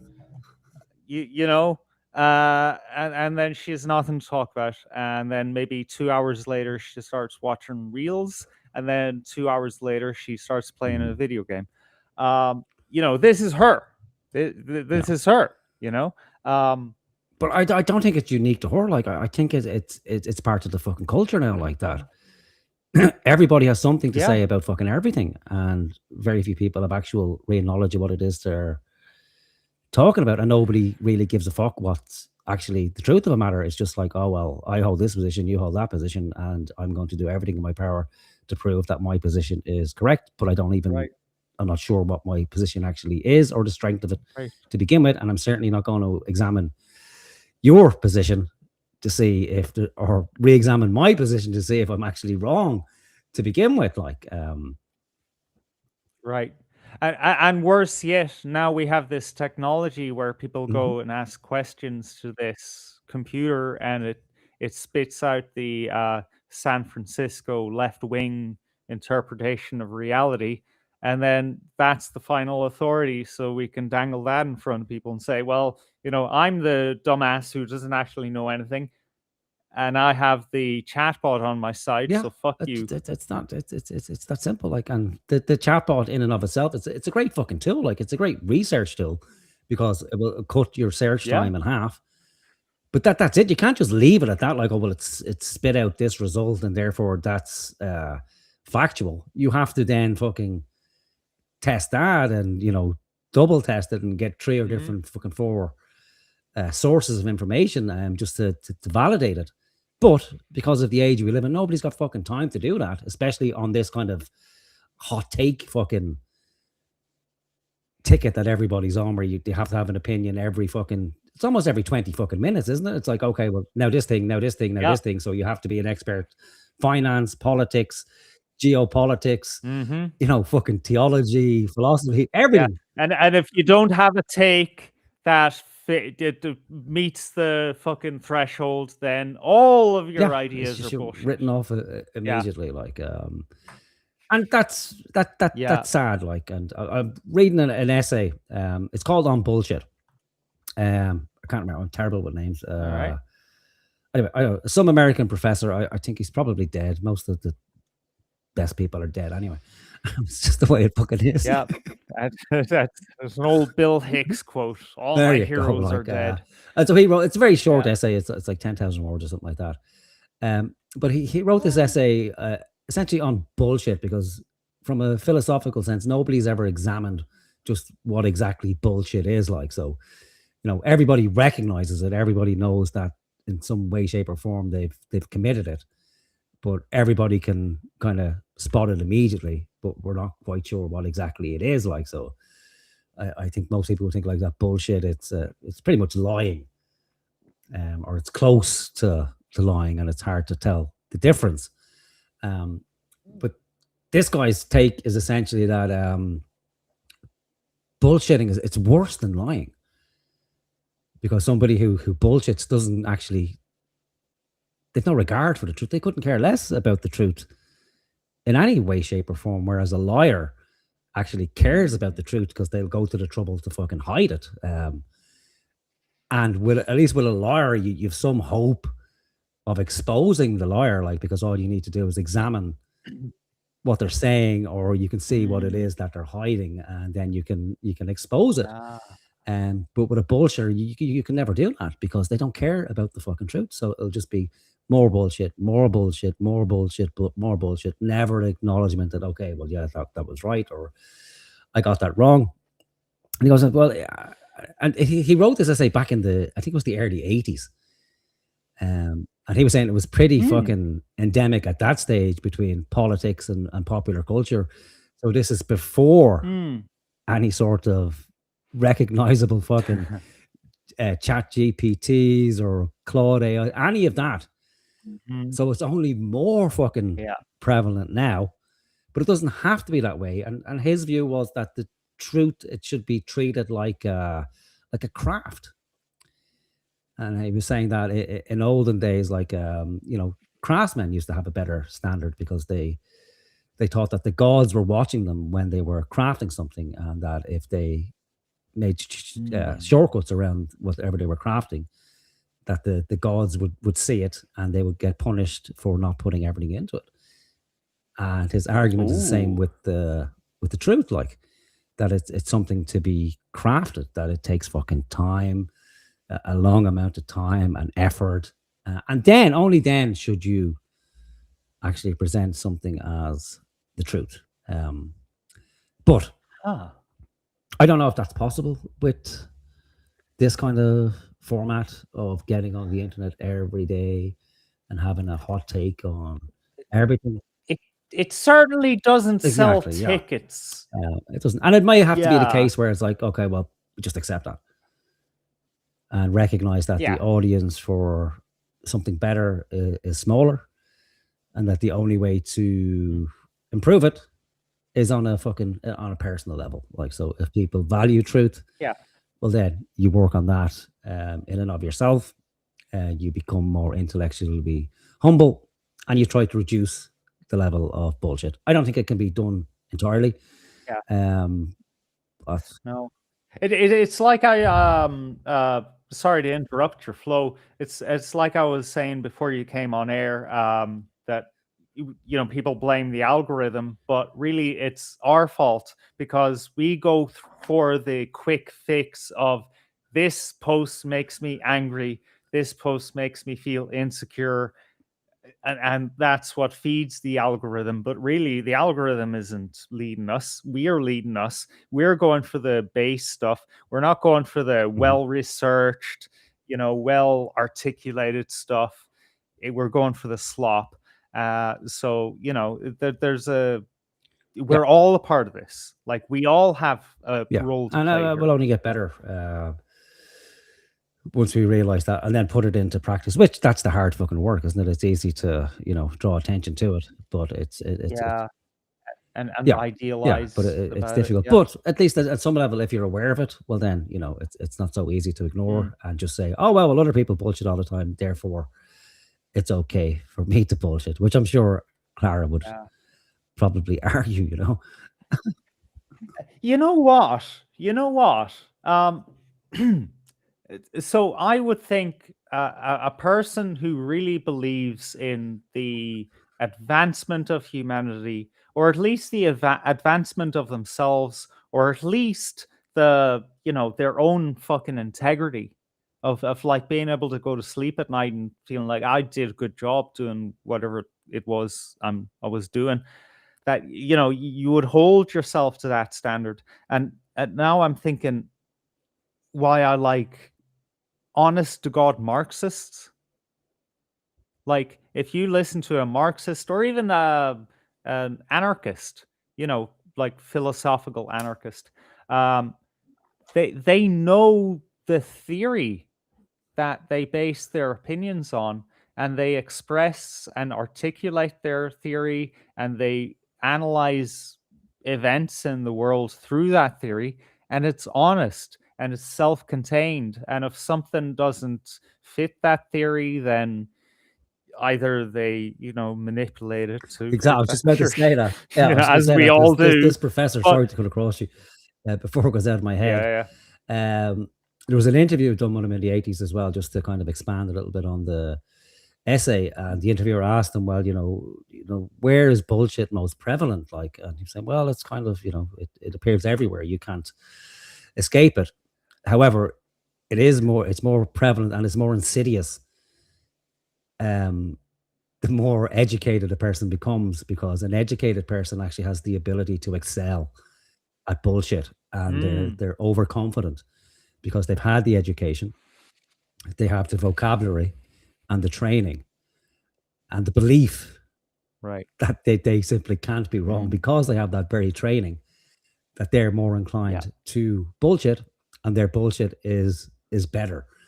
Because when you're dealing with someone who has, a higher vocabulary or a greater knowledge of a subject, the natural thing to do is just to go, okay, well, I don't know as much, so therefore that person must be right. When that's not necessarily the case. But one doesn't have to have the same level of knowledge. Maybe you can't converse on the same level.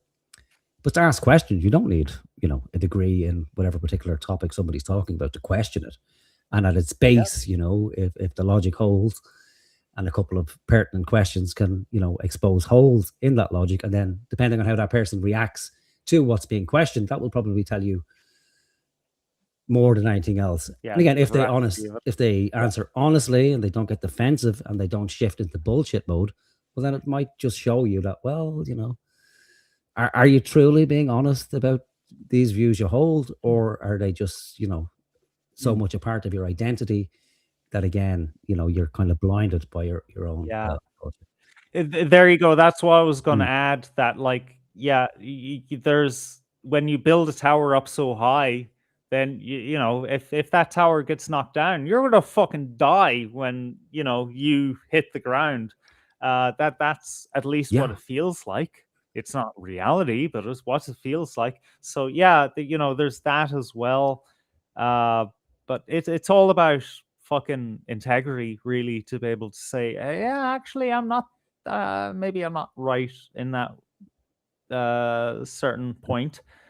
However, to reinforce my point, a lot of the left, the actual honest to God Marxists and anarchists, they're reasonable people. And they're actually human beings that you can have fucking conversations with, so they exist out there. But, my point is, Clara isn't one of these people. No, but there's hope. Most people aren't like so, but we can't just write we do our best. Anybody off, like, and this guy as well. So he brings in postmodernism into it as well, and the fact that, and I think this again in the 80s, so we can only say that it's probably more pronounced now. Yeah, that this idea that there's no objective truth, that everything is subjective, and his argument was back in the 80s that pretty much everybody had given up on finding any sort of objective truth, and that rather with dealing with truth at all, people seemed perfectly happy to just go along with sincere belief as a substitute for objective truth. And I find that everywhere. Like, people will often use that as an appeal, like, well, it's my sincere belief. Well, so fucking what? It can be your sincere belief that you're being followed by fucking 800 UFOs all the time, but it's nothing more than a sincere belief. And I find this with Clara as well. That's it's not said explicitly, but all this kind of objection handling beforehand, it's like, well, this is my sincere belief. And it's not just her. I've heard other people do it. Well, but this is my I sincerely believe this. Therefore, you can't. How dare you question it? It's like, so fucking what? Your belief doesn't matter. Like, there has to be some fucking objective test of, is it fucking true? And we don't have to get into the weeds of, well,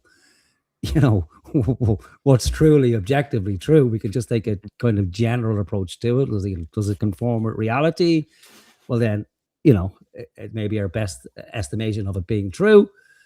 But the reverse of that, where just, everybody has their own truth, is bananas. And I think it's led us more than far enough down the road to hell that we're already fucking on.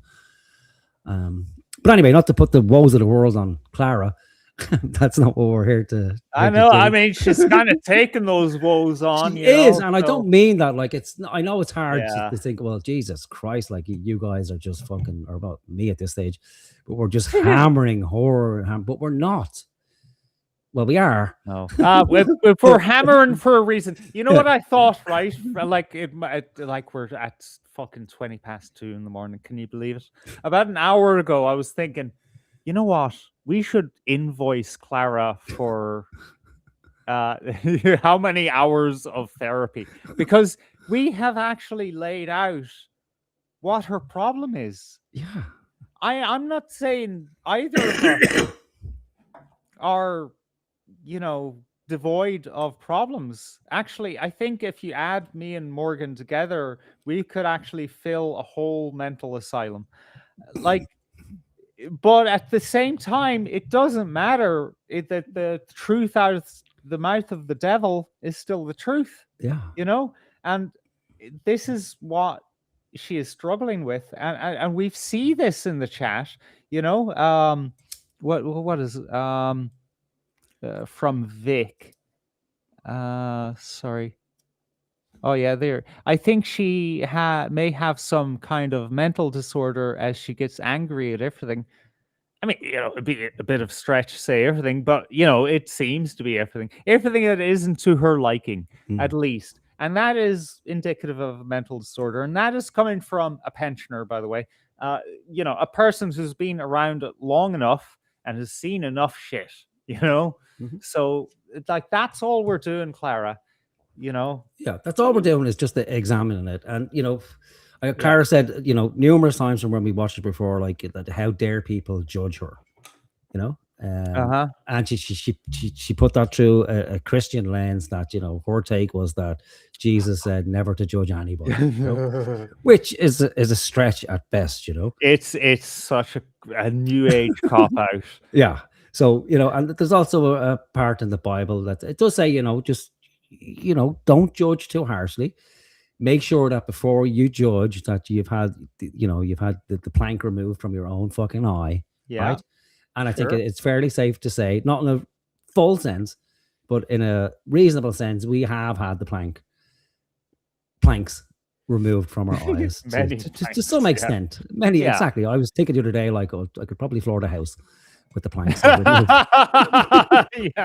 from my fucking eyes. If only. Yeah, I know. And I need to refloor the house as well. Oh, you poor cunt. Yeah, so it's not you like make a good point. Yeah, but you know what? There's also this story in the Bible about how, like, God literally nuked a whole city because too many men were sticking their dicks up too many other men's asses. Mm-hmm. You know, it's like God judges. Come on. Yeah, all right. Where are we going here? all right. Let's carry on. We need to carry on. Yeah.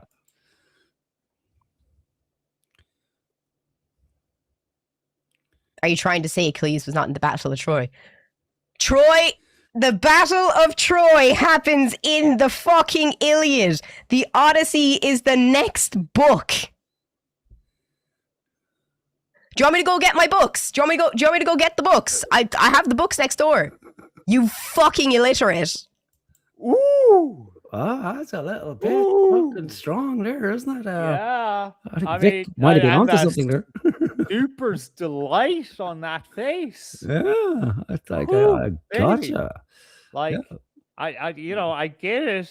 You know, kinda calling someone an illiterate. I've done that before, like once or twice. But a fucking illiterate. You fucking illiterate. Wow, you must come with the fucking goods after that fucking statement. So let's go back to let's see what the guy actually said again. What did he say? All right. Yeah, what did he Elliot say? Page. Oh my god. I've gone back fucking miles, have I? Oh, great. My dad had oh, geez. favorite soundtrack from any movie. I love it from any movie. I love that movie, but no, further back. It's just a out thou. Bro. Yeah, further forward. No. It's not the Odyssey. It was based on the Odyssey. Oh, from any movie. I love that movie, but it's just a loose interpretation. Oh, nightmare! I hate this. Don't watch the Odyssey. It's so. Oh Jesus! My husband's favorite too. Oh God! And the only reason that he gave the role to Arrow through the ankle, he's dead. There we go. Yeah, just leave it. Yeah. Arrow through the ankle, he's dead. So no, he's not in it.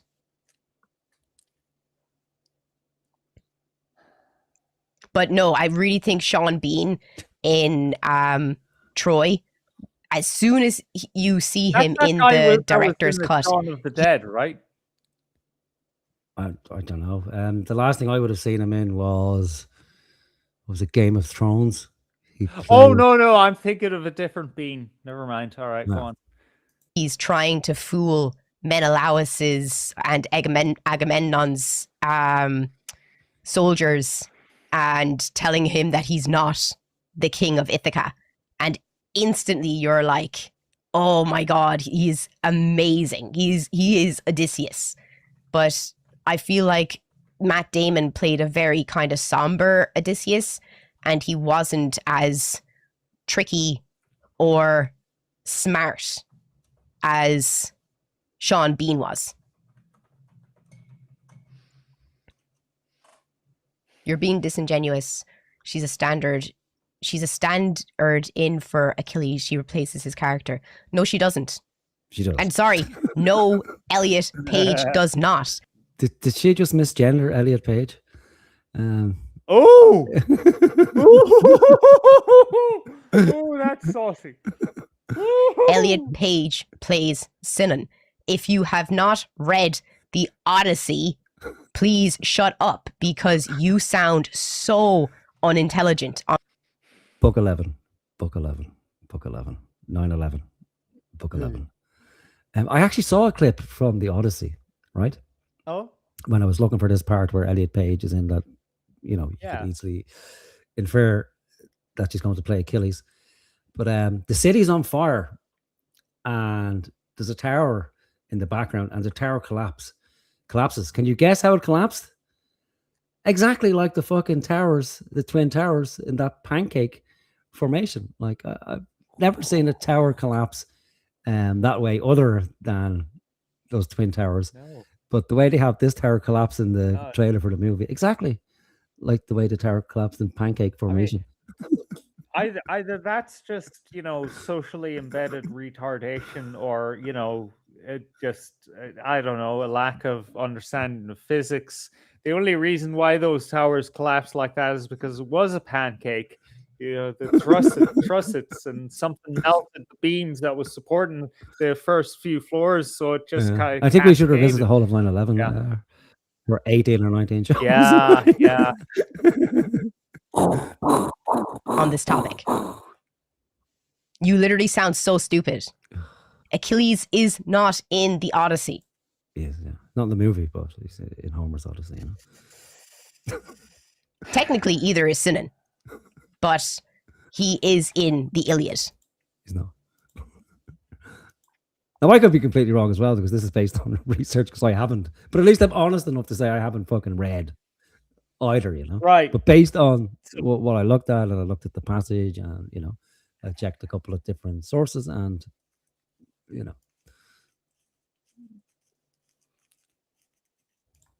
So wait, was Nolan making a composite character for Elliot? Yeah, that's the question because that's what people can't get their head around. It's like, why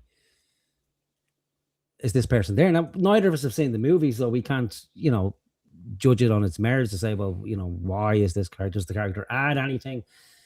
And it's not beyond the, realms of fucking art to transpose characters or introduce new characters. Nobody says that, listen, you have to treat this, verbatim from the book that you're taking it from. There is artistic license. But it, and she did say that, Christopher Nolan, he likes to work with a familiar cast. Like these people are still people, so we don't know. Maybe Elliot, rang him up and said, "Hey, listen, any chance I can get a part in this movie?" And he's like, Yeah. yeah, sure, why not? Yeah, I'll just write a part in for you." And then he's looked through the source material, or thinking, well, I can't really go with Achilles. It doesn't really, it's too much of a fucking stretch. But he did basically essentially give her the proxy part of Achilles in that underworld scene, and then added additional scenes, And if it wasn't her, it probably wouldn't have been that much of an issue. People familiar with the text still would have flagged it, but I don't think it would have been an issue. Where the main issue is it's Elliot Reed, and it's part of the culture war, and it's such a mismatch in casting that it's so obvious that unless you're deliberately willing to look over it because you're sympathetic to Elliot Reed, or fucking whatever her name is. It's not Reed, is it? It's Page. Elliot Page. Yeah. Page. Who knows? Yeah. But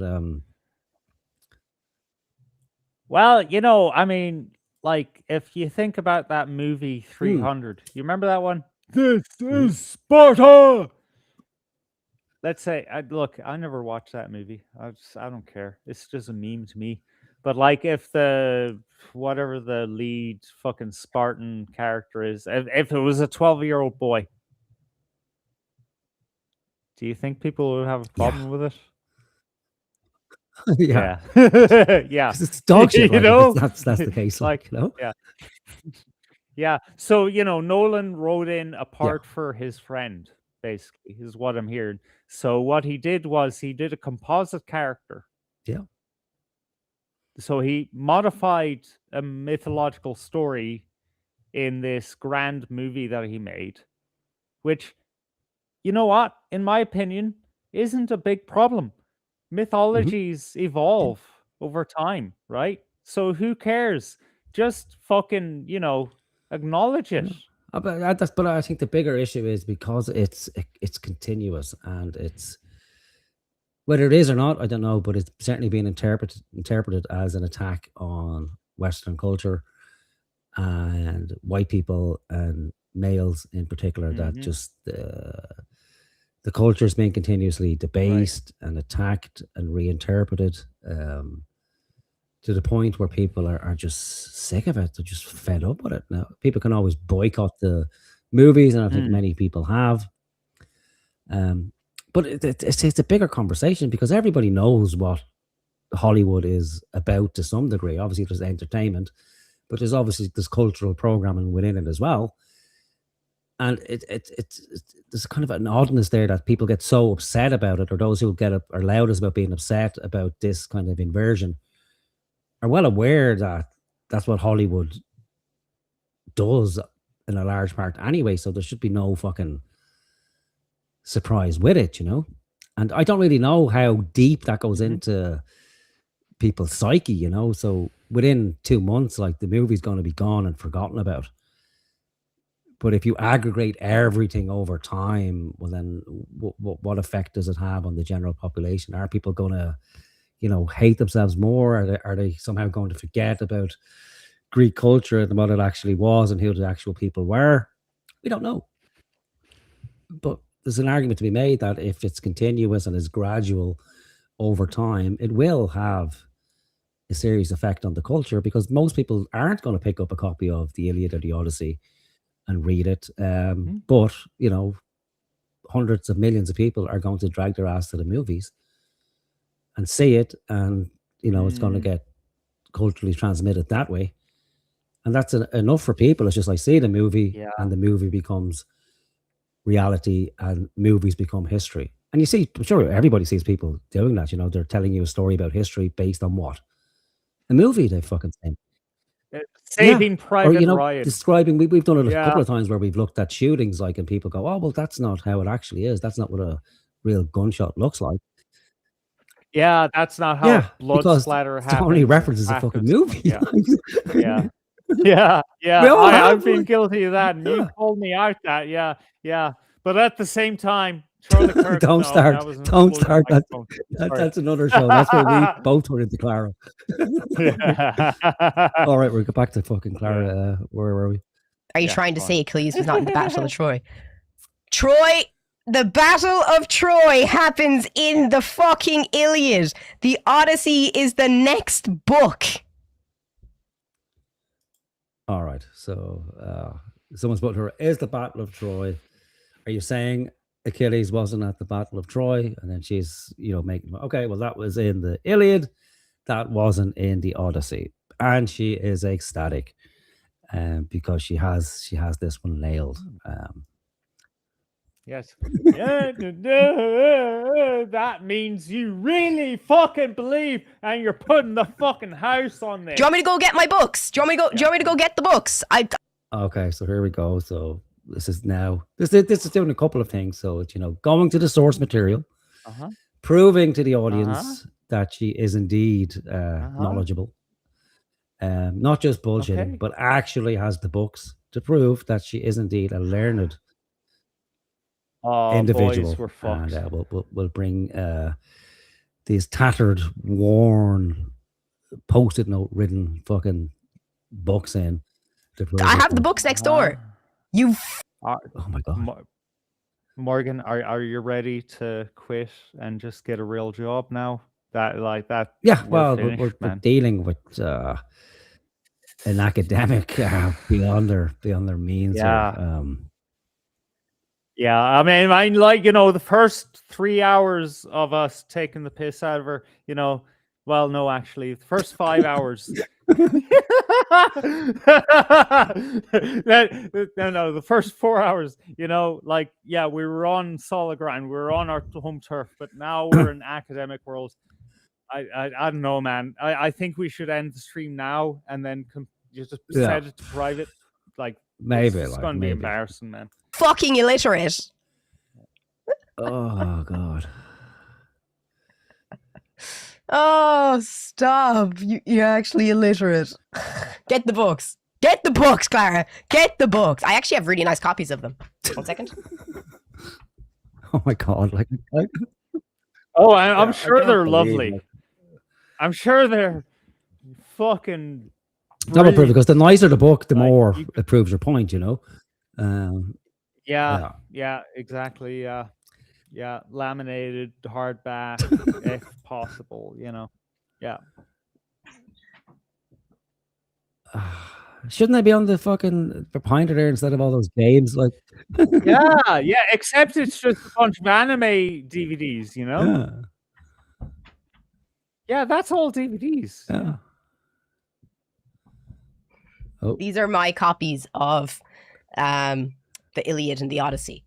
So that's the Iliad. Look at that. Look at it's fucking pristine. I'm surprised the fucking plastic wrap isn't still on it, to be honest. It's never been opened. Look at that. Does that not look like that? Maybe I'm gonna be honest here. I think she has read them, right? Probably like fucking 7, 8 years ago or something like that. But she's read them, so she's read them, and that's all it proves to me, is that if you've read something, you've shown the ability to be able to decode symbols. Because I've read stuff and 2 days later I can't remember a fucking word of it. No careful reading of for me to actually absorb something. I have to probably spend a couple of months reading it and then going through chapter at a time, going back. And I don't do that very often unless it's something that I'm actually going to find practical and useful to my life, and I'm not in any way, shape or form an academic and, lazy cunt really when it comes to anything like that. It takes forever to do fucking anything. But just because someone states that they've read something, so fucking what? It doesn't prove anything beyond the fact that you've read it. That's true. Yeah, it doesn't mean that you've absorbed it, integrated. For example, right, to transfer this onto another discipline, right? When I was learning Python, computer programming language, beautiful language, by the way, for weeks in a row, right, every night I would dream about whatever exercise or program I was building or something. I was figuring out in my dreams how this is going to go together with this. And of course, it didn't make perfect sense of like exactly how things go together, but it was my brain figuring it out, right? And that's how I was piecing things together. And you know, I've had similar experiences where, you know, something took over my whole consciousness, right? But that's depth versus tasting things here and there. You know, a friend of ours, Owen, you know him from our Discord chat, and he has been on the show at least once.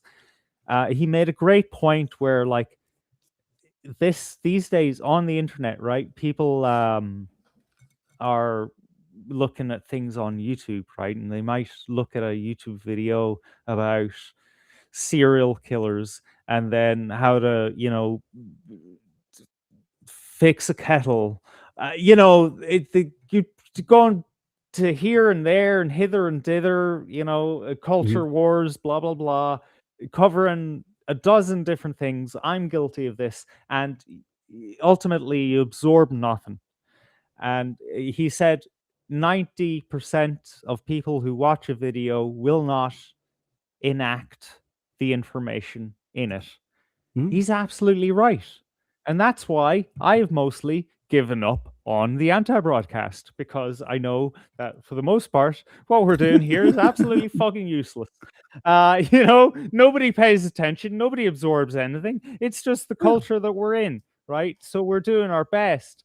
But what we can't do is just skim through a book and say, yeah, I know all about that. It's kind of like if I finally, after 7 months, finished reading The Cossacks, that I would be able to say, oh yeah, I know everything about the steppe culture in Russia. No, I just read some story, some dude written hundreds of years ago. But again, you know, again, to be generous, or like, look, I can understand like that. You know, if you're having a back and forth with someone in the chat, and you know on a certain point that they're clearly wrong, at some stage you might very well snap and go, "Oh, for fuck's sake! Like, what will it take to prove to you that you're fucking wrong?" Like, you know, that I know. And so you go, "Okay, well, you know, right? Fuck you. Okay, I'm going to get the book. I'll bring it to you here, or I'll get the source material." You see it in any debate, you know, like, you know, it's a meme, isn't it? Like, where's your sources, you know? And so then you present somebody with the source, and then it's like, there it is, you know, it's a proper appeal to authority because it is written by an authority. But her appeal to authority here is the book itself, right? And herself. So, like, she's appealing to her own authority, which is, I have read this book, therefore I am the authority on it. So now she's going to show us where it is in this book that proves her point. But I've never seen somebody do this. I've never seen somebody just, you know, get so animated and so upset and then run off screen to grab the source material, bring it back on a live stream, and then to prove the point further. Like, if I could see myself and you at some stage getting so annoyed with somebody that it's going to be, oh, like, just shut the fuck up, right? I'll prove it to you once and for fucking all. Like, let me get the book, let me show you the part. There it is. If you don't accept it, fuck off, get off the stream, go away. We're done. But not when someone says, you know, is this not the case? But then you go, well, if you're certain, you go, well, no, that's not actually the case, because in this particular section, I don't know it now, but just let me Google it and I'll show you. Or to say, well, fuck, I'm not actually sure. Like, let me check it, you know, or ignore it altogether. But not to run off screen, grab a fucking book, bring it back, and then, you know, to shut the person down completely. So we'll carry on with it. They're beautiful books that don't look well read. That's okay. Not every book has to be fucking well read and have post-it notes hanging all over. Yeah, like, you don't need to flip the pages a million times. But if you're going to present yourself as an authority, well, then, you know, you have to actually be an authority on it, or be so good at bullshitting that, you know, a couple of retards like us couldn't fucking spot it in 10 seconds. Like the Odyssey. There's no even dust on the fucking thing. Like, she just got them in fucking Eason's the other day or something like that. Well, yeah, it's in the news, right? Actually, Actually, have the sales of these books gone up? Oh yeah, I'm That's sure a good fucking question. have but look, I any book I've had, like, it doesn't. Maybe she's got to clean her fucking house to me or something. But like after 2 days of even reading it, like, and we saw her, like, she has to put fucking sanitizer on her hands to keep them clean anyway. So if you're opening that book and thumbing through it, there's going to be, like, a thumbprint on the spine or something, or the pages, something. But this thing is pristine. Where does the Odyssey start?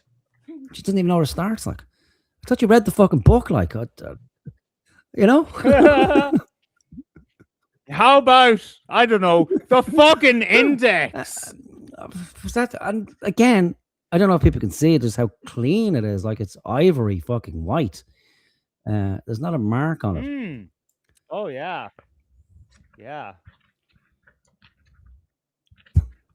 Where it starts in Ithaca. Now, remember here, the point she's trying to prove is that Achilles died at Troy. Talking about Okay, so if you so if you know the story, then you know which part. Yeah, of the and this is story what we she's go doing. to. This is her source material, so she's going to prove to us that, Okay. as per the Odyssey or the Iliad, in fact, that Achilles died at the Battle of Troy. About Odysseus, Laertes, and Clara.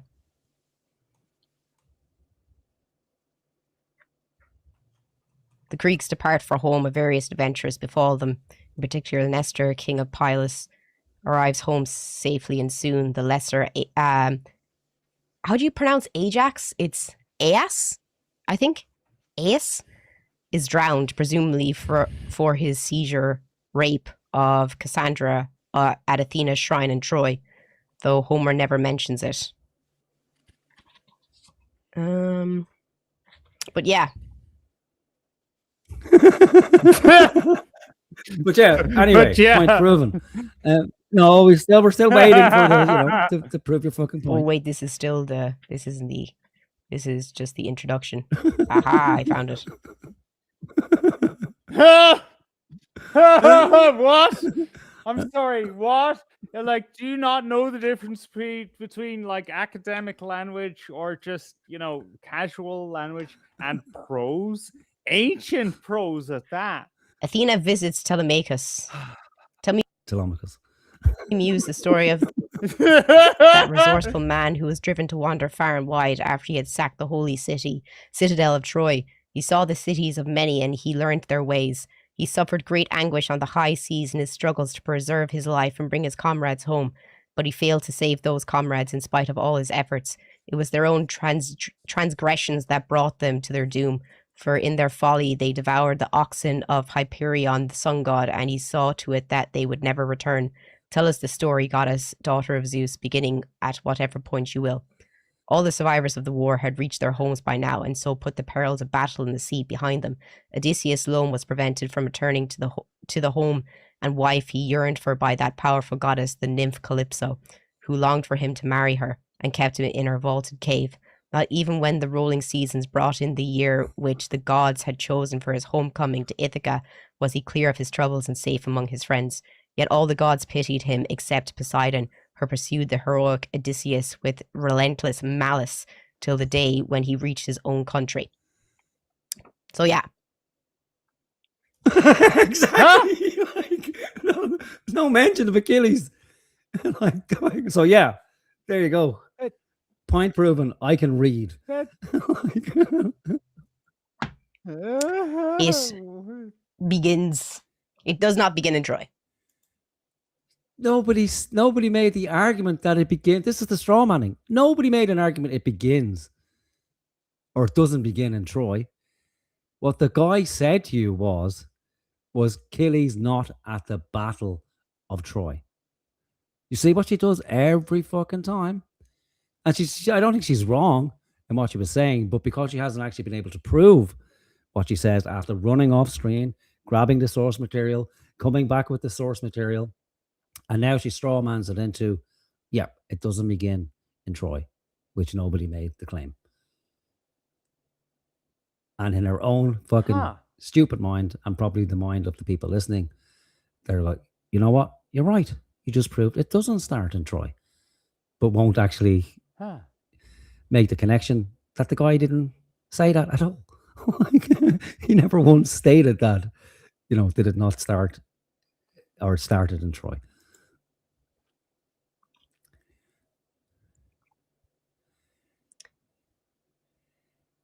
Twitch is pretty cool. Thanks for joining us on Twitch. If you're watching on YouTube or TikTok,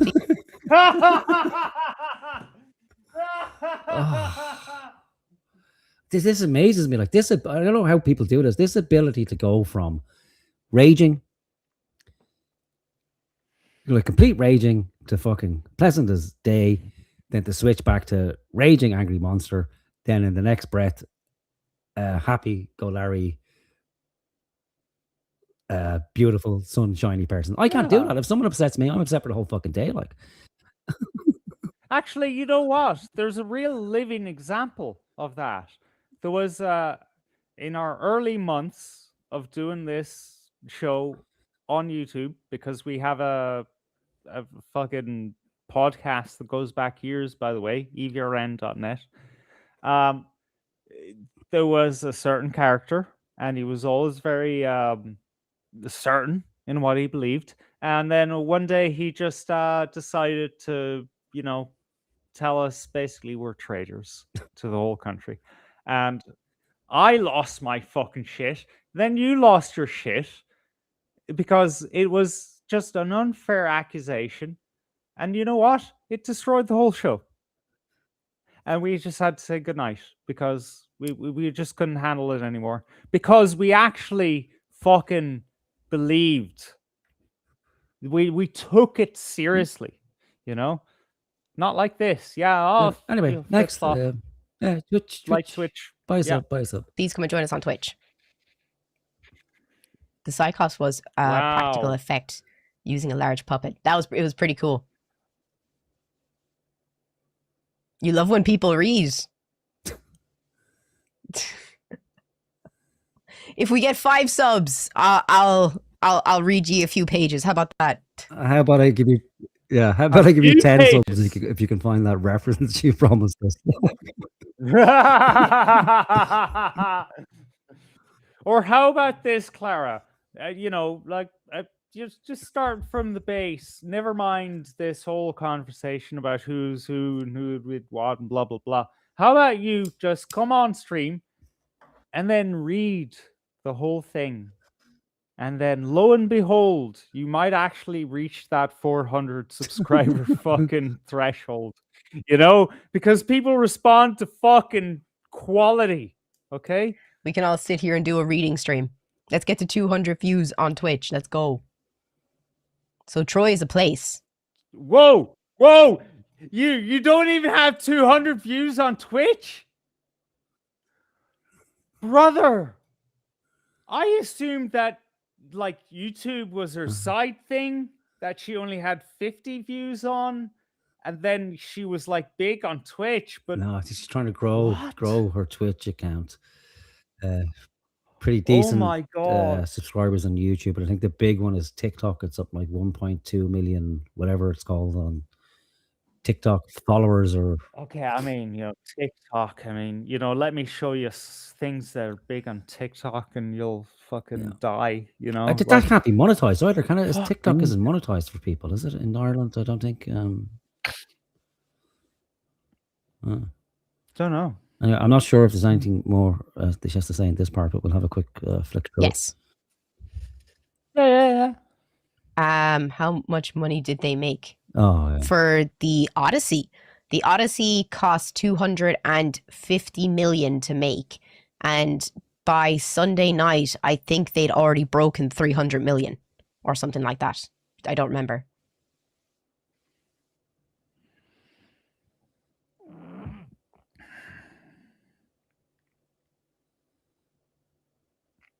And if we get 10 subs on TikTok, if we get 10 subs, I'd be delighted. Doesn't the Odyssey start 10 years after Troy?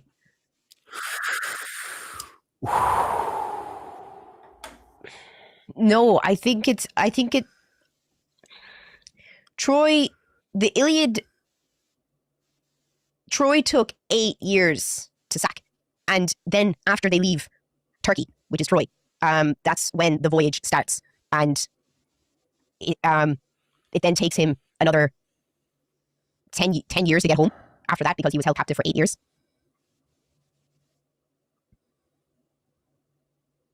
The Odyssey hasn't made money yet. It's like it will make money, but the initial cost of the film was extreme. I just told you how much the film cost. It was 250 million. Jesus Christ, like straight at it again, like.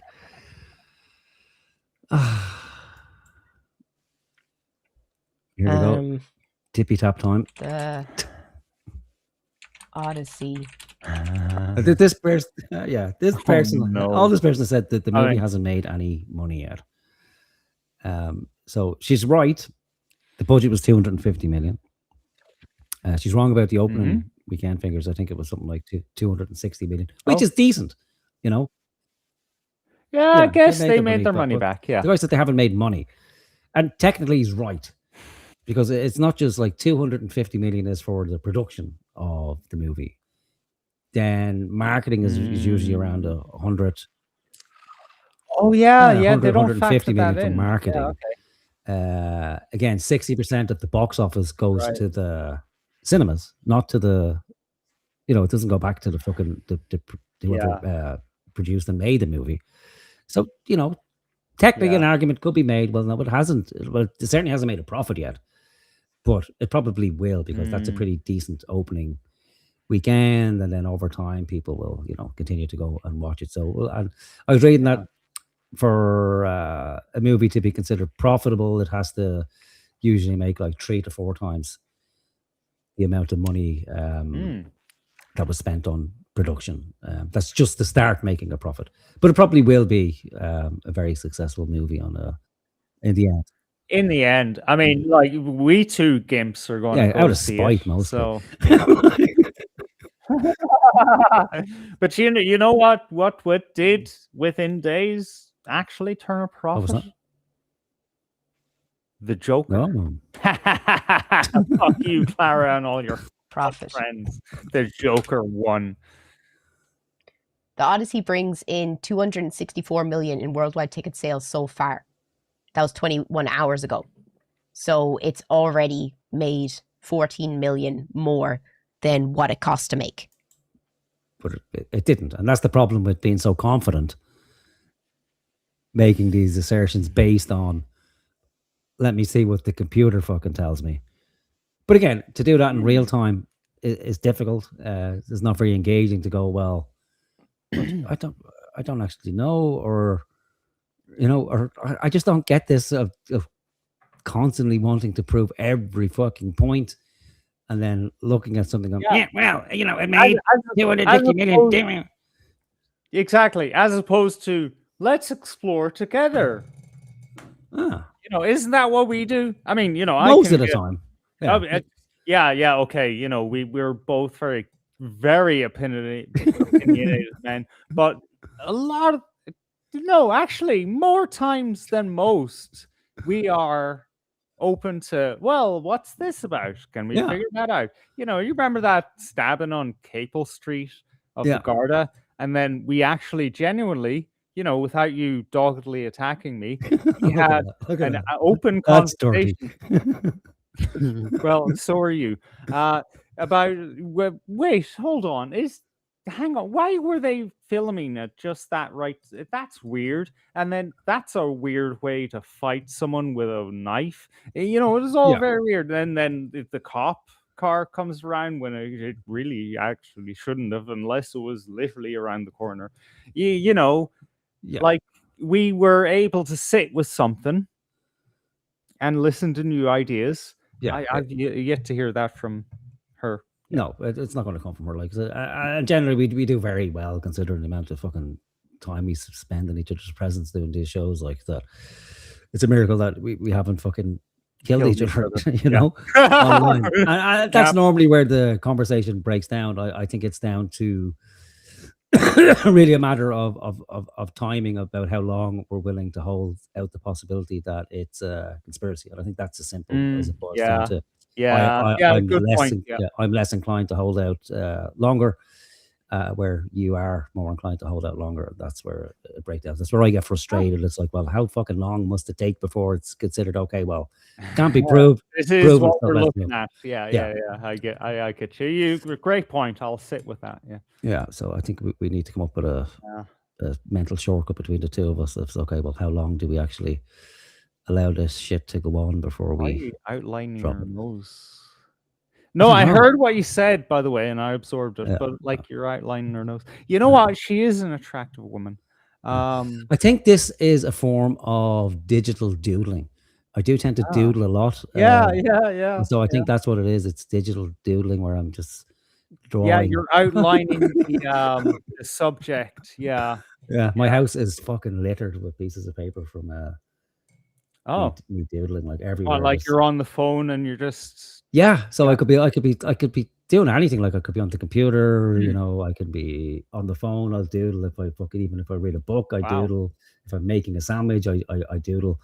And my wife actually loves it because she comes down sometimes in the morning and she'll find a load of doodles. And I'm okay at drawing, like, so she finds them hilarious. Like, yeah, it's mental, like, because the psychologists have a field day because the shit I do.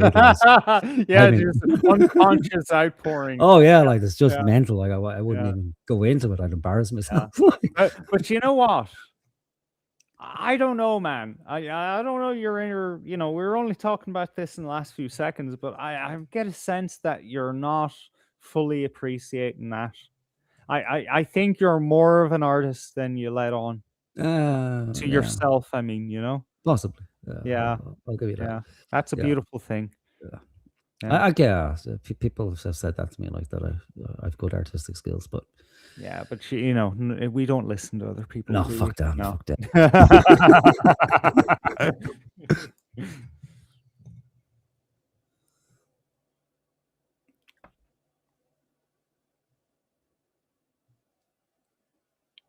So yeah, Nolan's going to take a few years off, but there are rumors he may try to do an Achilles-based movie next. Please no, please no. No, please stop. No, please stop. No. I would like if he did a movie on Hercules. I love how you sped that laugh up. It's just I just wish I had this ability in life with people.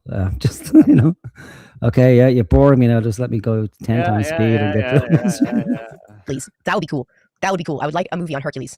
No one's done a big box office movie on Hercules since Disney, but that would be cool. That's terrible for opening weekend. 264 million is terrible for the opening weekend. That's the biggest box office success that Christopher Nolan has ever gotten. Oppenheimer didn't make that on opening weekend. You just really don't want to understand that this movie has been such a success. It has scored higher than Return of the King on Rotten Tomatoes. Sorry, the what? Some other movie scored higher. What's that? I don't fucking know what Return is that zombie movie thing that The Rock was in? No idea. I have no idea. Oh, yeah. No, that's Return of the Zombie, like fucking 30 years ago. Yeah. And again, that's fine. Like maybe that's fucking true. It's made more money than any other movie on its opening weekend. I don't know how that stacks up budget versus money made. Like there might be some movie that, you know, had a budget of 10 million and it made 60 million on its opening weekend. So that would, you know, I don't know what the equivalence is there with this movie and that. But it has done, you know, well by that standard. But then to go to the like, well, it's got higher ratings on Rotten Tomatoes, which is like the critic fucking score than some other movie. So what? That's a subjective fucking metric. It doesn't prove that it's a great movie. It just proves that, you know, certain people like it, and those people, you know, may well not have a truly independent view of the movie. And there seems to be always a massive disparity with what the critics like versus what the general audience likes. Oh yeah, all the fucking time. Yeah, especially if it involves, you know, characters that weren't originally black or trans characters. Definitely, you know, you're finding a huge disparity. Again, everyone brings their own motivation to these kind of fucking hot topic movies.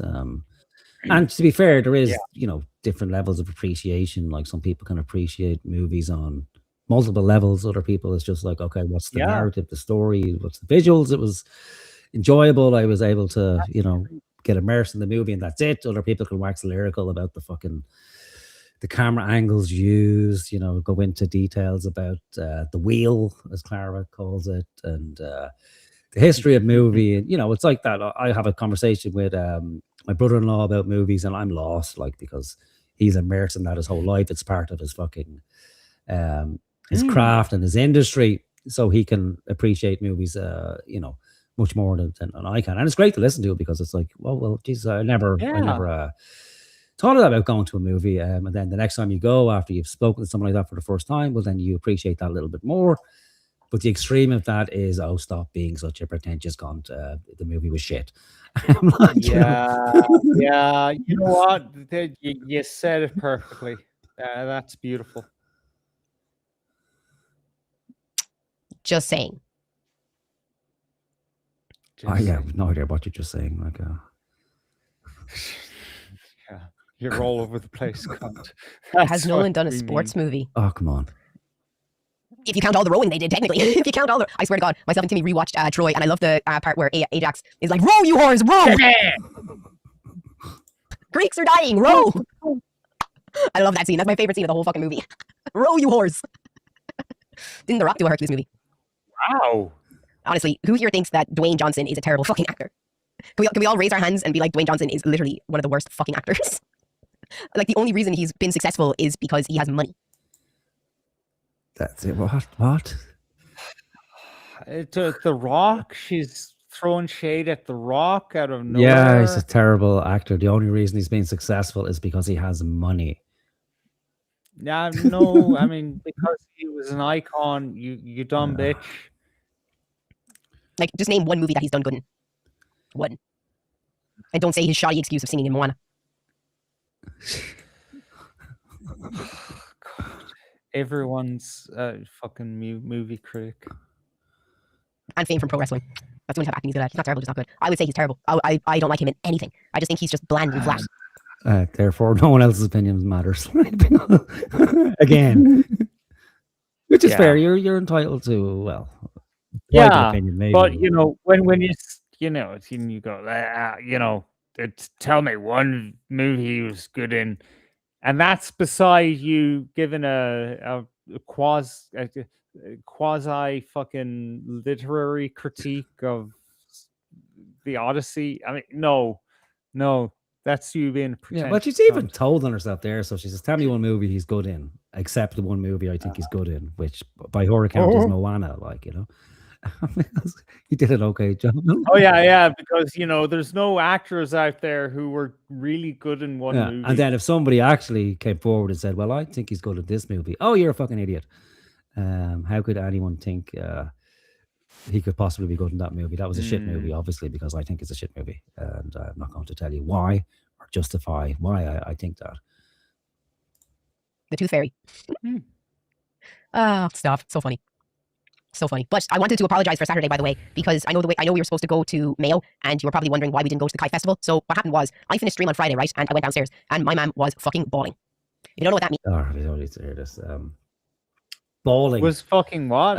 Yeah, bawling, crying, like, you bawling. Know, I don't know if it's a slang term.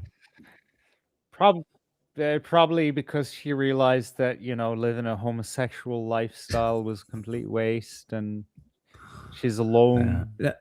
No, like, sorry, no, I'll tell you what it is. Like, I cut it out because there's just there's too much shit in this. I think it was a 4-hour video or something like that. But anyway, so since she's openly talking about her mother anyway, but it's nothing terribly exciting. So her mother was running some sort of camp, like a summer camp for kids or something like that, and she was advertising on Facebook. All right. And Facebook was taking money out of her account, something I think like $2,000 or something like that. But no ads were showing up on Facebook, so they were essentially taking her money and not actually doing the adverts. So her mother just her mother discovered that she's like got €2 left in her bank account or something, because Facebook just continued to take the adverts and nobody was taking up the spots on the summer camp because it hadn't actually been advertised and nobody knew it was fucking happening. And then her mother had a freak out.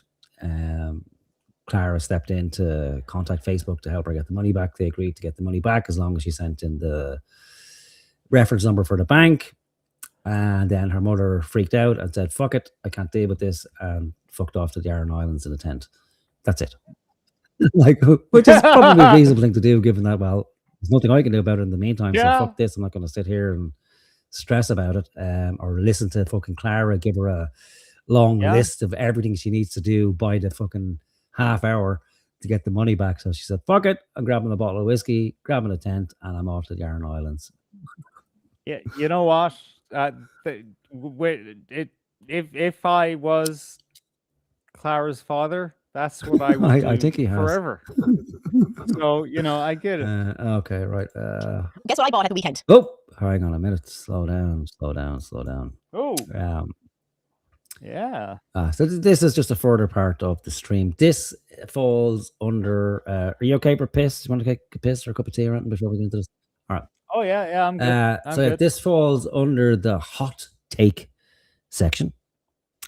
So she asked the audience, does anybody have any hot takes? So we get into a couple of different issues here. Let me think from memory. Yeah. I have a hot take. Both of her eyes look like vaginas. I'm sorry, you got the pink around, it kind of, if you turn them sideways, you know what I mean. The eye of mystery. Hypno snatch. I'm trying to think from memory if I can think what the fuck it is that the hot takes are. I think there's one. Right. I think it's around drug abuse, so we'll get to that. But I can't really remember. We'll just play it anyway. See what transpires. Oh. Warhammer. Oh, that fucking poser. I just know straight out she's a fucking poser. I don't know. I think I've seen Warhammer. I think I don't know what it is exactly, but I think I remember seeing Addy post about it at some stage where he was going to some workshop or something to paint figures. Is that part of the Warhammer scene? Yeah. Yeah. That's basically like the cultural core of Warhammer, right? You make your own shit. But, it's a universe, right? It has rules, it has stats, all this stuff. It has lore, it has a history. It's a whole fucking universe, right? So, nobody is interested in fucking Temu dresses, fucking the Iliad, and then Warhammer 40k while fucking streaming 5 days of the week or whatever the fuck she does. Like, I'm sorry, she's a poser. Like, she's gonna have to prove to me that she's a Warhammer 40k fan. Oh yeah, baby. Oh yeah. Oh yeah. Okay. It's fucking time. And so it began. Yeah, that's how I felt when I bought my first pack of condoms. It's time. Oh, it's already over. Shit. Yeah. Yeah, when I paid for them. So excited just by getting them in your hand. Can't wait. I hope it's good. Okay. This is my first Warhammer. I'm nervous. Oh. Okay. Okay. Oh my god. If you know, same kind of condition as the previous books we've seen. I'm guessing someone got a delivery of Amazon over the weekend. Oh yeah, you know what? Okay, you know what? Let's take a step back because we moved past the Odyssey, right? So I asked Claude, have sales figures of the Odyssey and adjacent poems on paperback/hardback seen an increase in the lead up to the Odyssey movie released? Yes, M dash. And the numbers are pretty striking. Christopher Nolan's The Odyssey released July 17th, and Homer's original poem has seen a sales surge both in the lead up and even more sharply since release. Lead up to release, let me just get... Okay, so growing by 42%. I mean, to be fair, that's 42% on almost zero. Since the film opened, year to date, print unit sales across all editions are now up 76%, according to Circana book scan. In the UK specifically, I don't know. I'm not in the UK. What the fuck are you talking about, you piece of shit? Nielsen data shows sales jumped up 70%. Okay, so I just wanted to, it printed off like another page of shit. But what I'm trying to say here is that there's a certain cohort out there who said, "Oh shit, I need to catch up on my classics so that I can, say, oh, I know the Greek tales, And I Possibly. think she might be one of them. Yep, and it makes sense, and it's a it's a good consequence of the movie being released that people are engaging with the books. Whether they'll actually engage with them or not, I don't know. Yeah. I think a lot of people will see a movie like that, think, oh, well, I better get the book. Pick up the book and go, ugh. All right, yeah, Yeah, but you know what? They won't get rid of them out of guilt for at least a few decades. Oh, they'll keep them there. so Like, it's they'll be impressive, like, around to see that on a library shelf. Yeah, but you know what? Someone's going to pick up those books. It's better that there are more of books in the world. So that's it. So than that's what I'm less saying. books. It's a good thing that it happened because the sales will increase. Absolutely, People yeah. will read them and engage with them. Maybe not fully, but even if 10% of the people do, well, that's great. Yeah, and it's better than what do you call that one? All the women were into Twilight. No, the infinitely worse one where the man kidnaps the woman and Oh, S&M's 50 her Shades of into Grey. submission. Yeah, that's the one. Yeah, fuck me. I was distraught when I found that Oh book on my dear. mother's bookshelf. Oh dear. Right, there'll be no more mother talk tonight. I will not have you turn into Clara. Yeah. Okay. God. Get your mother to do a book review for the show.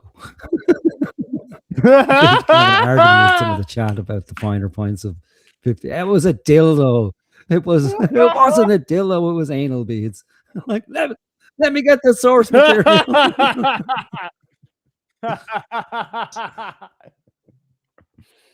What the fuck? There's 54 books in the Horus Heresy. The what now, huh? There's 54 books in the Horrors Heresy. It must be a series, is it? Like, so she's excited now that there's 54 books. So she bought the 54th book. Maybe it's just the first book. I don't fucking know. Like, but now she's going to have to get the whole series because, she's an obsessive compulsive. So right, yeah. And that's a better status symbol, isn't it? If you have all the books. Yeah. So then down the stream and behind you when you're streaming, yeah. Yeah, and then when instead of those DVDs. Yeah, and then when someone brings up her counterpoint about Warhammer, she can run to the next room. I have the whole fucking series of books. How dare you? How dare you? Do you have the whole series of books? Do you have one book? Do you have two books? How many books do you have? Put it in the chat. I'd love to have this conversation online. Come on and tell me how many books you have. You only have 4 books. I have the entire series, therefore I win the argument. Yeah, you've just encapsulated book talk. If right. you don't know what that word means, or the hashtag means, be glad you don't. Think TikTok, but it's book talk. Like everyone on TikTok is interested in the books, and everyone's reading books on the subway, and they have books on the shelves, and it's a whole thing. And it's like yoga years ago when the yoga mats, is it like Yeah, and then like most of the people didn't actually do yoga; they were just using it as a lifestyle thing. Yeah, gym gear as well, isn't it? Like, remember that wasn't the thing. The only people who used to wear gym gear was people going to the gym, and then all the women start wearing gym gear. So it looks like they're going to the gym, but they're not. They're just wearing gym gear. But it's another great status symbol, isn't it? It's like, Yeah. look at my books. Yeah. There's 54 books. Okay. Horus Rising, False Gods, Galaxy in Flames, The Flight of the Eisenstein, Fulgrim, Descent of Angels, Legion, Battle for the Abyss, Mechanicum, Tales of Heresy, Fallen Angels, A Thousand Suns, Nemesis, The First Heretic. What? Huh? It's just she's reading out the list of the books. Yeah, I don't know fucking why. Oh God. Prospero Burns, Age of Darkness, The Outcast Dead, Deliverance, Lost, No Fear, The Primarchs, Fear to Tread, Shadows of Petri, Angel Exterminatus, Betrayer, Mark of Calf, Vulcan Lives, The Unremembered Empire, Scars, Vengeful Spirit, Damnation of Pythos, Legacies of Betrayal, Deathfire, War Without End, this really feels like Without End, Pharos, Eye of Terra, The Path of Heaven, The Silent War, Angels of Caliban, Praetorian of Dorne, Corax, The Master of Mankind, Garrow, Shattered Legions, The Crimson King, Talarn, Runestorm, Old Earth, The Burden of Loyalty, Wolfsbane, Horn of Flame, Slaves of Darkness, Heralds of the Siege, Titan Death, The Buried Dagger. Oh my god. Oh my god. That's a lot of books, man. That's a lot of books. Fucking hell. Yeah. Big Well done. number. Big number. Can I share a bit of geekdom? Right. Okay. Like I'm not into Warhammer 40k. I just know people who are, and so that gives me a little knowledge about what how deep it is, right? So, for example, right, I've always wanted to play the Final Fantasy games. You've heard of Final Fantasy games, like Final Fantasy 7, I think, is the biggest one, right? Yeah, I played one of them years ago. Right. Again, finally out of curiosity, because it broke me. Like I was always saying, yeah, it's like, not the type of game I play. I was like, so it's kind of like, oh yeah, I must get around to playing it at some time. Anyway, sorry. Okay, all right. Well, for me, it's a little more serious than that, because this is a universe that is, appreciated by so many people over so many decades, right? I will not ever play a Final Fantasy game. Do you want to know why? Sure. Because I don't have the hardware capable to play the first Final Fantasy game. Like it what is it, like on fucking PlayStation 1 or something? All right, okay. Like, so that's impossible for me. So I'm not going to go there, because I want to actually enter it as it was intended to be entered. Much like a woman, huh? Oh my God. I demand a virgin. Much like I spent hours playing the original Legend of Zelda game. That is, oh my God, it's a pain in the fucking dick. It's just made to frustrate the fuck out of you, right?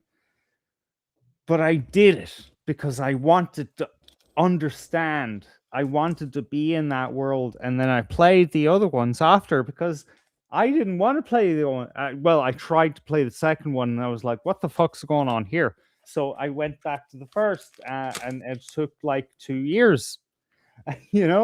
Like, this isn't what this bitch is doing. This bitch is wandering upon. Oh, I'll pick up this random Warhammer book, and there's 57 books. Oh. No, I'm sorry. No, you're not a geek. You're not a nerd. No. Yeah. You do not pass. It does just seem like it's kind of in-group signal, doesn't it? Like, yeah, again, that's a cosplay. I can just put on the garments of Christianity, and I'm a Christian. Put on the flash a Warhammer book, and I'm part of that subculture. That's the impression I'm getting. I don't know. Like, she could genuinely, but we've heard. No, I won't say it because no, I don't know. Anyway. Ooh. I have to get through that one first. I'm going to be here for years reading those motherfuckers. Did I freeze? Did my stream freeze? What, is she on fucking meth here? I would sped it up again. Sorry. Am I in freeze?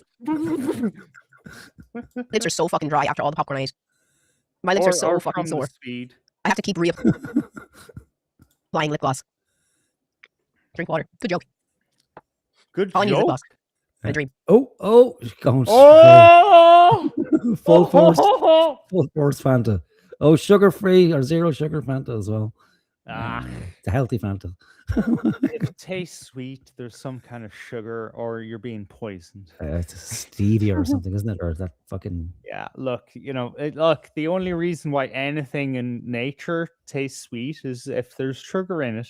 And if there isn't sugar in it, you're dying. Okay?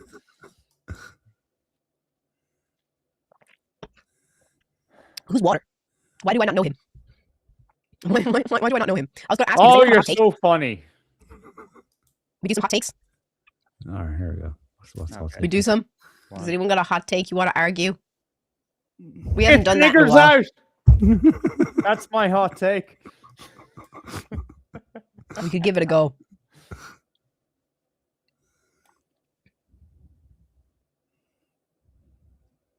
Talk about the Spanish victory. Oh. You mean how football conquered all in the end? The battle over good and evil? We obviously know that Argentina is evil. What are we arguing? Oh, if anyone has a comment. Books are better than movies. The Lord of the Rings movies are better than books.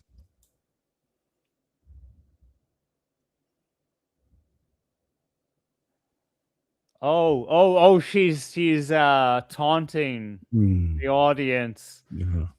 Yeah. But, the problem is, the base IQ of your viewership isn't high enough to actually read Tolkien. So,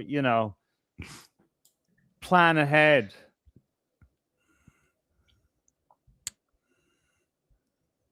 They are.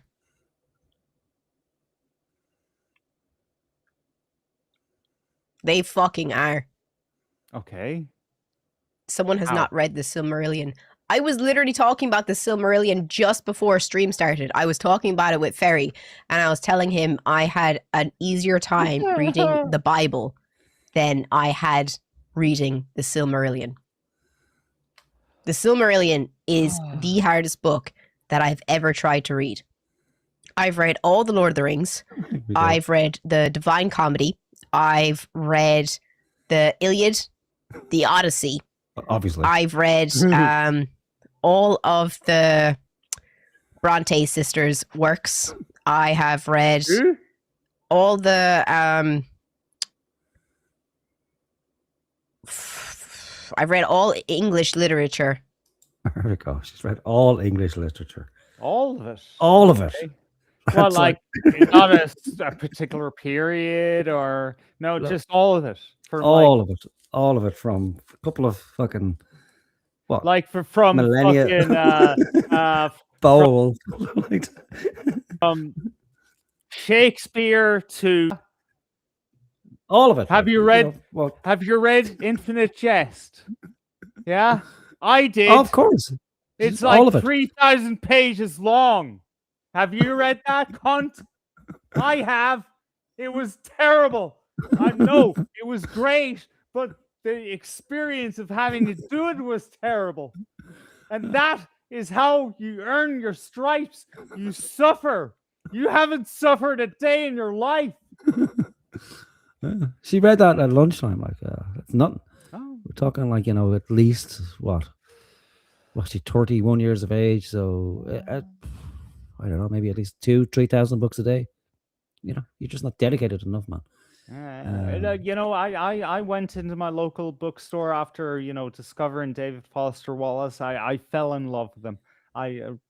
And what really fucking nailed it for me is the fact that I think about a month after 9/11 he hung himself. Right. Like while in the middle of writing the sequel to Infinite Jest, and I just fell in love. Like the way to this day, you listen to him talk about where society is going and you realize, holy shit, that's where we are right now. So, and that was me fucking 10 years ago. I went to the local bookstore and I said, here, do you have Infinite Jest? And they're like, what the fuck are you doing with your life? Yeah, we're cutting you off. Yeah. And I still believe that the hardest read of all time is the Silmarillion.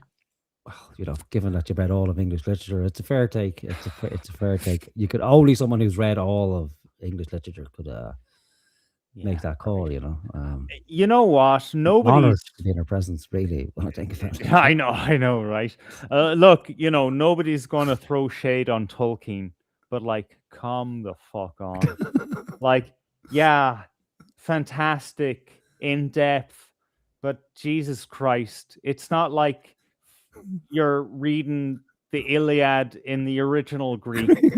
Come on. It is. But you'd say, well, how many books have you read? I read all of English. Have you read all of English literature? Have you read half of English literature? Have you read one of English? Have you read two? How many have you read? I read more. I win. It's so hard. I'd rather read the Bible. Here, look. Here Is in the the Bible chat. a tricky book to read? Is it? I mean, you know, if you actually want to, like, come on, it depends on what level you read it on. Like, there's a lot going on there, a lot of intertextuality going on, a lot of metaphor. Like, you know, it's basically like how much meaning you want to read into it is there. I mean, if you want to read about how God smited a town full of homosexuals, then you know that's the level you read it on. You know, we are focusing hard on the homosexuals tonight. Like, that's two references to the homos now. But here, look in the chat here. Mark, what's that? Ooh. Oh, okay. She's showing signs of age there. Okay. She looks like. Do you know what that reminds me of? Do you remember that TV show Monkey Magic? Vaguely. Yeah, that she reminds me of Monkey. The main character from Monkey Magic. Oh, okay. Oh, sorry. Anyway, Mark in chat said the Silmarillion. Sorry, I don't know Tolkien. Silmarillion is class skill issue, is what he says. As in, you know, she just doesn't have she doesn't have the literary understanding to be able to tackle Tolkien on a first read. I mean, come on, he's not Shakespeare. He's not like, he's amazing, but he's not like, okay, point, right? He made a point to say, I'm not into allegory, right? So everything that you read in Tolkien, you have to take on face value. There's no fucking deeper context to what he's saying, right? Maybe, you know, if you want to rank it by like how complex the world is that's being described, then, you know, fucking what are those books based on the TV show? What do you call it? That was full of the gay sex and stuff. The Game of Thrones, right?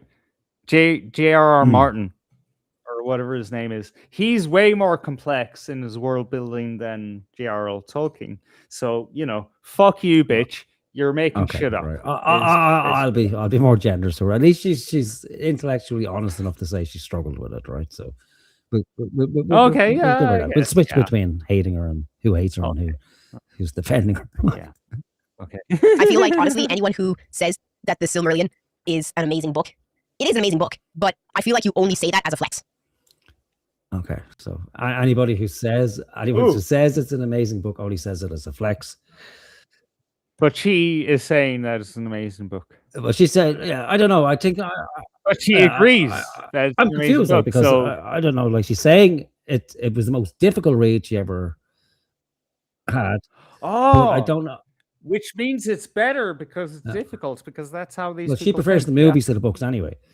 But it's kind of it's a bit hypocritical to say that anybody who says they think it's brilliant or enjoy it, they're only flexing because she's read it and didn't enjoy it, therefore can't comprehend how anybody could have a different opinion to herself, says the lady who was just flexing by showing us a Warhammer book then letting us know her literary history with reading all of the Bronte sisters, Dante's Inferno, and all of English literature. But that's not a flex. That's the biggest flex I've ever heard in my fucking life. So I've read all of English literature. and by the way, Mark in the chat says she can consider herself flexed on. I don't know if there's a sexual subtext to that maybe, or not, but I'm going to imagine. Sounds like hate speech to me, no matter. Anyway.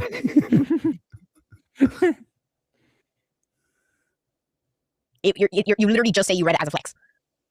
It's too much.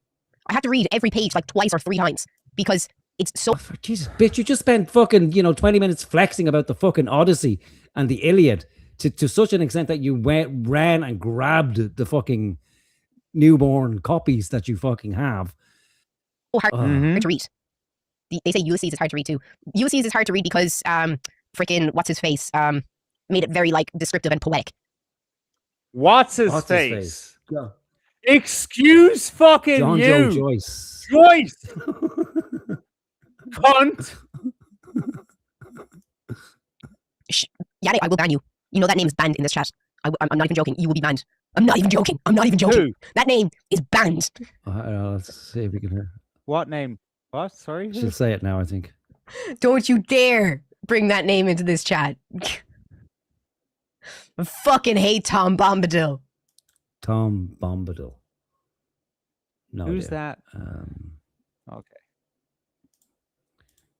Fucking idiot. I hate him. Oh man. Hi from Russia. Привет. But no. I still stand. Speaks Russian as well. You know how to say hi in Russian. Fuck you, polymath. Like you just insulted Russia a few weeks ago. Go fuck yourself. That the Lord of the Rings movies are better than the books, but I'll flip it and say that the Hobbit book is better than the movies. We can all agree. And we can all agree. Wow. That's amazing, isn't it? Like, God help anyone in this person's actual fucking life. It's like, I think we can all agree. Any objections? No. Any objections? Yes. Well, it's clear we can all agree. End of story. We can also agree that the Rings of Power, everyone who made that should be hung at dawn. That's fair and reasonable, isn't it?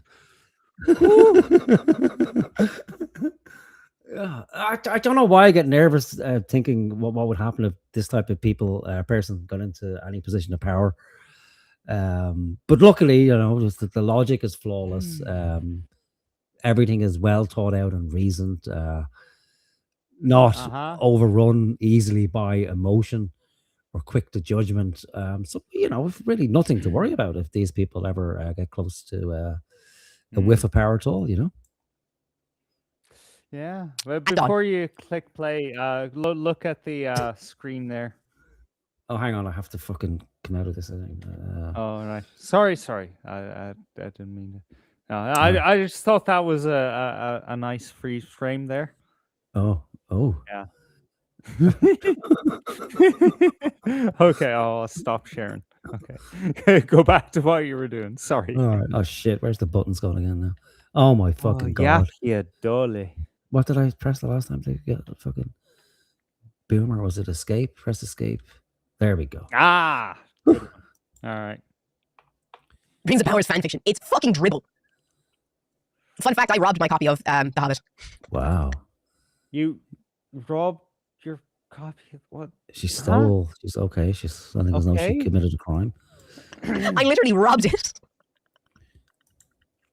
Okay. Oh, stop. So I actually forgot this happened. So when I was in school, I would be outside. I think it was outside my maths class when I was like in Leaving Cert, and there was all these lockers outside the classrooms. So what we used to do was we'd go through people's lockers. What? Because if you didn't have a... You fucking what, bitch?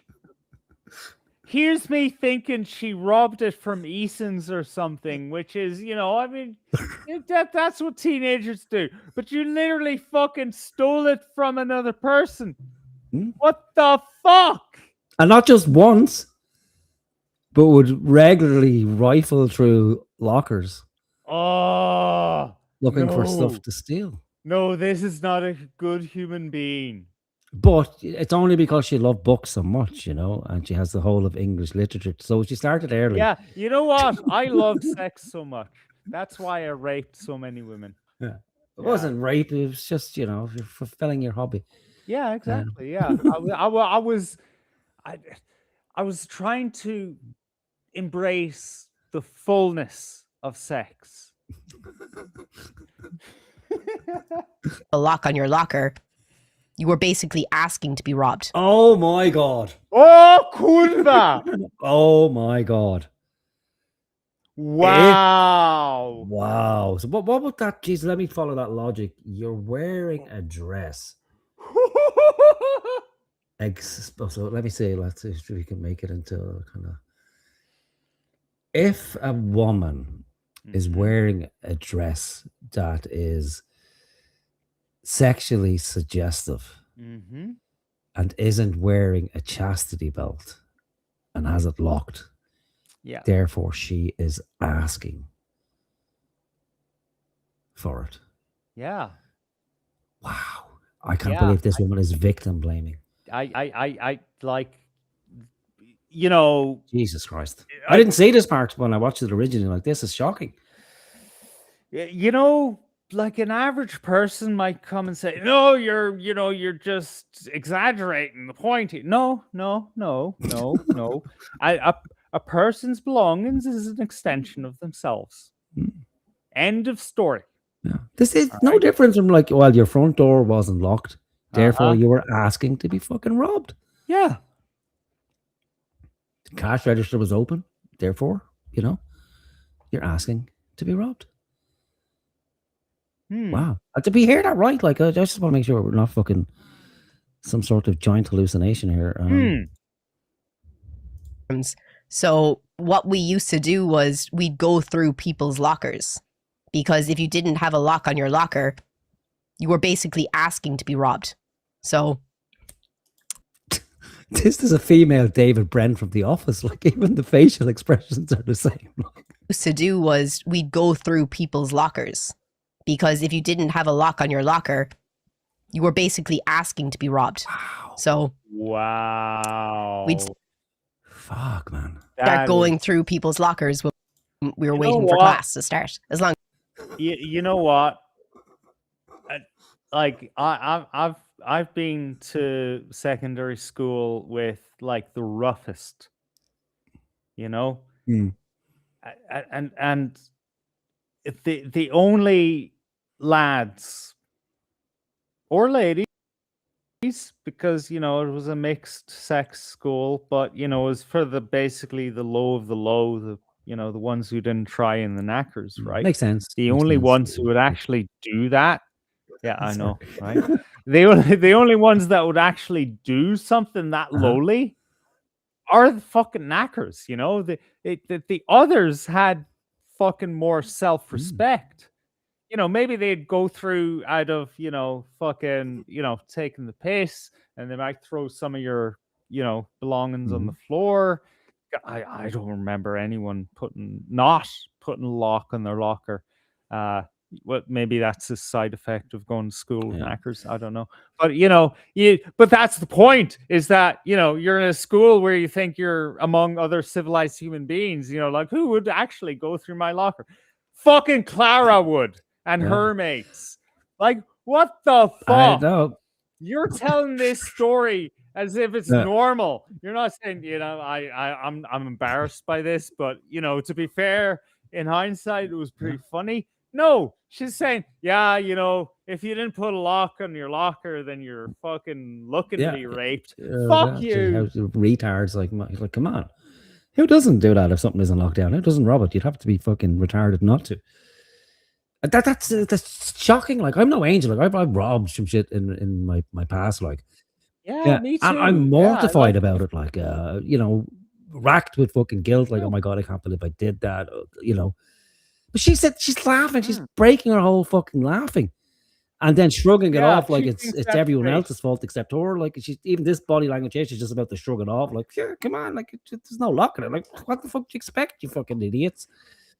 Yeah, she, drank too much and took some pills. She was just lying there with her legs open. What was I supposed to do? And how do we think she'd react if someone stole her copy of the Iliad or anything from her? I imagine there would be fucking hell today. Oh yeah. As the teacher didn't see you, what the fuck are they gonna do? So wow. Oh, kurwa. Some sort of protection racket, some sort of fucking book mafia, like, as long as the teachers don't say, yeah, what the fuck are they gonna do? Like, me and the girls, we'll slit their throats if they dare say anything to us. Like, fuck, man. So I saw in this kid's locker that he had The Hobbit, and I was like, oh shit, cool. I haven't read this yet. So I robbed it from his locker.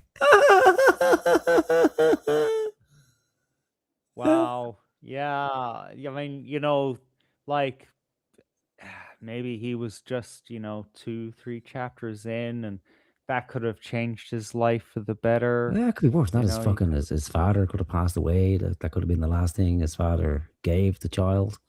Yeah, I didn't consider that. There's a lot Yeah. of sentimental value attached to certain things, Yeah, you don't know the sentimental value of something. Yeah, that infers that you have to first care.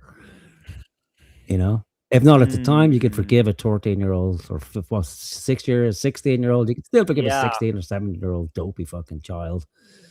But at 31, to be looking back at it and then laughing glee. hysterically with no proviso. Like I said, like she didn't say, oh, I was stupid, I shouldn't have done this, but it was still pretty fucking funny, right? I bet you she will. Yeah, like, if she gets hold of this, I bet you she'll come back around to fucking correcting that fucking error. Wow. Yeah. And then I remember someone coming up and being like, aren't they first year's lockers? And I was like, oh, well, so a first year is like 12, 13 years old. Oh my God, you're making it worse. Like, not on. Oh, she's trying to justify that, like, that person wouldn't be able to fully digest the depth of J.R.R. Tolkien. Yeah, well, I mean, at 12, what are they really other than a clump of cells? They're not real autonomous human beings at that age. Like, yeah, we want abortion rights up to 5 years old. And I was 16, 17 years old. I was like, I don't give a fuck. He should have had a fucking lock on his locker. She's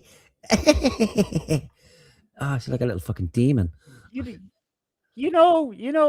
was, yeah, that's terrible. I mean, like, I really, when I finished my segment, that, what, no, I fucking ruined this for Morgan. He couldn't possibly bring this anywhere. Like, I just blew him out, like, she couldn't get any worse. When I was editing these segments for the show, I was having these moments where, like, actually, you know what, Clara, I love you, but not in I want to be with you, or I find you attractive, but more like a sentimental of like, oh, you're so cute, But now it's gone. It's all gone. Like, she's an evil fucking creature. Like, for some reason, like, because I think you're right about me, I just always look for the best in people. I looked over the fact that this creature went to the Gardaí and tried to destroy both of our lives over a joke. Yeah. I overlooked that. That's how strong that fucking wall of faith in human beings that this was, and now it's toppled over. Like, this is we need to bring back death camps for people like this. Okay. That's a fucking bit of a Bit of a pendulum swing right there. No, but seriously, you can't get any more evil than this. Other than, you know, coming back next week and telling a fucking anecdote about stealing candy from babies, and you know, it's hard to go any lower, you know. But yeah, stealing from fucking, you know, 12-year-olds only, you know, new to the school, like it's a terrifying experience if people control their mind back, going from primary school. Essentially, you're a child in the truest sense of the fucking term. You're 11, 12 years old, 13 at a stretch. You've gone from this very insulated environment of primary school, then you're thrown into this fucking secondary school. It's equivalent to people being thrown into prison, you know. You're in there with what are essentially adults, you know, like the 6-year guys that have fucking mustaches and beards. Yeah. The girls like this thing are essentially fully fledged women, you know, they can reproduce at that age. And you're looking at these creatures and it's like, my fucking God, like I daren't say anything to them. And then she's the, you know, typical fucking bully, essentially, going around robbing people's shit. And then if they dare object, she'd probably fucking punch him in the side of the head and then laughing about it. Yeah, and then go to the principal and get them suspended. Yeah. Yeah, absolutely. Yeah, it's disgusting, man. I remember reading a story, and you know, it may just be made up, but you know, something about it rings true, right? There was a guy who worked in like a gym or something. I forget the exact details, but it was a multi-story building where you would frequently have secondary school students come into it to, you know, do their physical education, right? And on the second floor, you had the cistern for the water that people wash themselves in and possibly even drink, because, you know, when you do PE for like an hour or something, you're thirsty and you'll drink from the tap, even if it tastes fucking weird, right? I've done it because, you know, that's thirsty work, right? Well, see, the female changing room was next to this cistern. And there was a gap in the wall at the very top. So this guy's job was to clean that cistern. Guess what he found in it? Tampons. Yeah. Oh, Lord. Yeah. Ugh. Women are fucking dirt birds, man. Like, we have no idea. We think of them as these fucking angels, and they put themselves across as angels and so much better than men. But no, they're fucking filthy, man. You go into any fucking women's toilets, Careful, you know, man. if that's a part of your job. There we go. Good recovery. Yeah. You know, it's hard to get scientific data on that because as a normal person, you can't. But if you are working in a hotel or something like that, you know what it's like in the female jacks. Even if you are a woman, you will come out and say, no, actually, women are fucking... Yeah. I had that view of women that I thought the female toilets would be pristine. But then I had to bring my years with my daughter, because I'm not bringing my fucking daughter into the men's jacks. Like, it's just it's not happening. So I would bring her into the ladies' toilets, and they were a fucking mess, like blood stains everywhere, splattered, like tampons hanging over the bin. And then some fucking lady could start, you know, giving me shit because I'm in the fucking bathroom with my daughter as well. It's like, well, you know, give me a fucking break, like, come on. She should have said that, like, anybody who snuck into a female toilet, that would have been better. Anyway, let's get on with fucking this woman. Like, sorry. No, I'm fucking shocked. Like, you could spend another hour on this, like, but fucking hell.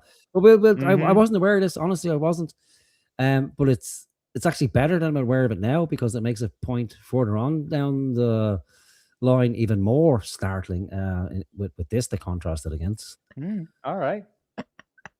So I took the book, and I was wanting to read it anyway, because the movie... She has got nits. She's been scratching for a good hour and a half now at this fucking stage. Like, it's that, or it's nervousness.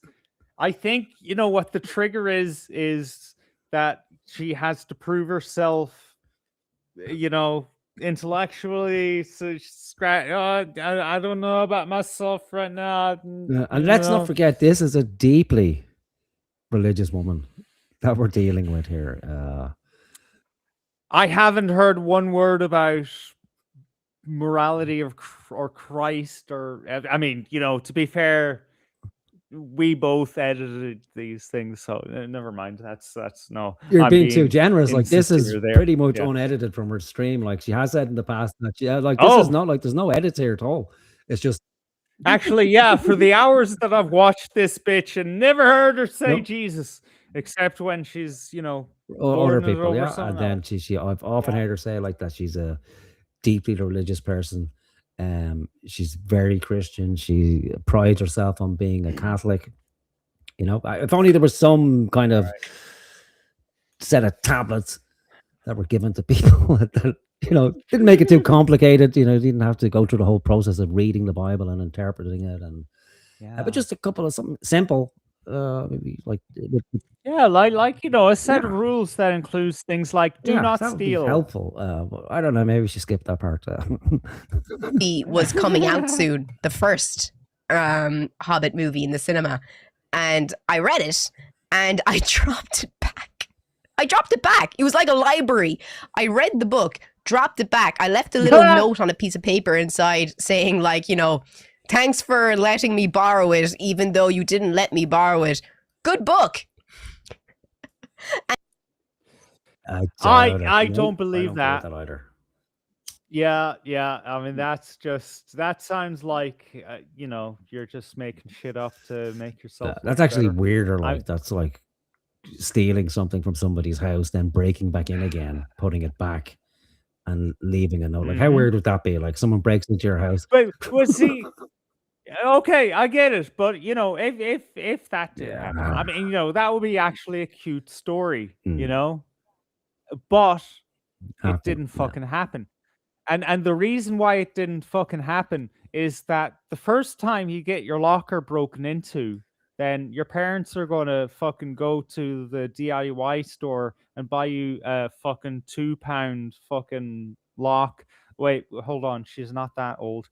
A €5 lock to fucking put on your I mean, wait, and even so, I mean, didn't all these lockers have locks on I don't them? know. Again, it doesn't make sense. Like, so they're constantly rifling through so these they're lockers. obviously going around with fucking, Focus. like literally breaking and entering with bolt cutters, And then after I saw the movie in the cinema, I hated the movie, and I left a note inside his locker again. I think it was a boy. I'm not sure. I don't know who owned the locker, but I left another note inside the locker saying the book was better. This sounds like harassment to me. Like, so she just couldn't leave the fucking kid alone. Yeah, that sounds like stalking, man. I mean, it didn't happen, but if it did happen, yeah, that's stalking behavior. Also, why are you assuming their gender? Is it because they were reading Tolkien? That sounds like internalized sexism. Maybe, or maybe it's more exciting when she actually knows the victim firsthand. Like, so she singled this guy out. Like, probably looked for the weakest guy possible, and then who knows? Like, fuck. Glad she finds it so funny. Like, it's kind of disturbing. Yeah. I have no idea. I swear to Jesus that happened. Oh, there's a mention of Jesus. The one time when she's fucking lying. Yeah. I have no idea to this day who the fucking owner of that locker was. All I know is that they were a first year, and they were outside my maths class, and they never got a lock. They knew that I was still coming into their locker, but they never got a lock for their locker. Oh, that's a fantasy.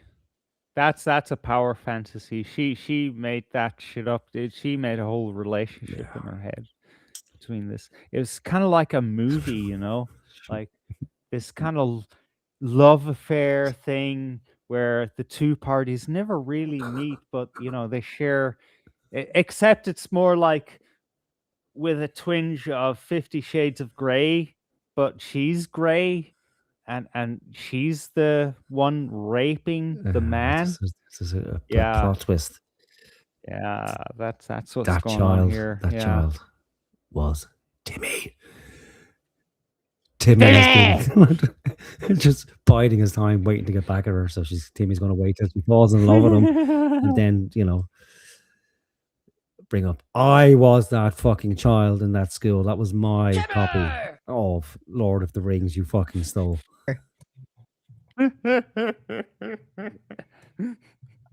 Now that's a movie. They could have got one, but they just never did. Even after their book was stolen. Maybe you should have, stole something else from him. She could have worn pants, even though she was raped before. And then I went back to where she lives, and I put a note there, and said thanks for that, but I only took a loan of it, and she still didn't get a lock on her door, and then I went back again. This fucking bitch. I swear to God. I never had a lock on my locker, but everyone knew where my locker was because it was pretty fucked. But no one ever robbed from me. But you weren't going to find anything in my locker anyway. I didn't have any books in it. Wow. What an admission. Wow. And then she takes a drink of the Fanta. The liar sip. I was never in the books, bitch. Big at the robbing, but not into books. No. I barely had a pen. I was the fucker who turned up to class and was just like, can I borrow a pen? And I have a random sheet of paper. And I would just write on the sheet of paper and then I'd stuff it into the bottom of my bag and that would be the end of that paper. Wait, hang on. I'm confused. Like,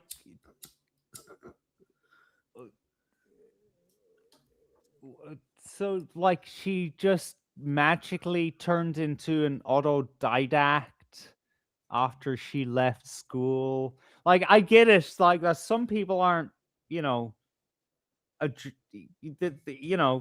all different. The way we absorb knowledge and the way we learn and stuff, right?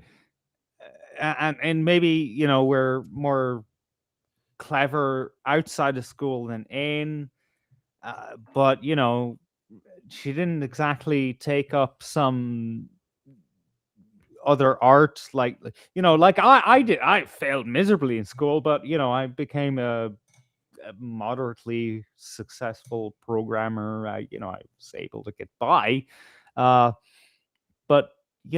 all she has is geekdom. Like what did she do? What was it? She was a hairdresser. I don't know what she did. Like she said, she went to university. Like so, that shows some level. How? She didn't even have a pen. You're assuming that she's being fucking truthful. It's just bullshitting. Like it's fucking. We don't know. She's trying to play both sides.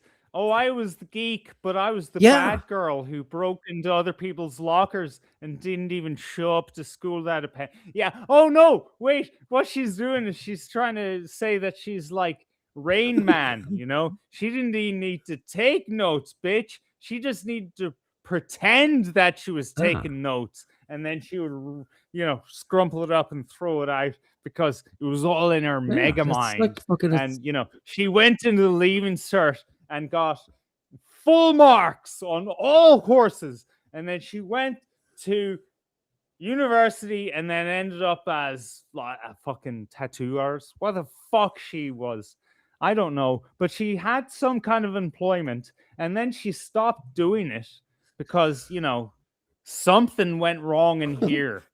Obviously, at some point.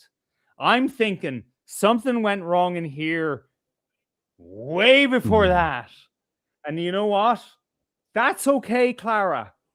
Something went wrong in here back there for me too. All right? Yeah, I don't know. But I'm not here pretending that I'm some fucking mega mind. All right.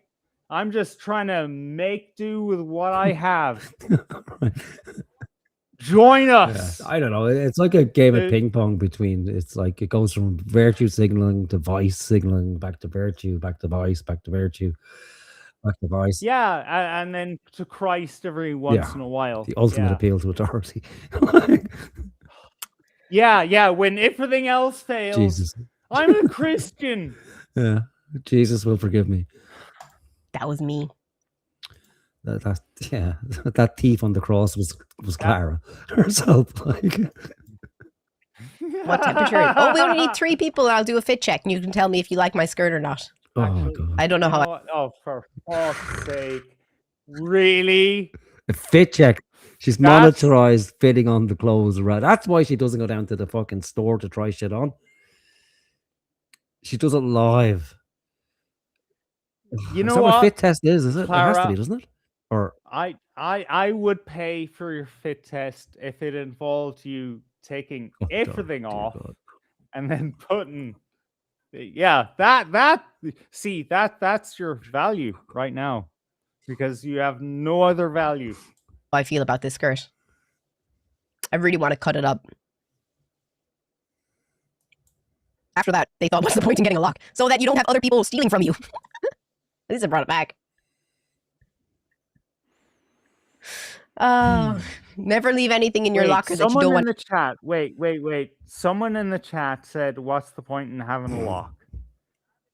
That is a person who expects to live in a high trust society.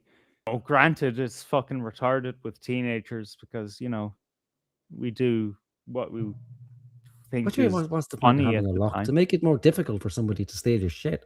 Yeah, but there was once upon a time where things were copacetic in society, and most people didn't think to do that. But then when someone did do that, it was pretty obvious because everyone knew. Oh yeah, it's the knacker that did that. Yeah, well, yeah, stealing's been around for a long fucking time. Yeah. Oh well, it's been around since I don't know, the evolution of singular celled organisms. Yeah. Yeah, atoms and electrons, don't they steal from each other, or something like that? Want anyone else to see if you don't have a lock on it? Just to be fair. My books are piling up beside me. Does anyone have a hot take they'd like to discuss? Oh, yeah. I have a hot take. I'm waiting for the You're a fake fucking bitch. unhinged TikTok people to drop their hot takes. They haven't dropped anything yet.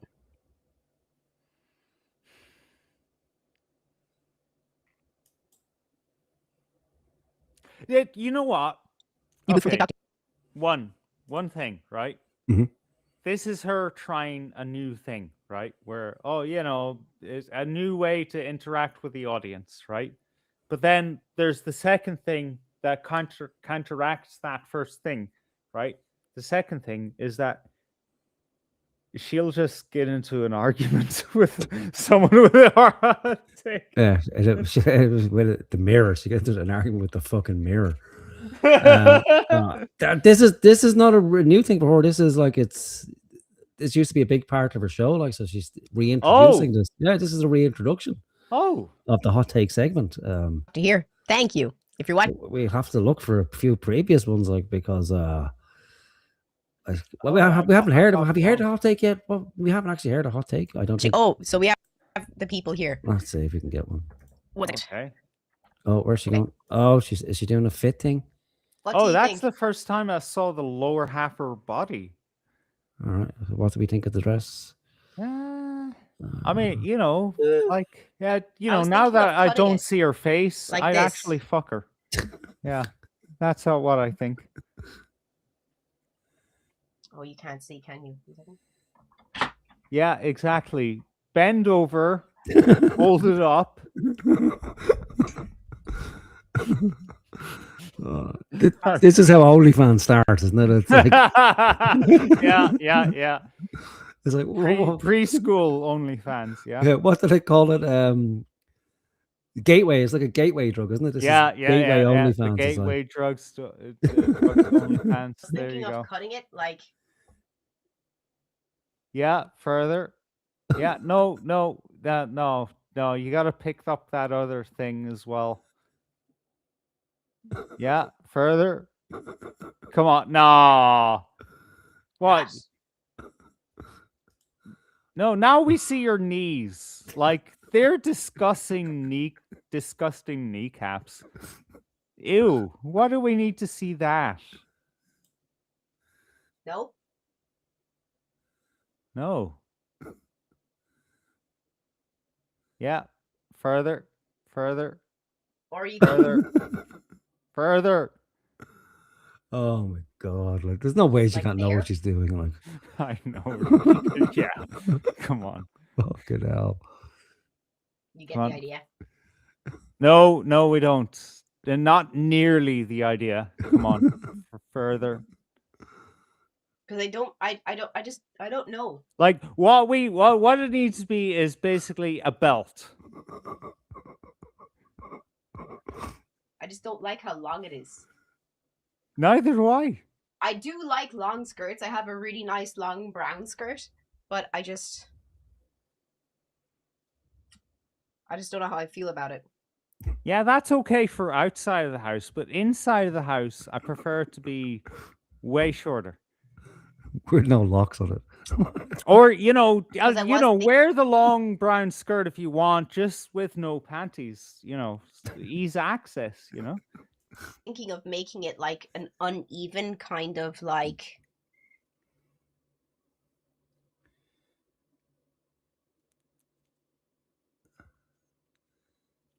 I don't know. It's hard to explain. There's just so much to it. I wanted it to be like kind There's of so much to uneven, what? like layers and shit. It's a piece of fucking fabric that's protecting your modesty,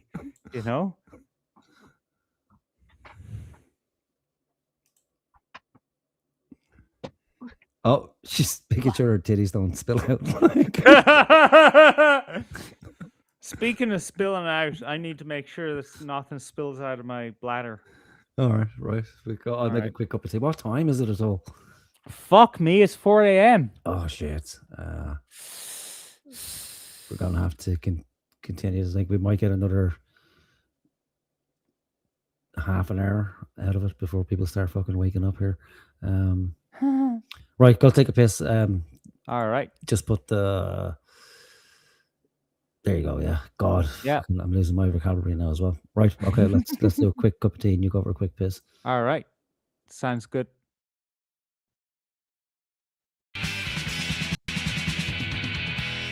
Welcome! Please scan your first item.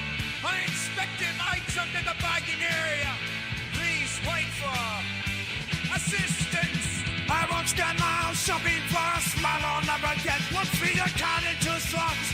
To chase attention debt. Keep your little paper voucher. Keep your blinking holy lights. Up your hands of closing time before I swallow what's not right.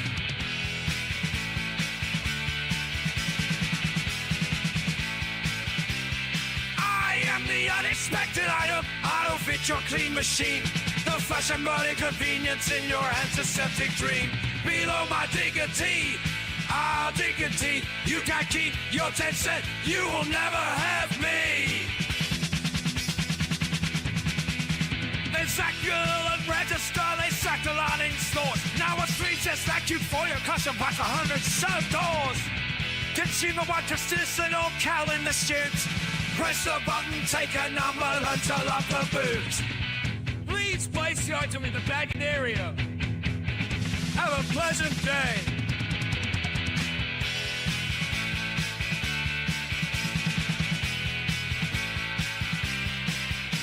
Another tax, another rule, another form to sign. A billionaire on every screen explaining how I'm meant to dine. He's saving all the planets from a bunker in the hills, while I'm rinsing out my sins to go and pay for someone's bills. They want it frictionless, they want it clean. No hand to shake, no eye to meet, no human in between. But I am friction, I am grit, I am the jam that works, the ghost in your perfect tile, the snack your software shirts.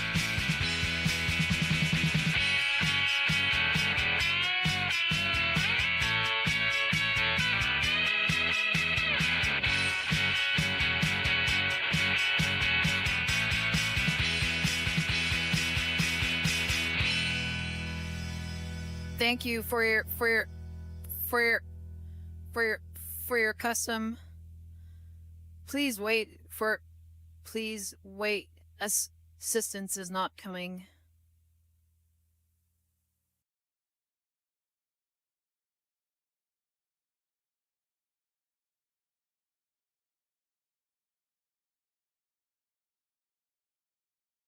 Yo, gather round the round table. John Waters, beside Mike's situation unstable.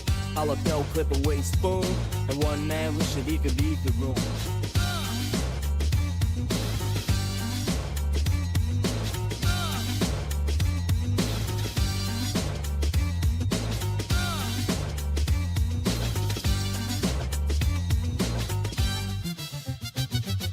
County games walked in chest, puffed with pride. Saturn choke down, had nowhere to hide. Clutching that spoon like a violin bow. Delicate fingers, nowhere to go. John Waters asked me questions deep and wide about the soul of violin to turn the tide. The county just nodded with $1,000 to spare. Scroll through his brain from the tape to share. The globalists, the elites, we heard it last Tuesday before that. 3 videos a day, saying content and silence. All right, we back? Yep. Okay, all right, let's see how much of this we can get fucking through it. Yeah, I'll unshare this. Oh shit. Yeah, I think you need to reshare there.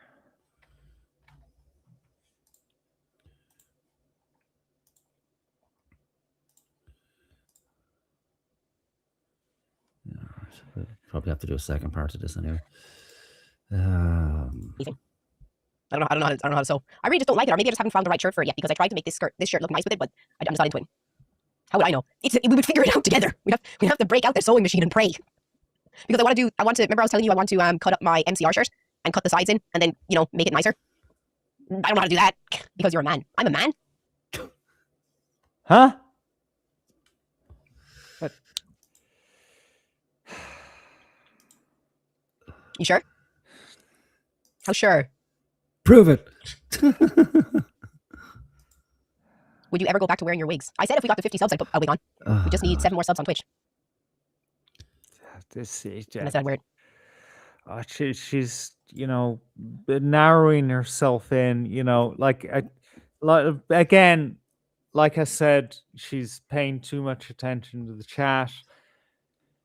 She has a relationship with the chat, and I think that's what her streams are. Is just she is having a hangout with her chat, who are used to her being live at a certain time, so they come along, and then it's kind of like an open house that random people can come in and check her out.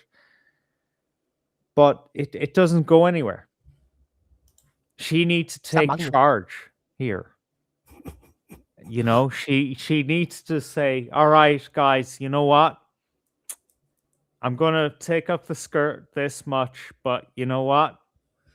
I set up an open OnlyFans. It only gets better from here. That would work. I have no doubt. Oh, yeah. No, I'd pay for her OnlyFans. Oh, what's going on shit. here? Luke? What the Whoa! fuck is this? Whoa, buddy!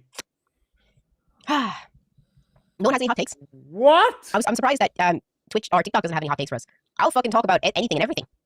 We noticed. I'll talk. I'll yeah. I'll talk about anything. Charlie, thank you so much. Yeah, with extreme confidence as well. Yeah. Oh yeah, I talk about anything because I'm fucking drunk. That's why I talk about anything. I would say if you had an olive green top, it would look great with the skirt. The girl who made this corset, she does have a really nice one. Let me see.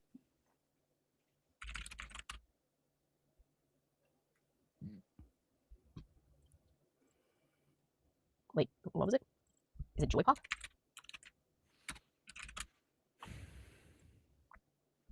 No idea. No idea where this came from. Olive on pizza is worse than pineapple on pizza. That's not a hot take. What country are you from? Ireland.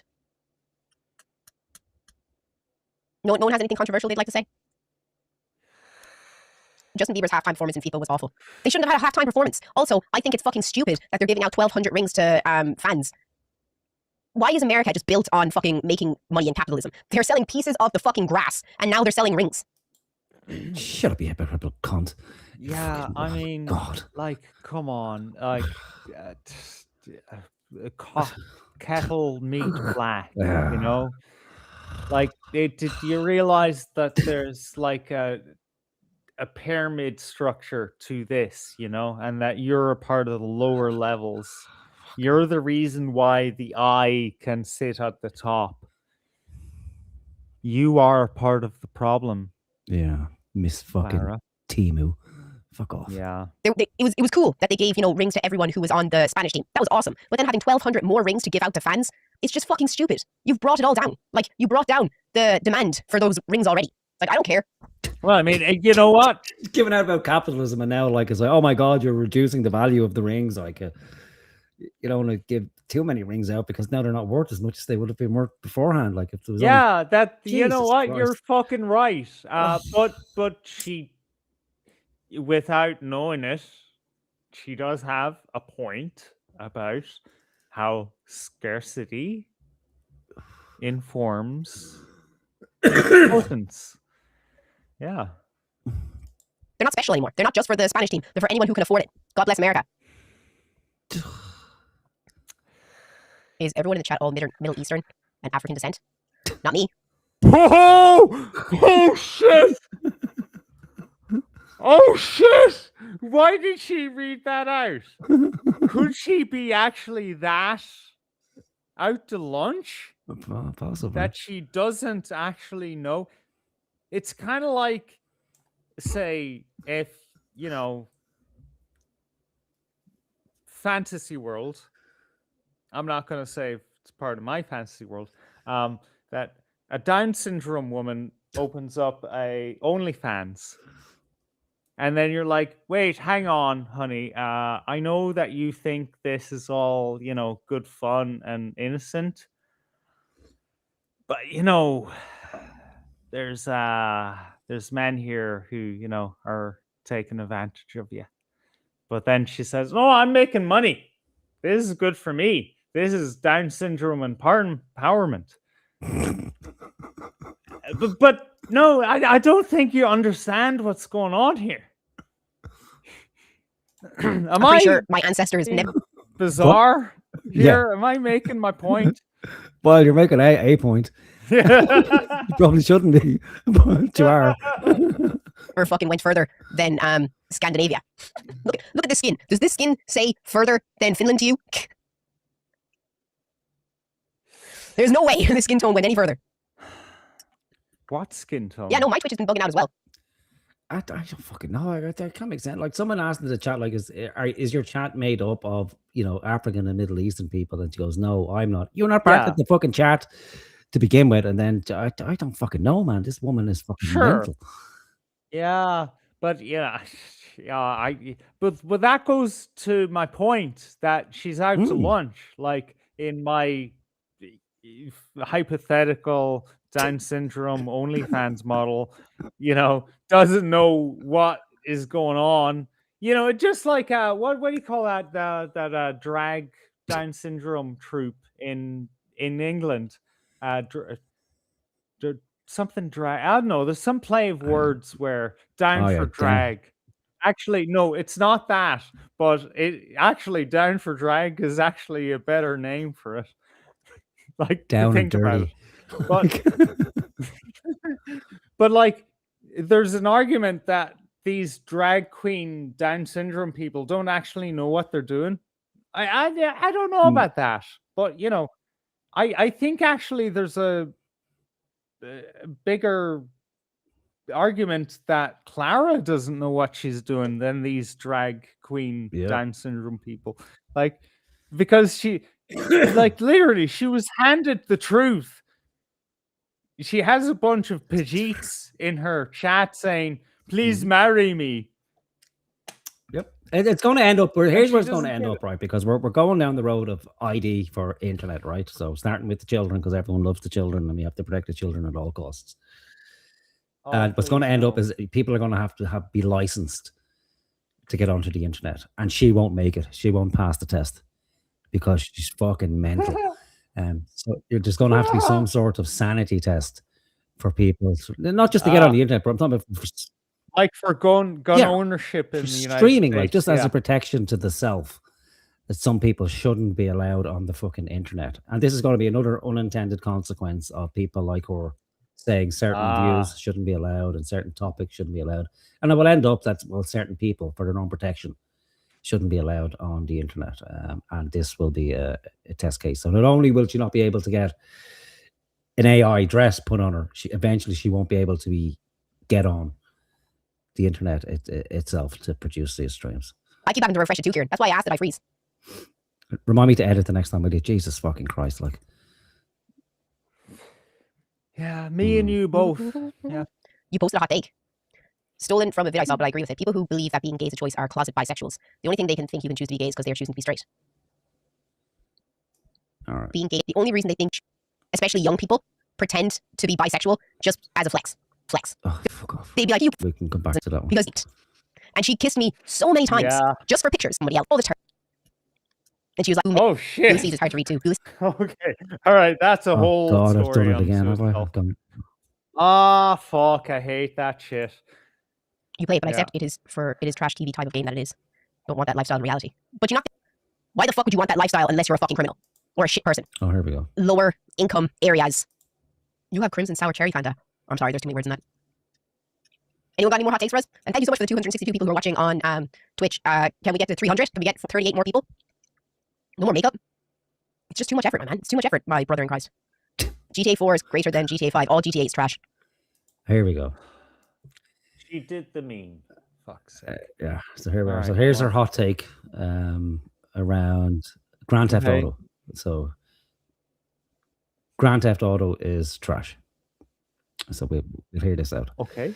Hopefully we'll get to done in a half an hour because well, I'll keep going until a child appears in the house. Like all GTA is trash.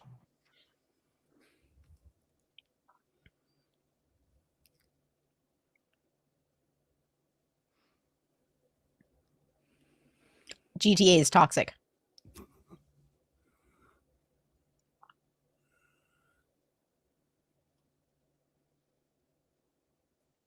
I don't care. About what? well, obviously somebody's disagreeing. We're in the chat that we're not privy to. Yeah, but you know, usually even her who's bad at this back and forth is better than, you know, she gives us a view of what the fucking conversation is about. But no, she's fully not this relaxed. time. Like, so it's like you said, like it's an open house. So this is essentially, you know, her just inviting people in, and so now she's fully relaxed, forgotten what's actually happening. It's all that she's doing a live stream, and is actually just heavily invested in her own take. What do you think of cherry or vanilla Coke? Nothing much. I think they're fine. I don't care. I don't really taste the vanilla, Ew. and I don't really taste the cherry. sick I prefer bitch. Dr. Pepper. Ew! What? That's a hot take. I can taste the fucking cherry from 5 miles away. It's GTA trash. Without the bottle even being open. Fuck Okay. you.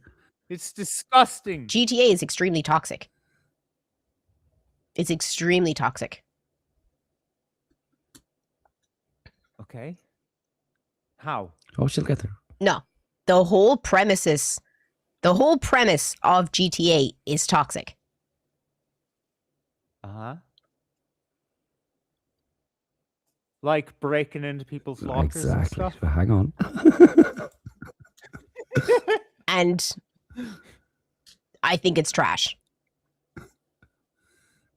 Again, personal preference. Here we go again. In the way, you've never played GTA Vice City, then, have you? not in the way that you say, like, you know, something is trash as it's bad. I say it's trash as in I think it's base. I think it's the lowest form of base. You don't have a baseline. So where is the base? You fucking degenerate cunt. That's the lowest form. human entertainment. Wow. Okay, so the whole Grand Theft Auto series is the lowest form of entertainment. Base. Okay. Essentially only fit for the unclean, the degenerate element of society. Incels. Angry incels. Yeah. It's like how strip clubs are trash.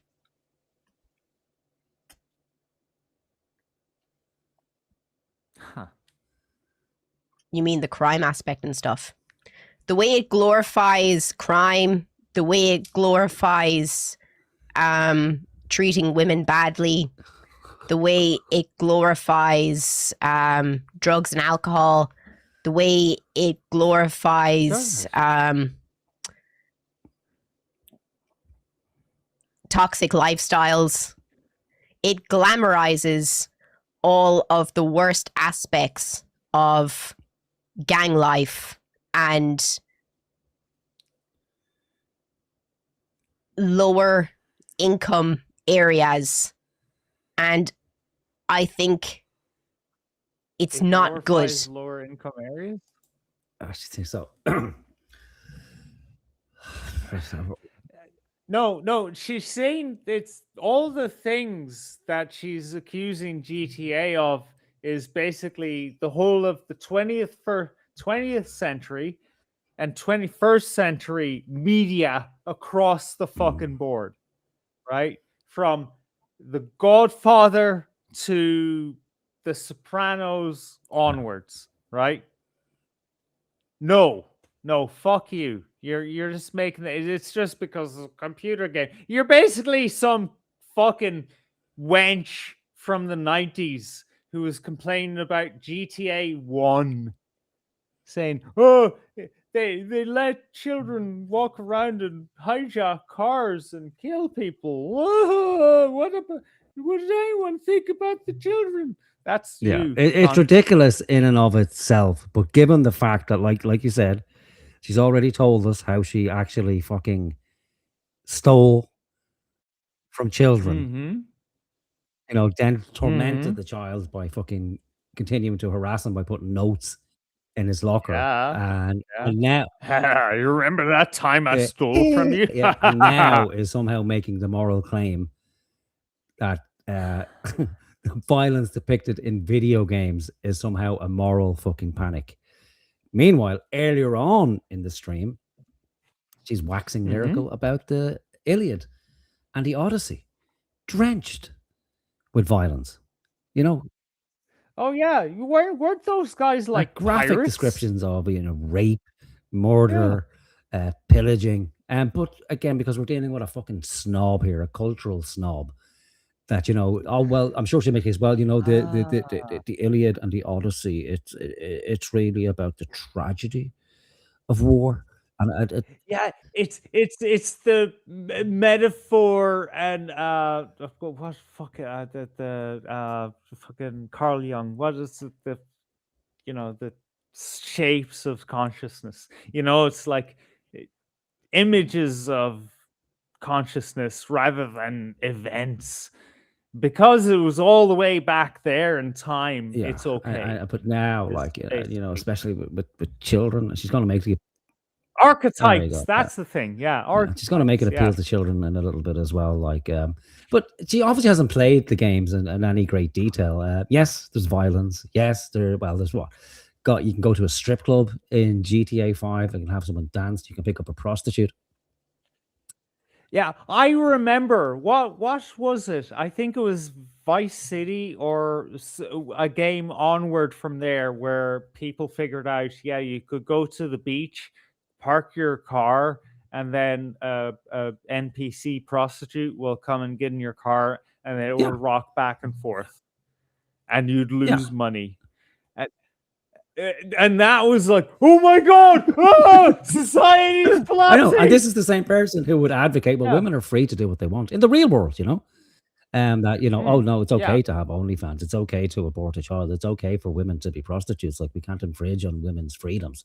And what we must do is just change men, because the only reason a woman would be a prostitute is because of man.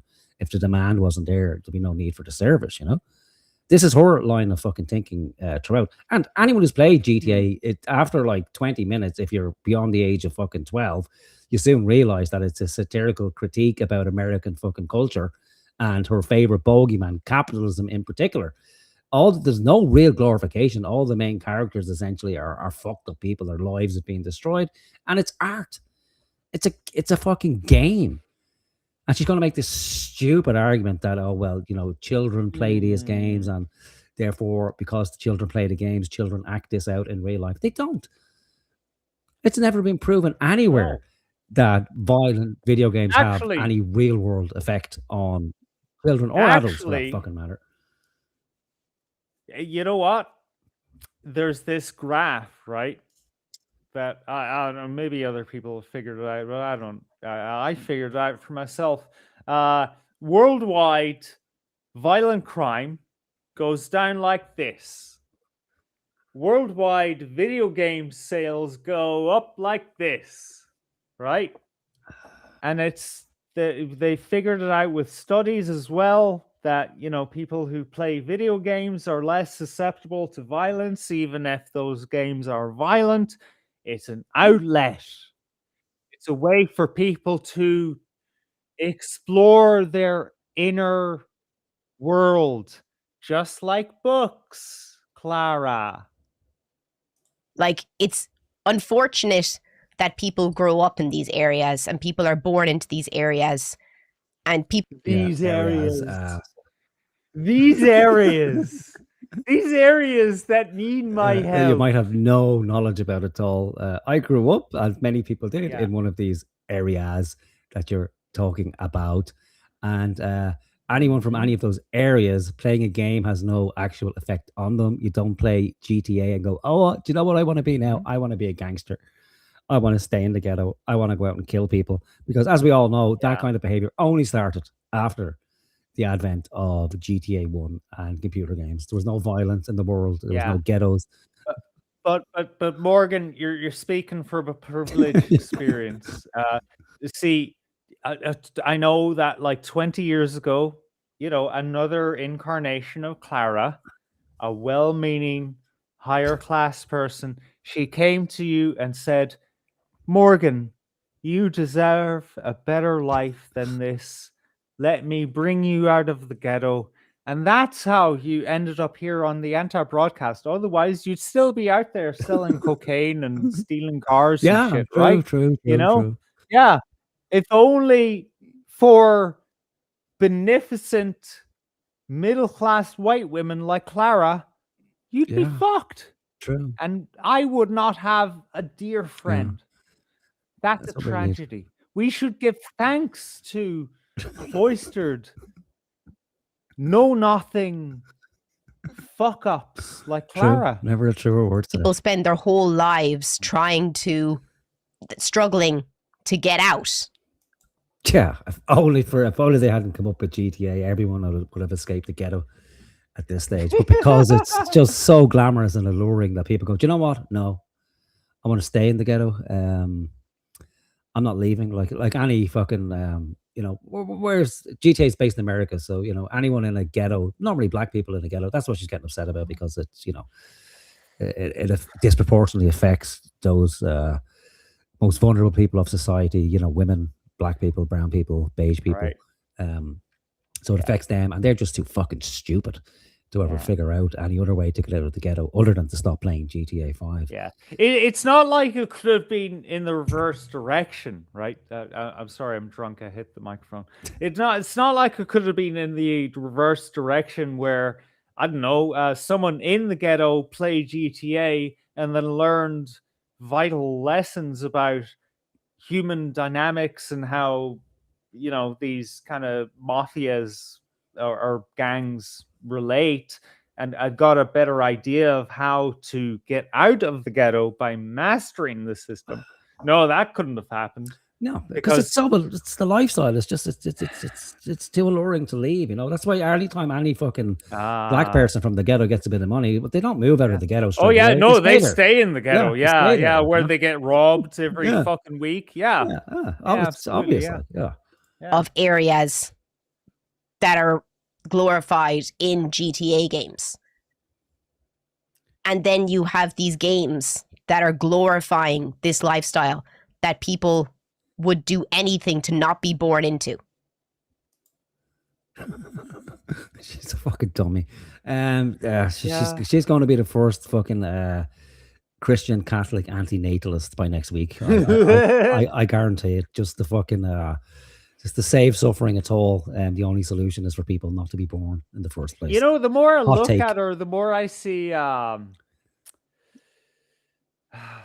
Gary Stardust. There is something going on. It's morphing into something. I don't know what exactly, but fuck. It's sad playing these games. And what's really sad, I think, is you see these people who were born into a loving family with two parents who are married. Where? Oh, hang on. She may not be making the point about the ghetto people. Hang on. I'll hold my fucking ire for the moment. Hang on. Like that. Woo. And one of them's a nurse, the other one's a doctor, and their son is up in their room playing GTA, thinking that this is amazing and you'd love to have a life like this when you have had everything thrown. When has that happened ever? Never, ever. Like, what a fucking dopey fucking example to try and use to justify her stupid fucking dumb cunt position. Yeah, look, I'm sorry, but kids in the ghetto, right? Do you know what they're busy doing? Morgan, you know this. Setting cars on fire, selling drugs. They're not... They actually have a more wholesome life than anyone else, you know? They're actually out there doing things, even if they're fucked up things, you know? But then you have the middle class kids, like me growing up, playing GTA. I thought, yeah, this is actually pretty cool, but never... Okay, I thought, I must move to the ghetto. Like, it's so exciting. I mean, I thought, actually extortion is pretty cool, but never in my mind did I think I could do that. Yeah, who thinks that? Like, who thinks like, okay, there's this child, what the mother's a nurse, the father's a doctor, had a privileged life, stuck in their bedroom playing GTA, whatever, 4, 3, 5, who fucking knows? And then they go, okay, well, fuck it. Yeah, mama, papa, I'm going to join the ghetto. That doesn't happen. If anything, the problem is that they're fucking stuck up in their bedrooms, ignored by their fucking family. So how about you talk about that, you dumb cunt? She hasn't thought about it for more than 10 seconds. Like, so, there is a parenting gap issue. Fine. Like, it's and that's a bigger issue because it's not just as simple as saying, okay, well, don't do this. Because then you have to get into, okay, well, if it takes 2 incomes to fucking raise a house that at this particular moment in time, what does that entail? What do we have to resolve to fix that? Do we increase the wages of both parties? Double it? Does that give them any more time to spend with their child? No. Do we say that, well, the woman must stay at home and look after her children primarily? No. She'd be happy for the father to stay at home. And this is why these people are dangerous. Like, this is every female politician that currently sits in the Dáil. Maybe there's a couple of exceptions. But she would be the ideal candidate for like a Fine Gael or Fianna Fáil party. Oh, don't say it because it probably will fucking happen. Like, and you know what? I have to stop you for 1 second to complete the picture here. Mark in chat says no more fictional entertainment, lads. Clara says is verboten. But see, the thing is that what fiction does, no matter what medium it comes in, is it allows you to fulfill the fantasy. So you move through the fantasy, and then you complete that cycle where you know where it ends. Like Vice City, GTA Vice City. Guess where it ends up? It ends up in the same mansion, like a replica mansion of what do you call that guy? Fuck. You know, he ends up in in his fucking office with a mountain of cocaine in front of him. Scarface. Tommy Oh. Scarface, yeah, Scarface. Yeah, it ends up in the Scarface mansion. It's like an allegory. It's repeating, you know, Clara should understand this English literature, you know, intercontextuality, right? Where, you know, it's the same story. It ends in tragedy. The wheel. Okay? That's the whole fucking point of the story. All of the GTA stories end in tragedy. And it's fucking like it's the most like that series of games. It's a complete work of fucking art from start to finish. Like, and there's always the argument, well, you know, levels, is it life imitating art or art imitating life? But the whole like GTA 5 is essentially start to finish like a satirical take on modern day America and its morals and what it leads to. But she hasn't fucking played the game. I doubt she's played the game for more than 5 minutes. Just saw the part about some woman being fucking in a strip club and was outraged by it. And then, oh, I'm not having anything to do with this. And again, it all goes into personal preference. You know, all the games I play are absolutely fucking fine. If I don't like them, they should be banned. If I like them, they're okay. Because again, she is the arbiter of fucking all, is the main character in her own ongoing fucking movie, probably on the verge of being a fucking solipsist. No one else really exists at all outside of fucking Supergirl here in front of us. Thrown at your feet your entire life, and people who are actually born into these situations would do anything to have the opportunities that you have. What are you talking about? What kind of stupid fucking logical nonsense is this? What are the children of doctors and nurses supposed to fucking do in this fantasy land? You have to weigh everything you do through a fucking social justice lens, like, because some child in the ghetto is suffering. You can't play a fucking computer game that depicts this. What, you can't watch a movie? You can't read a book? Yeah, they're starving back in China, so finish what you've got. Yeah. A fucking Nepo gangster trash. What are you talking about?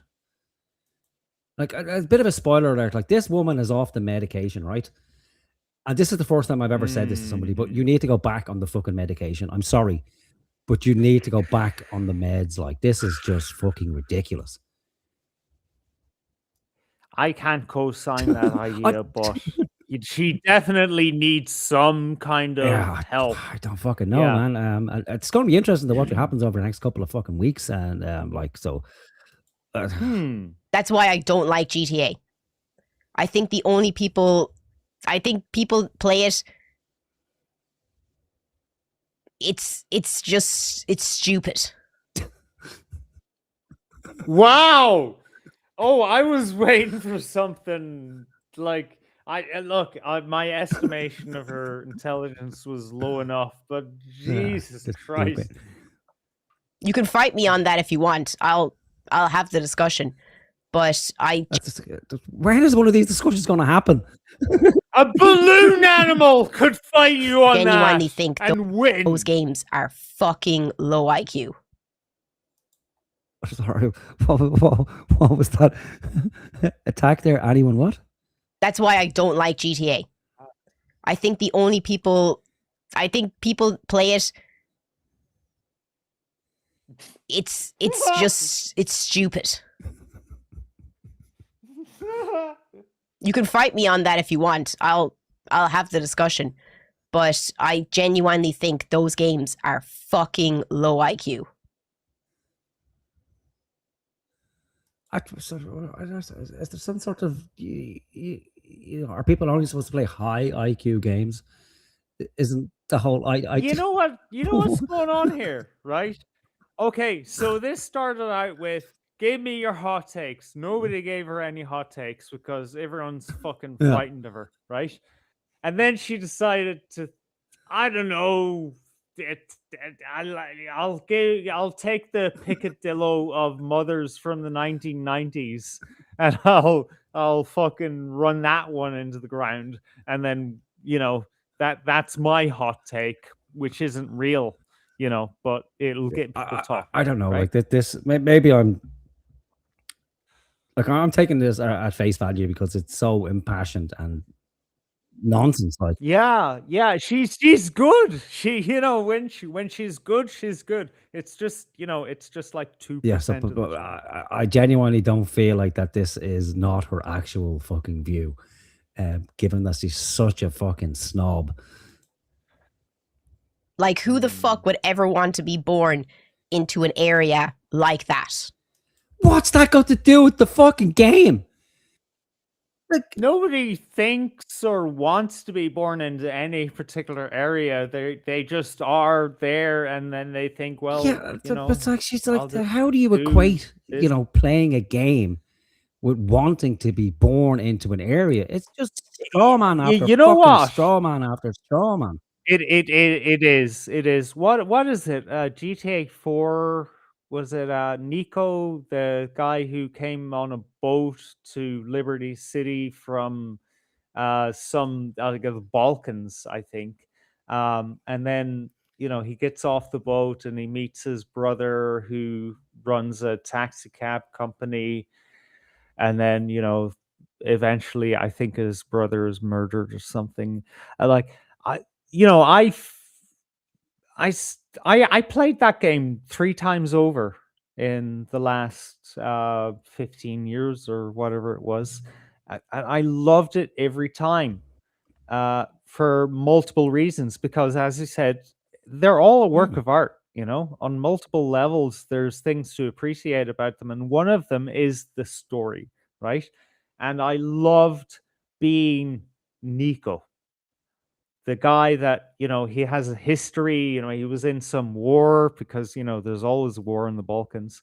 So it was easy to be vague about that, for storyline, and to build myself up, and but at the end is a kind of a reckoning of like, wait, these people around me, they're fucked up, their lives aren't good, I deserve better, the people around me deserve better.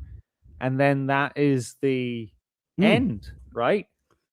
But all that time, I'm loving that criminal lifestyle, because I've always had that kind of hunter-gatherer instinct in me, but it was fulfilled through the protagonist Nico, and I no longer need to fulfill that.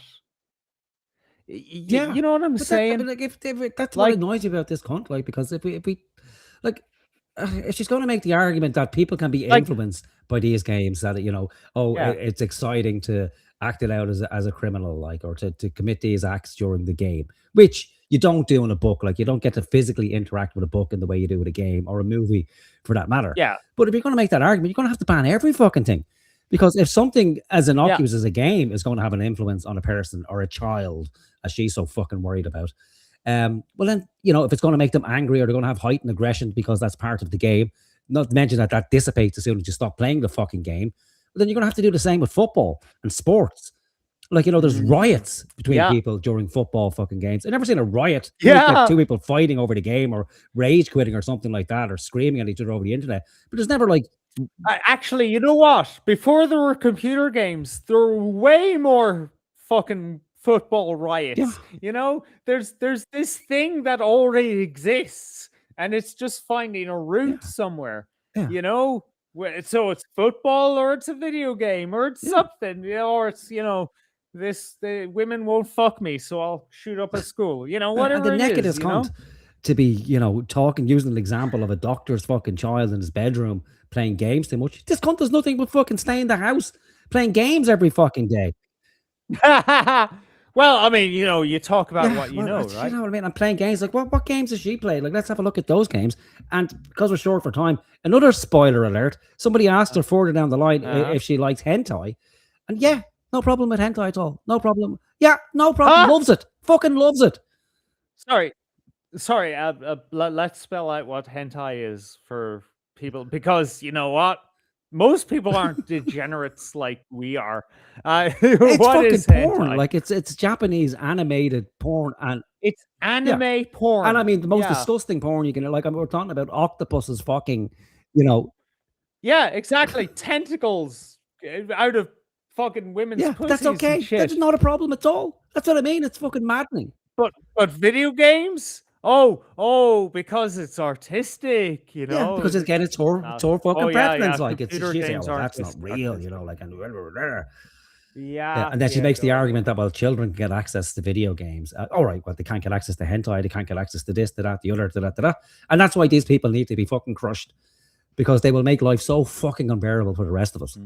It's okay if you happen to match her fucking preferences, you know, fucking one by one, then it'll be fine. Anything outside of that, no.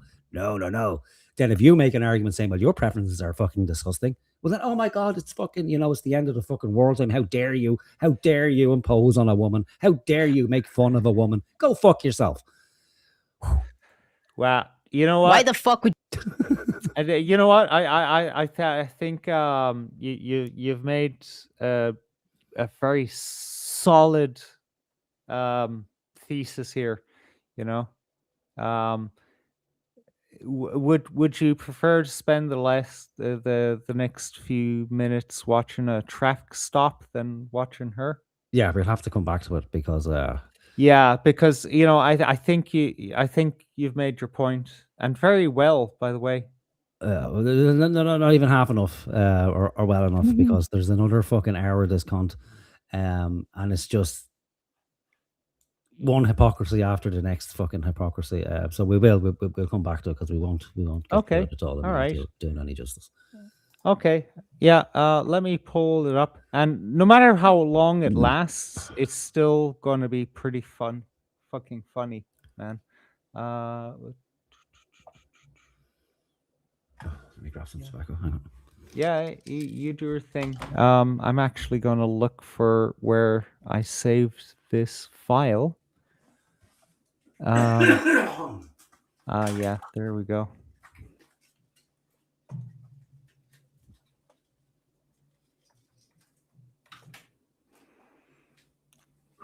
Which one do we want?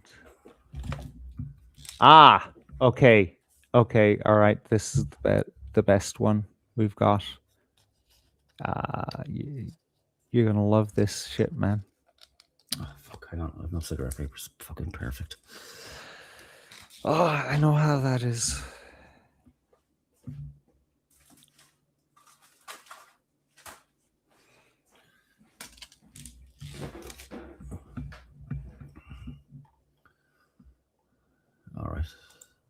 All right. Audio starts in a few seconds, as you can see on screen. Now, this is probably my favorite traffic stop.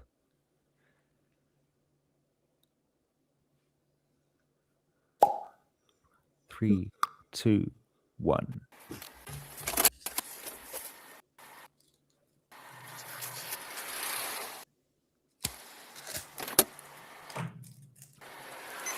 Let me change our position here.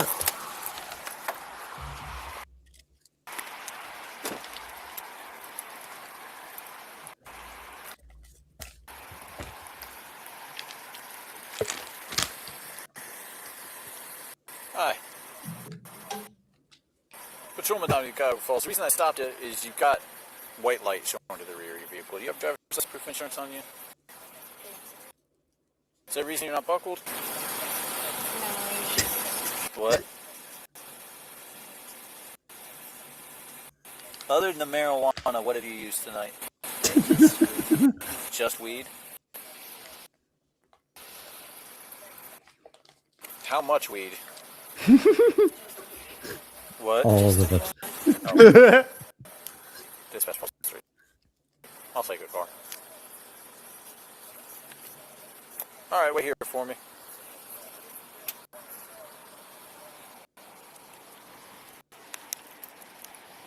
Dispatch falls 3. I'll take a car. Dude, I think this girl is stoned. Oh yeah. Either that, or she's just real slow. Yes, too low. Average woman, in other words.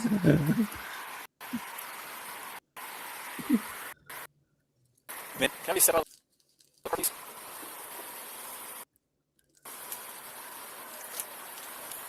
What the fuck is going on Step there? back here for me. Clara's distant cousin. Do you have anything on you What's that's going to hurt going my on partner her and I? legs? I know, right? Are these And your only arms? What pockets? the fuck is that? Such as they are. Okay. Let's step over here. When did you smoke? Yeah, I was at the gas station. When you were at the gas station? When were you at the gas station?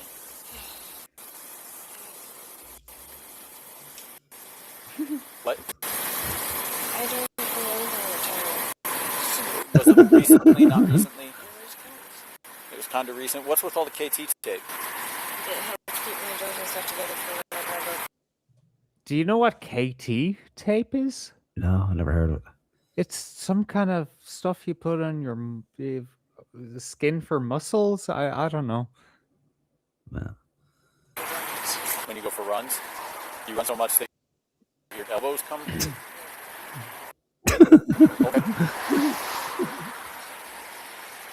Where are you headed right now? To my parents' house to go to sleep. To go to sleep? Yeah, because I'm tired. Where do you stay?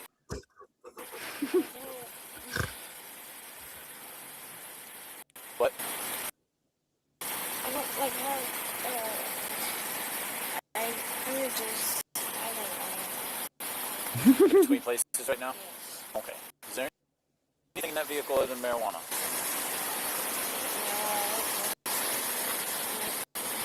I'll be stressed. Okay, I understand that you're stressed. You understand that my partner and I are going to be in the vehicle. Is there anything in there other than marijuana? You don't know? Oh, shit. What? I don't know. What might be in there?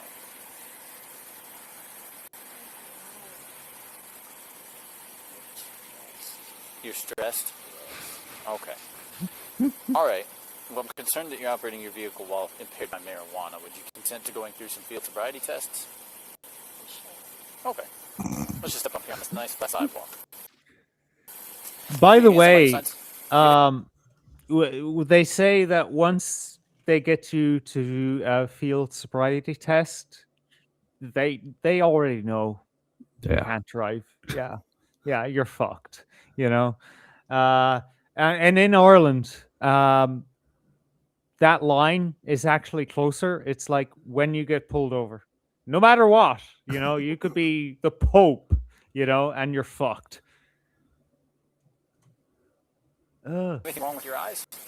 Cataract, glaucoma, anything like that? Do you wear contact or glasses? Sometimes I wear glasses. It helps when it's sleep. Okay. Have you had any serious head or brain injuries recently? I had a concussion. When did you have a concussion? A while ago. A while ago? Yes, I don't like going. What? Is the video frozen? I think so. Yeah. Sorry about that. I don't know what's going on there. Ah, fuck. Hang on. I don't know. There's a fuck. I hate Linux.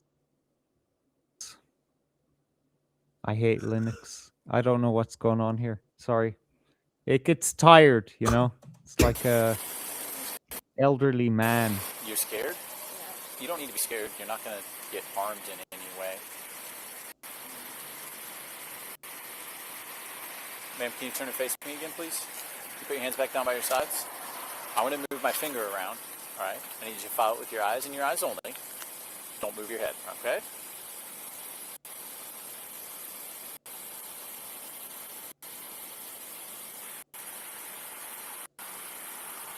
She's doing good. Are you able to do this? Oh. Are you able to follow my finger with your eyes? She can't talk. She's stoned as fuck, man. She can't hear you fucking talk, like, let alone follow your finger. It's like... Yeah, she's Yeah, is he actually blasted, talking? man. Am I thinking this, or is he saying that? Like, what the fuck is going on? Like, Yeah, she has no idea did where I? she is. Holy shit. I thought she was doing good. I saw her Yeah. pupils Oh, she's moving, gone. you know, She's but completely hypnotized now. It's like, oh yeah, that's what happened. You're getting sleepy. Yeah, what the fuck? What is she wearing and I've what no is on her fucking arm? clue. What the fuck? You do this? Do you want to move on to a different test? I just want to leave. I understand that you just want to leave. Can you move on to a different test? Would you rather do that? What is wrong? Please don't think about running. Oh god. Oh, she's not going to be able to run I any feel like you're fucking way. contemplating trying to run away. Is that true? Uh-oh. Yeah. Is it? Maybe. For one, you're in Crocs. For two, I love how the cop says, "Hey, you know, you're on Crocs. You know, Think you're about not this going logically. anywhere." you tend to come apart when you run. Do you play GTA?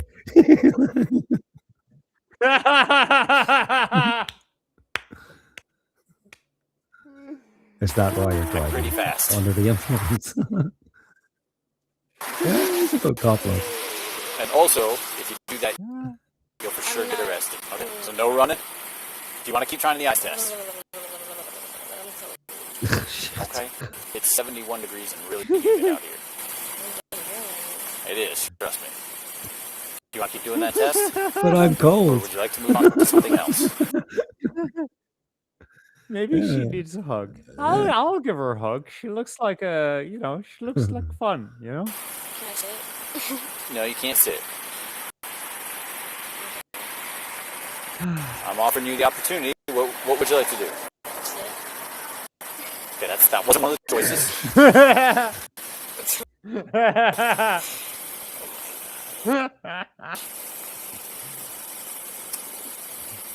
Would you like to continue? What? I wish I still wore one. Okay. It's 11:52. Do you want to keep doing Just that fucking test? say, look, I'm fucking stoned. I'm high as a kite. There's no point doing a fucking test. Yeah, I mean that's the point Yeah. to come clean, you know? Like, look, I'm blasted on my mind. I don't even know how I Yeah. ended up in the car. You know, like You can know you I'm help me high. here? I know I'm high. The car knows I'm fucking high. There's no mystery. I'm fucked. Yeah. No. Would you like to move on to another test? Do you have anything wrong with your hips, knees, or ankles other than the KT tape issue? Who puts that on for you? You do? Did the doctor tell you to do that? Okay. Nothing wrong with your hips, knees, or ankles other than just you tape them when you run? Anything wrong with your lower back that would affect your balance? What? Maybe. What?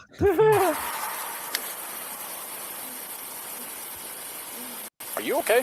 Yeah, I'm get stressed. Okay. You don't need to be I stressed. know, but I can't.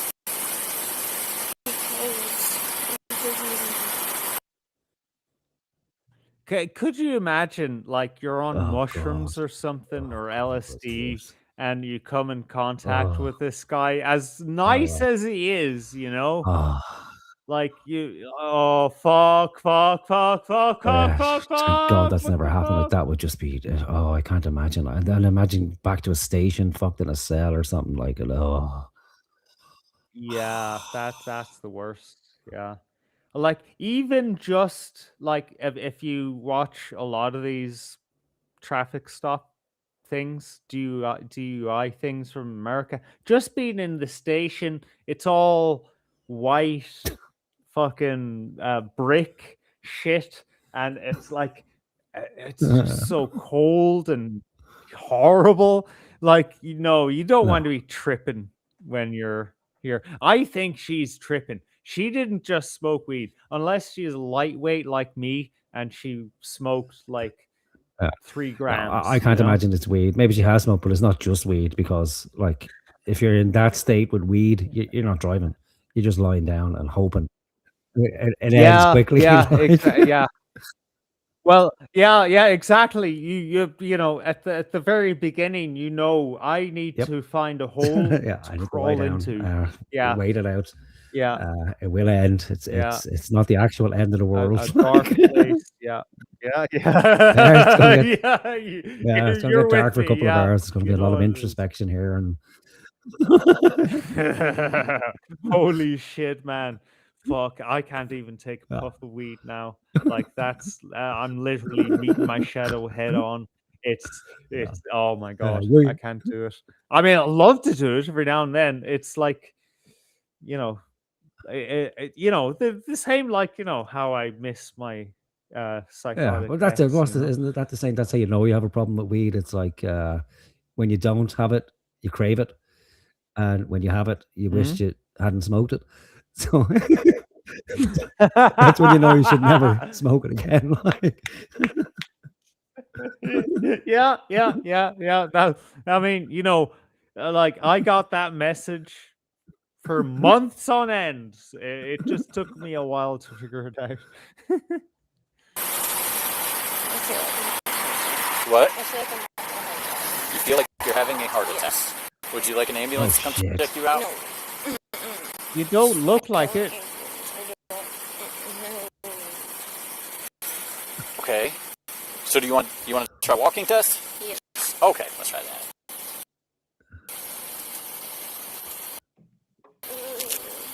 This has to be good. All right. Where are we standing? Go ahead and put your left foot down, I'll right where keep you warm. it is, and your right foot in front of it, heel touching toe. Can you do that?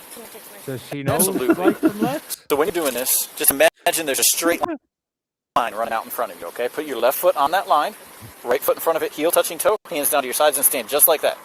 Oh, don't keep walking. Left foot with your right foot in front. Right foot in front of left. Now stop. Heel touching toe, stop right there, okay? When I tell you to, but not before I tell you to, you're going to walk 9 heel-to-toe steps down that straight line. You know what it is, right? It's a trick. The test isn't the test itself. The test is actually, can you receive the Alright. instructions, right? Because when a drunk person hears, now, so what I want you to do is stand heel to toe and put your left foot in front of your right foot or whatever it might be. So a drunk person's like, yeah, I can do that. And then they do that. But no, the cop is actually telling you to receive a set of instructions. That's 2 of the instructions, right? But there's more instructions to follow. You know, it's bureaucracy. So the cop already knows that if you can't actually contextualize what he's saying, then you're fucked. You know, like if you can't contextualize that, you can't be on the road. So it's just a matter of amusement for the cop after that. Is the same. I think so. I mean, look, after body cams in the United States were introduced, where you know you couldn't, you know, ask a woman for a blowjob to let her go, or money, or you know, at least you know, beat the shit out of the guy who deserved it, you know, that kind of thing. Now it's like, yeah, let's you know, fuck with them, burlesque these drunk people. Yeah. Each time you're going to touch your heel to toe, you're not going to step off the line. You're going to look down at your feet. You're going to count out loud. 1, 1,000, 2, 1,000. I'm sorry, you're going to count your steps out loud. You're not going to count like that. Count your steps out loud. You're just taking. Now he's just being what? Hang on a minute. What? 1, 1,000, 2, 1, what? Sorry, what? Like, if sober, I would get confused because I'd be like, fuck, the cops pulled me over. Like, you know, come on. Let's be real. 9 heel-to-toe steps down the line. When you get to the end of the line, you're going to take a series of small steps around whatever foot is down, and you're going to walk 9 heel-to-toe steps back down the line. It's going to look something like this. So starting here, 1, 2, Whoop. Oh, shit. 3, and so on until 9. A series of small steps to turn. That didn't happen. 1, 2, 3, and so on until 9. Again, you keep your hands down to your sides. Touch heel to toe with each step.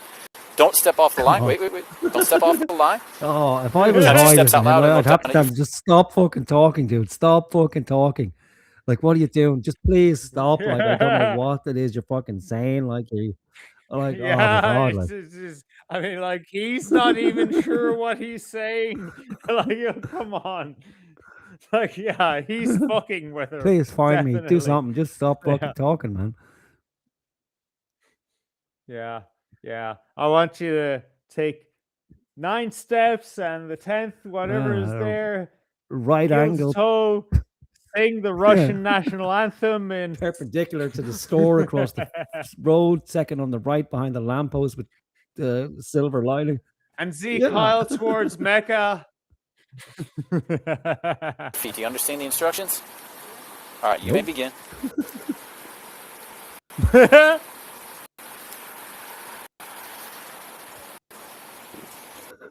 Oh.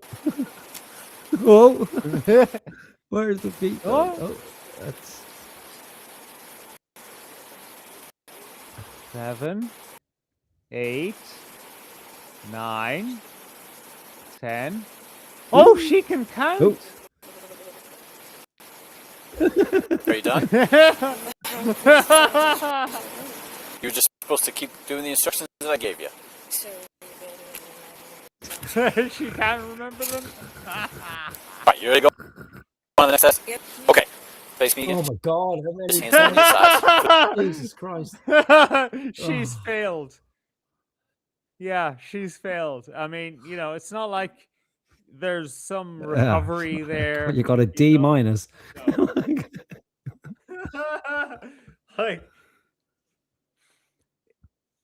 you know, you're driving down the road, you know, and you see some car in your mirror, and then you need to remember that car is there, and you see another car ahead of you. You know, there's a lot of things you need to remember.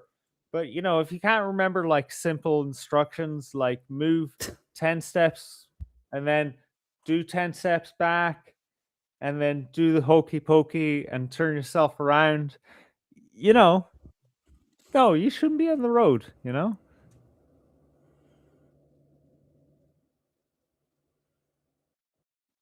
Where's the audio?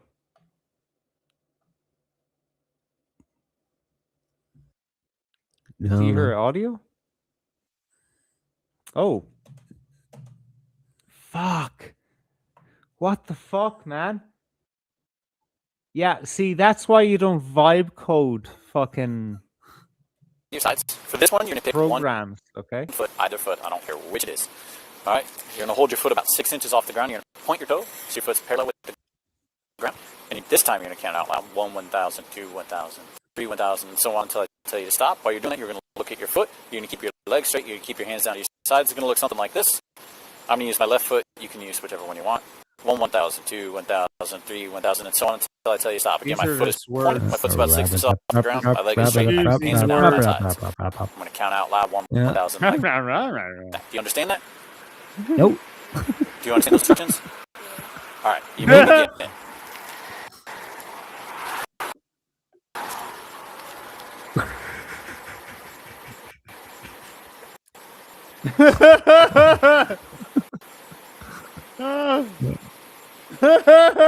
In your own time. It's just I'm walking, right? Like she heard the first hands down by your side. instruction. Yeah, and hold your leg up. All right. That's it. That's all she heard. Oh my god. No, this girl should not be on the road. Put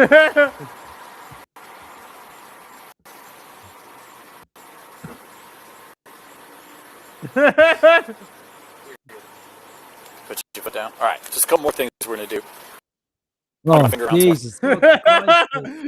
He didn't even tell her. Because again, she's lost all the way back at the beginning. But it's going to be easier this time, okay? Can you look directly at my finger? Why am I wearing a glove? Because I was afraid you were going to run. Oh shit! She can actually remember. She's becoming fascinated by insignificant things. Why are you wearing a glove? Where'd you get that glove? Oh my god! What's it feel like? Oh man, I love drugs, man. Drugs are amazing. Run. If I had to grab you, I won't have gloves on because I'm kind of germophobic. Okay, well, I kind of want. You want my glove off? Yes. Okay. Okay, now. All right. Follow my finger with your eyes and your eyes only.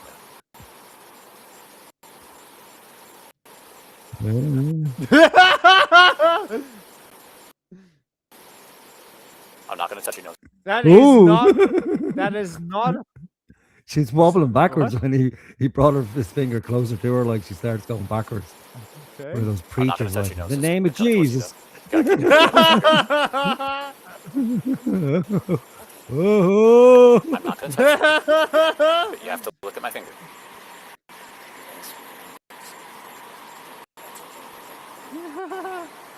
It's going to go around again.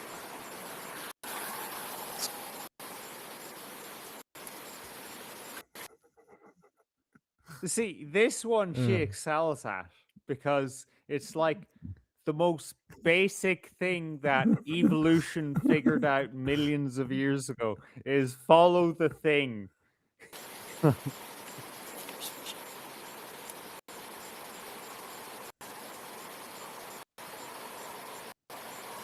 Okay. Last thing.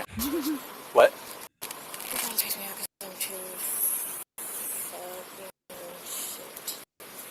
I'm not trying to space you out. Just seeing how your eyes react to different things, okay? That's what I'm gonna have. What? Nothing. Okay, that's what I'm gonna have you do. Just stand, hands down to your sides. When I tell you to, but not before I tell you to, you're gonna look straight up, okay? Like you're trying to see stars. Why would I do that? Well, you don't have to. I'm just okay. Okay. Good question. Do what? Well, I'm gonna finish. Yeah. Describe and test you. The cheek is it. Ready? No, but okay. Okay. When I tell you to, you're gonna look straight up. After you look straight up, I'm gonna tell you to close your eyes. Once you close your eyes, you're gonna estimate 30 seconds, and then you're gonna look right back down at me. Okay? So look straight up. Then I'll tell you to close your eyes. Once you're gonna estimate. You're gonna estimate 30 seconds. Then you're gonna look right back at me. Okay? Do you understand that? All right. Look straight. By the way, I've never heard of this ever before, right? So from the point where he's going like this to her, right? That's totally made up. That's not a part of this field sobriety test whatsoever. Now he's getting her to look up, close her eyes, estimate 30 seconds, then look at him. Yeah, look, if I was on even like a puff of weed, But I don't think anybody wouldn't sober be could able fucking to do manage that. that. Like it's almost impossible to measure No. time once you have no reference point. Then if your balance is off, Yeah. if you're standing there for 30 seconds with your fucking eyes closed, like you're gonna lose balance. Yeah, you're gonna fall asleep, right? Yeah, I think that's what he's going for. Is he's trying to prove this bitch. I knew she was fucked, right? But I needed to prove she was fucked enough to get her out of the car.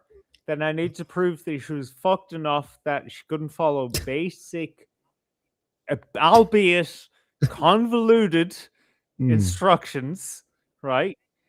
And then she couldn't even tell time. That will fuck her in court. Straight up. Your whole head. I don't want to do that. You don't want to do that, so you're refusing to. I wouldn't want to either. What hurts when you do that? My body. Your body hurts when you do that? Yes. So you're not going to do that? That's a great defense. You know what? That's a great defense. I don't want to do this thing that isn't a part of the field But sobriety the thing is, she test. consented to it at the beginning, didn't she? Like, he asked her if. Well, I mean, you know, it's like I consent to go out on a date with you, but that doesn't mean I consent to have sex with you. You know, it's like that wasn't a part of the deal. The part of the deal was I do the field sobriety test. There's actually 3 parts to the field sobriety test, and doing this to the person and telling them to look up in the sky All right. is not a part of the field sobriety test. So, you know, fair play to her, even though she doesn't know why she's saying what she's saying. It's just pure somatic. It's like, I don't want to look up in the sky. It hurts my neck. You know? Yeah, I get it. God, I love this woman. For what? I'm just asking you a question. Are you going to do that or not? Is anybody paying me for this? No.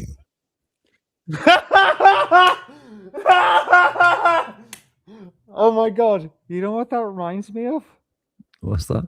Clara. Okay. Yeah, with OBS. 3 subs. I'll do it. Oh no. Do you remember how she had to Oh, wrestle yeah. with OBS? Am I qualified now or something? Oh, You know, I gotta go. you know. I have to bounce. Yeah. Yeah. All right. You know what? We're gonna watch the rest of this one and much more. I picked the wrong traffic stop, but I think this was good enough. So yeah, enjoy your what? I'm gonna have to try because I have the this fucking the end of your father-in-law day? gets in to the Dublin airport at 12. Yeah. so What? he'll- No, why did you do this I don't show? But anyway, he'll yeah, be here, yeah, like, and so yeah, it'll be fine. Like, he'll be here. I don't know, probably 4 or 5 o'clock or whatever. Like, I'm not the most Oh social well, I mean, people that's anyway. not Like, so I'll say not hello too to him. bad. He's Yeah, here for a okay, week. They'll be fair enough. tired, jet lagged. Yeah. Okay, I was thinking he was arriving at 12, and I was like, No, dude, no. Are you Into like Dublin at 12. self-destructive or something? He'll be grand. He's not staying here anyway, so Okay, fair it's not like he'll be much of an inconvenience. And there's a pub across the Oh. road, so it's like, welcome to Oh, thank Ireland. God. There's a pub. Go and enjoy it.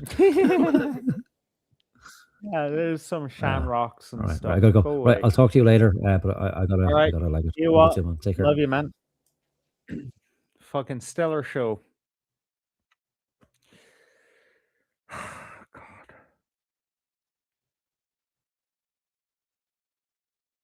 All right. Good night, folks. Thank you for hanging in there with us for almost 8 hours. Almost 8 hours.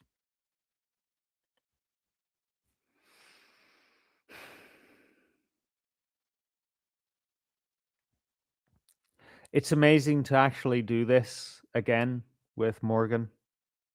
We're inseparable, you know? Morgan could do a show that is Morgan's show. And he'd do very well with it. Absolutely. I've done shows here while he was away, and, you know, people liked it for a certain reason. But together we are, I think, a dynamite duo. I think we're funny as fuck. It's just life gets in the way. You know, the channel isn't lucrative enough. Thing is, life goes on. And we get older and we have less energy to give and less energy, less devotion, because we have to really decide what matters. And as happens with middle life, you try to do something new, You try to figure out a new way where you can bring your youthful energy and ideals back into the world. That's what we tried to do in the past few years. Did quite work out, because we're up against people like Clara, who can just show up and have tits and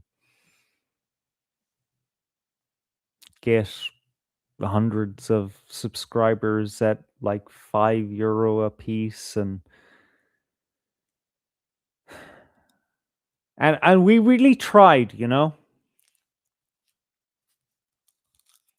When myself and Morgan joined forces, it was back around 2021, just as, well, no, 2020, when just before COVID kicked in, right? And we just did audio podcasts. And again, you can find those podcasts on evrn.net. You can find our whole backlog of shows, just audio.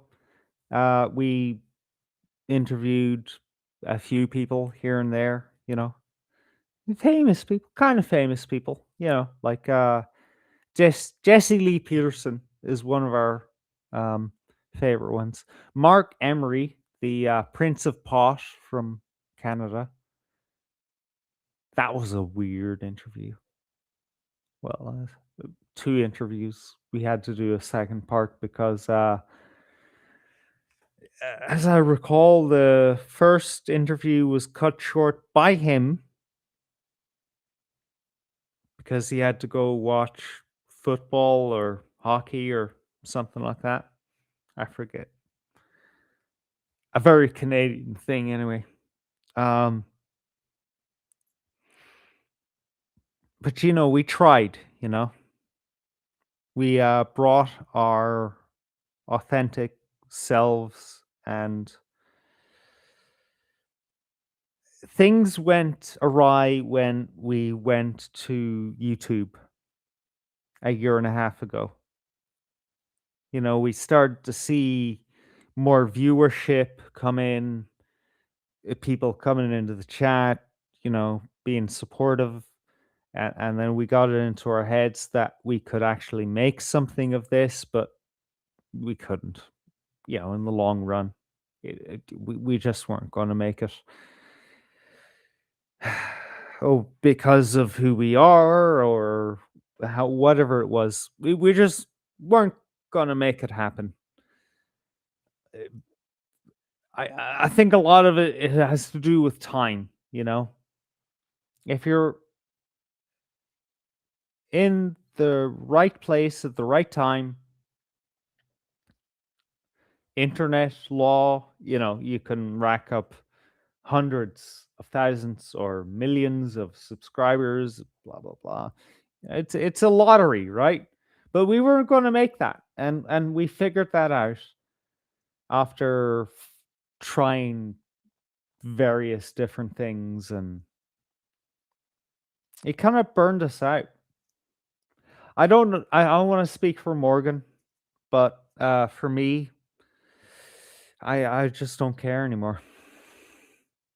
I just want to do a show that's entertaining. I was a bit burned out because I was always worried about where we were going as a country. And I thought maybe I could help spread the word about what was going on and how we can best adapt to that as a as an ethnic group, you know, as a cultural ethnic existence, you know. But always in the background, I had the knowing that the way we approach things has a huge bearing on how things turn out.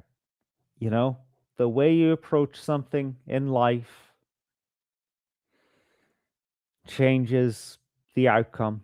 And I've actually struggled with that since 2015. You know, I don't want to go on air and talk about how horrible things are, but that seems to be what I've always gravitated towards, because maybe that's just how things had to be all these years. That those things had to be announced, had to be repeated so that it's finally understood by the people who are ready to hear it. And then since COVID, especially, a lot of people who I wouldn't have thought were open to such ideas suddenly started talking about tyranny, Agenda 2030, how, you know, they don't trust the thingy. And that gave me a lot of hope, you know. It repaired a lot of the hurt that was inflicted upon me when our people voted to basically remove the right of life to children. What also gave me hope was the dual referenda that they had about removing the rights of the mother from the Constitution and whatever the other part of the Constitution was. And a landslide came out to say no to those changes. That gave me hope. And then things like Newtown, Mount Kennedy, and other uprisings, those gave me hope. But then there were just such gulfs, such long stretches of time where nothing was happening. And it seemed like we were going backwards.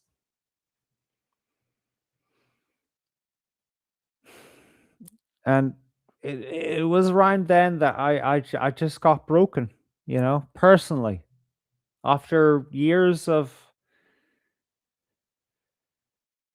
you know, saying the wrong thing and getting in trouble for it and paying the cost of saying that thing, it just got tiring. It broke me, like on a deep soul level. I just stopped caring. And to this day, I don't care. Honestly, I think our country is done. Our people are done. Like, it's way beyond time. I've waited decades for my brethren to wake up to what's going on, and I thought 5 years, 10 years ago, you know, was like the thing that should really wake people up. But no. Now it turned out that the events that should wake people up happened way beyond where things are just irreparable. Like yesterday or the day before, some guy just walked into a church in Tremor and stabbed an elderly woman to death who was praying the rosary. A few weeks later, some left-wing nutcase killed Anne Widdecombe, an inert,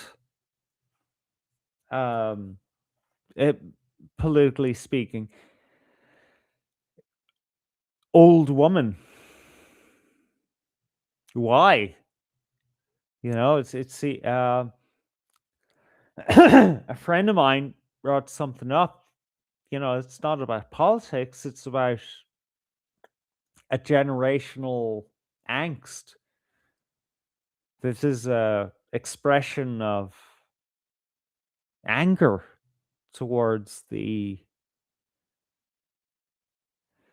older generations for what was left behind, which honestly is a shit show. It's a terrible nightmare scape, the world we live in. And Anne Widdecombe, for her amazing dedication to what she believed, she might have played a part in that tiptoe towards this liberalism brought to the nth extreme that we now live in, which is a kind of a cyberpunk hellscape, where corporations know all of our thoughts and guide our actions. Like that's the world we live in now. I think a lot of people, regardless of politics, have picked up on that,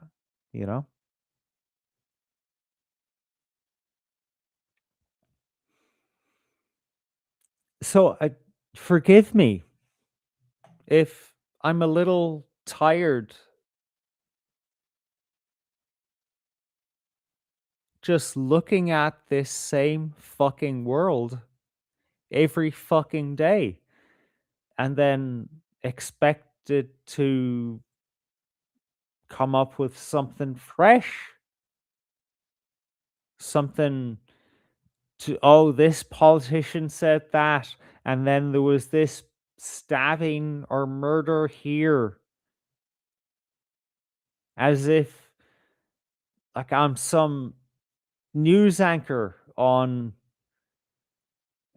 Sky News, RTE, CNN, Fox News. Like I just get the script in front of me and I read it out. No, me and Morgan, we were the whole crew. We looked into every event. We tried our best to thoroughly investigate and research it. But there wasn't time.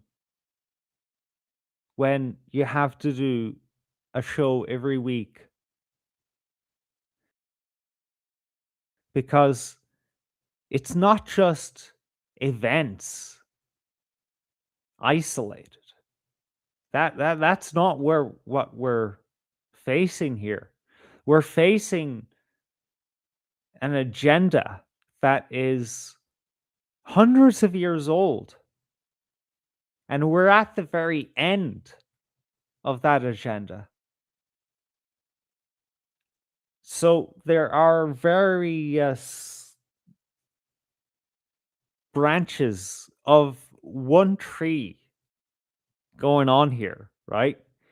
And every little shoot that comes out of one of those branches is a a stabbing of a old woman in Tremor, or the stabbing of children in Dublin. I forget the street, the the outside the nursery, or a stabbing of Garda and Capel Street, which might be completely staged.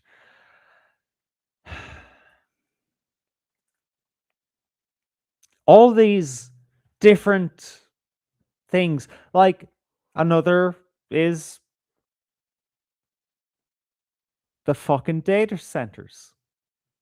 As Morgan pointed out, like that's not the root of our problems, you know? And that's what we're dealing with here, is we're dealing with a monster who is willing to put up these scapegoats for us to sacrifice, if I may mix metaphors, so that they can get away with the bullshit. You know, oh, it's just the data centers. Yeah, it's the migrants. Okay, you know, the data centers, the migrants, they're a problem. But hey, let's, look at another angle. Let's look at the fact that all of the piping in Ishka Aaron is just constantly leaking. That's a lot of water, man. Not on par with the data centers, by the way, and it's going to get worse, but it's still pretty bad. I mean, this is something we can remedy. There's just so many heads to this Hydra, and you can't spend the time that is required to synthesize all of this information into a package that somebody can use if every week you are on a self-imposed deadline where you have to make sense of the current thing, something Michal Martin said. And then you have to use Michal Martin in your headline or your thumbnail because that's the only way you get clicks. That's the way it works, right? You on X, that's what people are doing. If you see that blue check mark next to someone's name on X, they're making money. And it's just look at what they're talking about, because it's always going to be the most popular thing to talk about at that time, whether it's about whatever political issue. They have their audience, and that's where they make their money. And X pays out pretty good. So you have to keep that in mind. And that's the game that myself and Morgan just aren't interested in playing. We're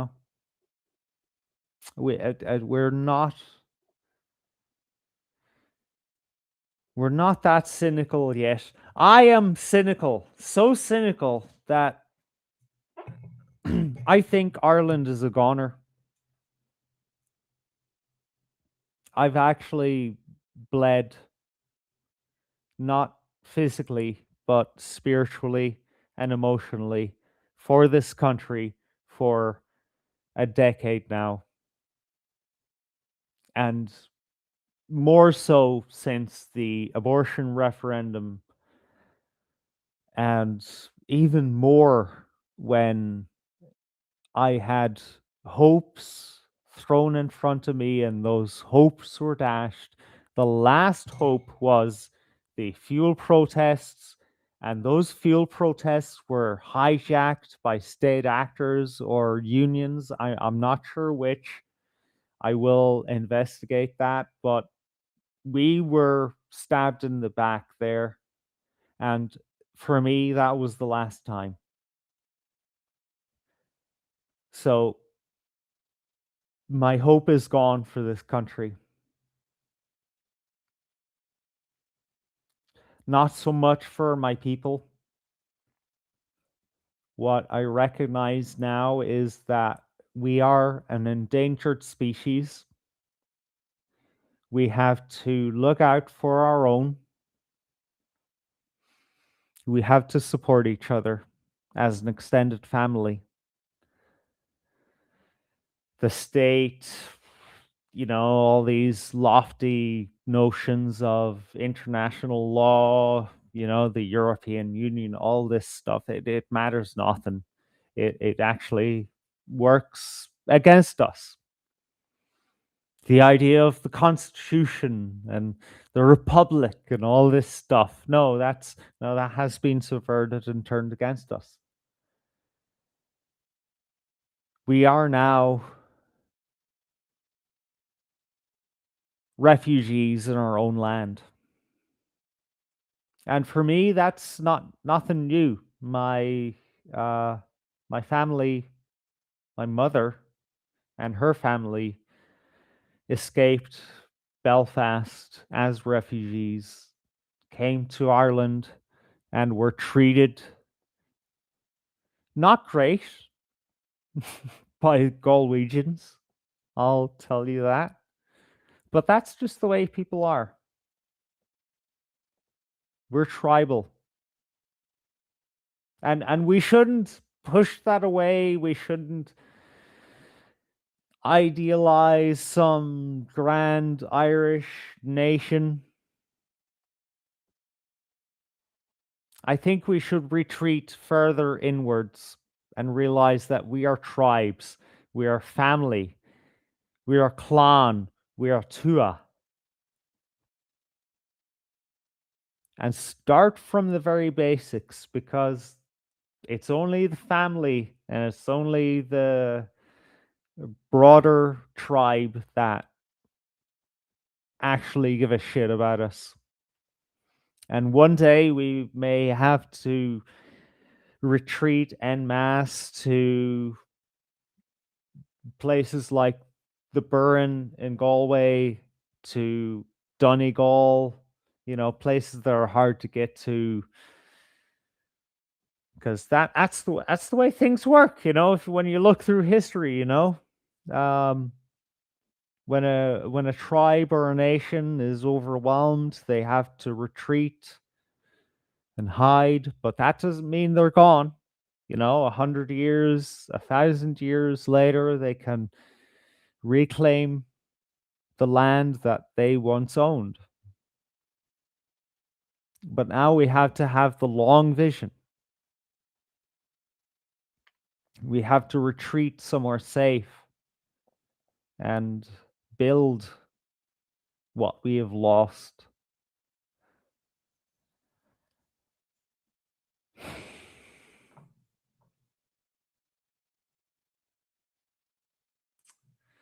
Eight people still watching. That's amazing. That is absolutely amazing, because I have been talking absolute shite. Yep. Wink, wink. Nothing to see here. I'm just talking off the top of the dome. Nothing here means anything. Just go to bed. It's okay. No great geopolitical or philosophical meaning behind anything I've said. Just, enjoy your life. However much of it is left.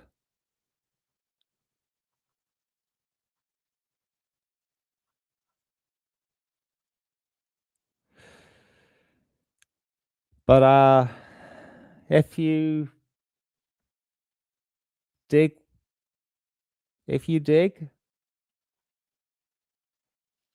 subscribe, and we have some ideas of where we're going to go in the future. It might not be like what has come before, but you'll at least be entertained and enlightened. So stay tuned, And until then, enjoy or at least be edified by this beautiful early Christian chant.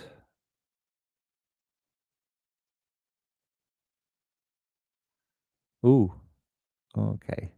Now I need to restart that and turn the volume up. All right, Ewa. Take it easy, folks.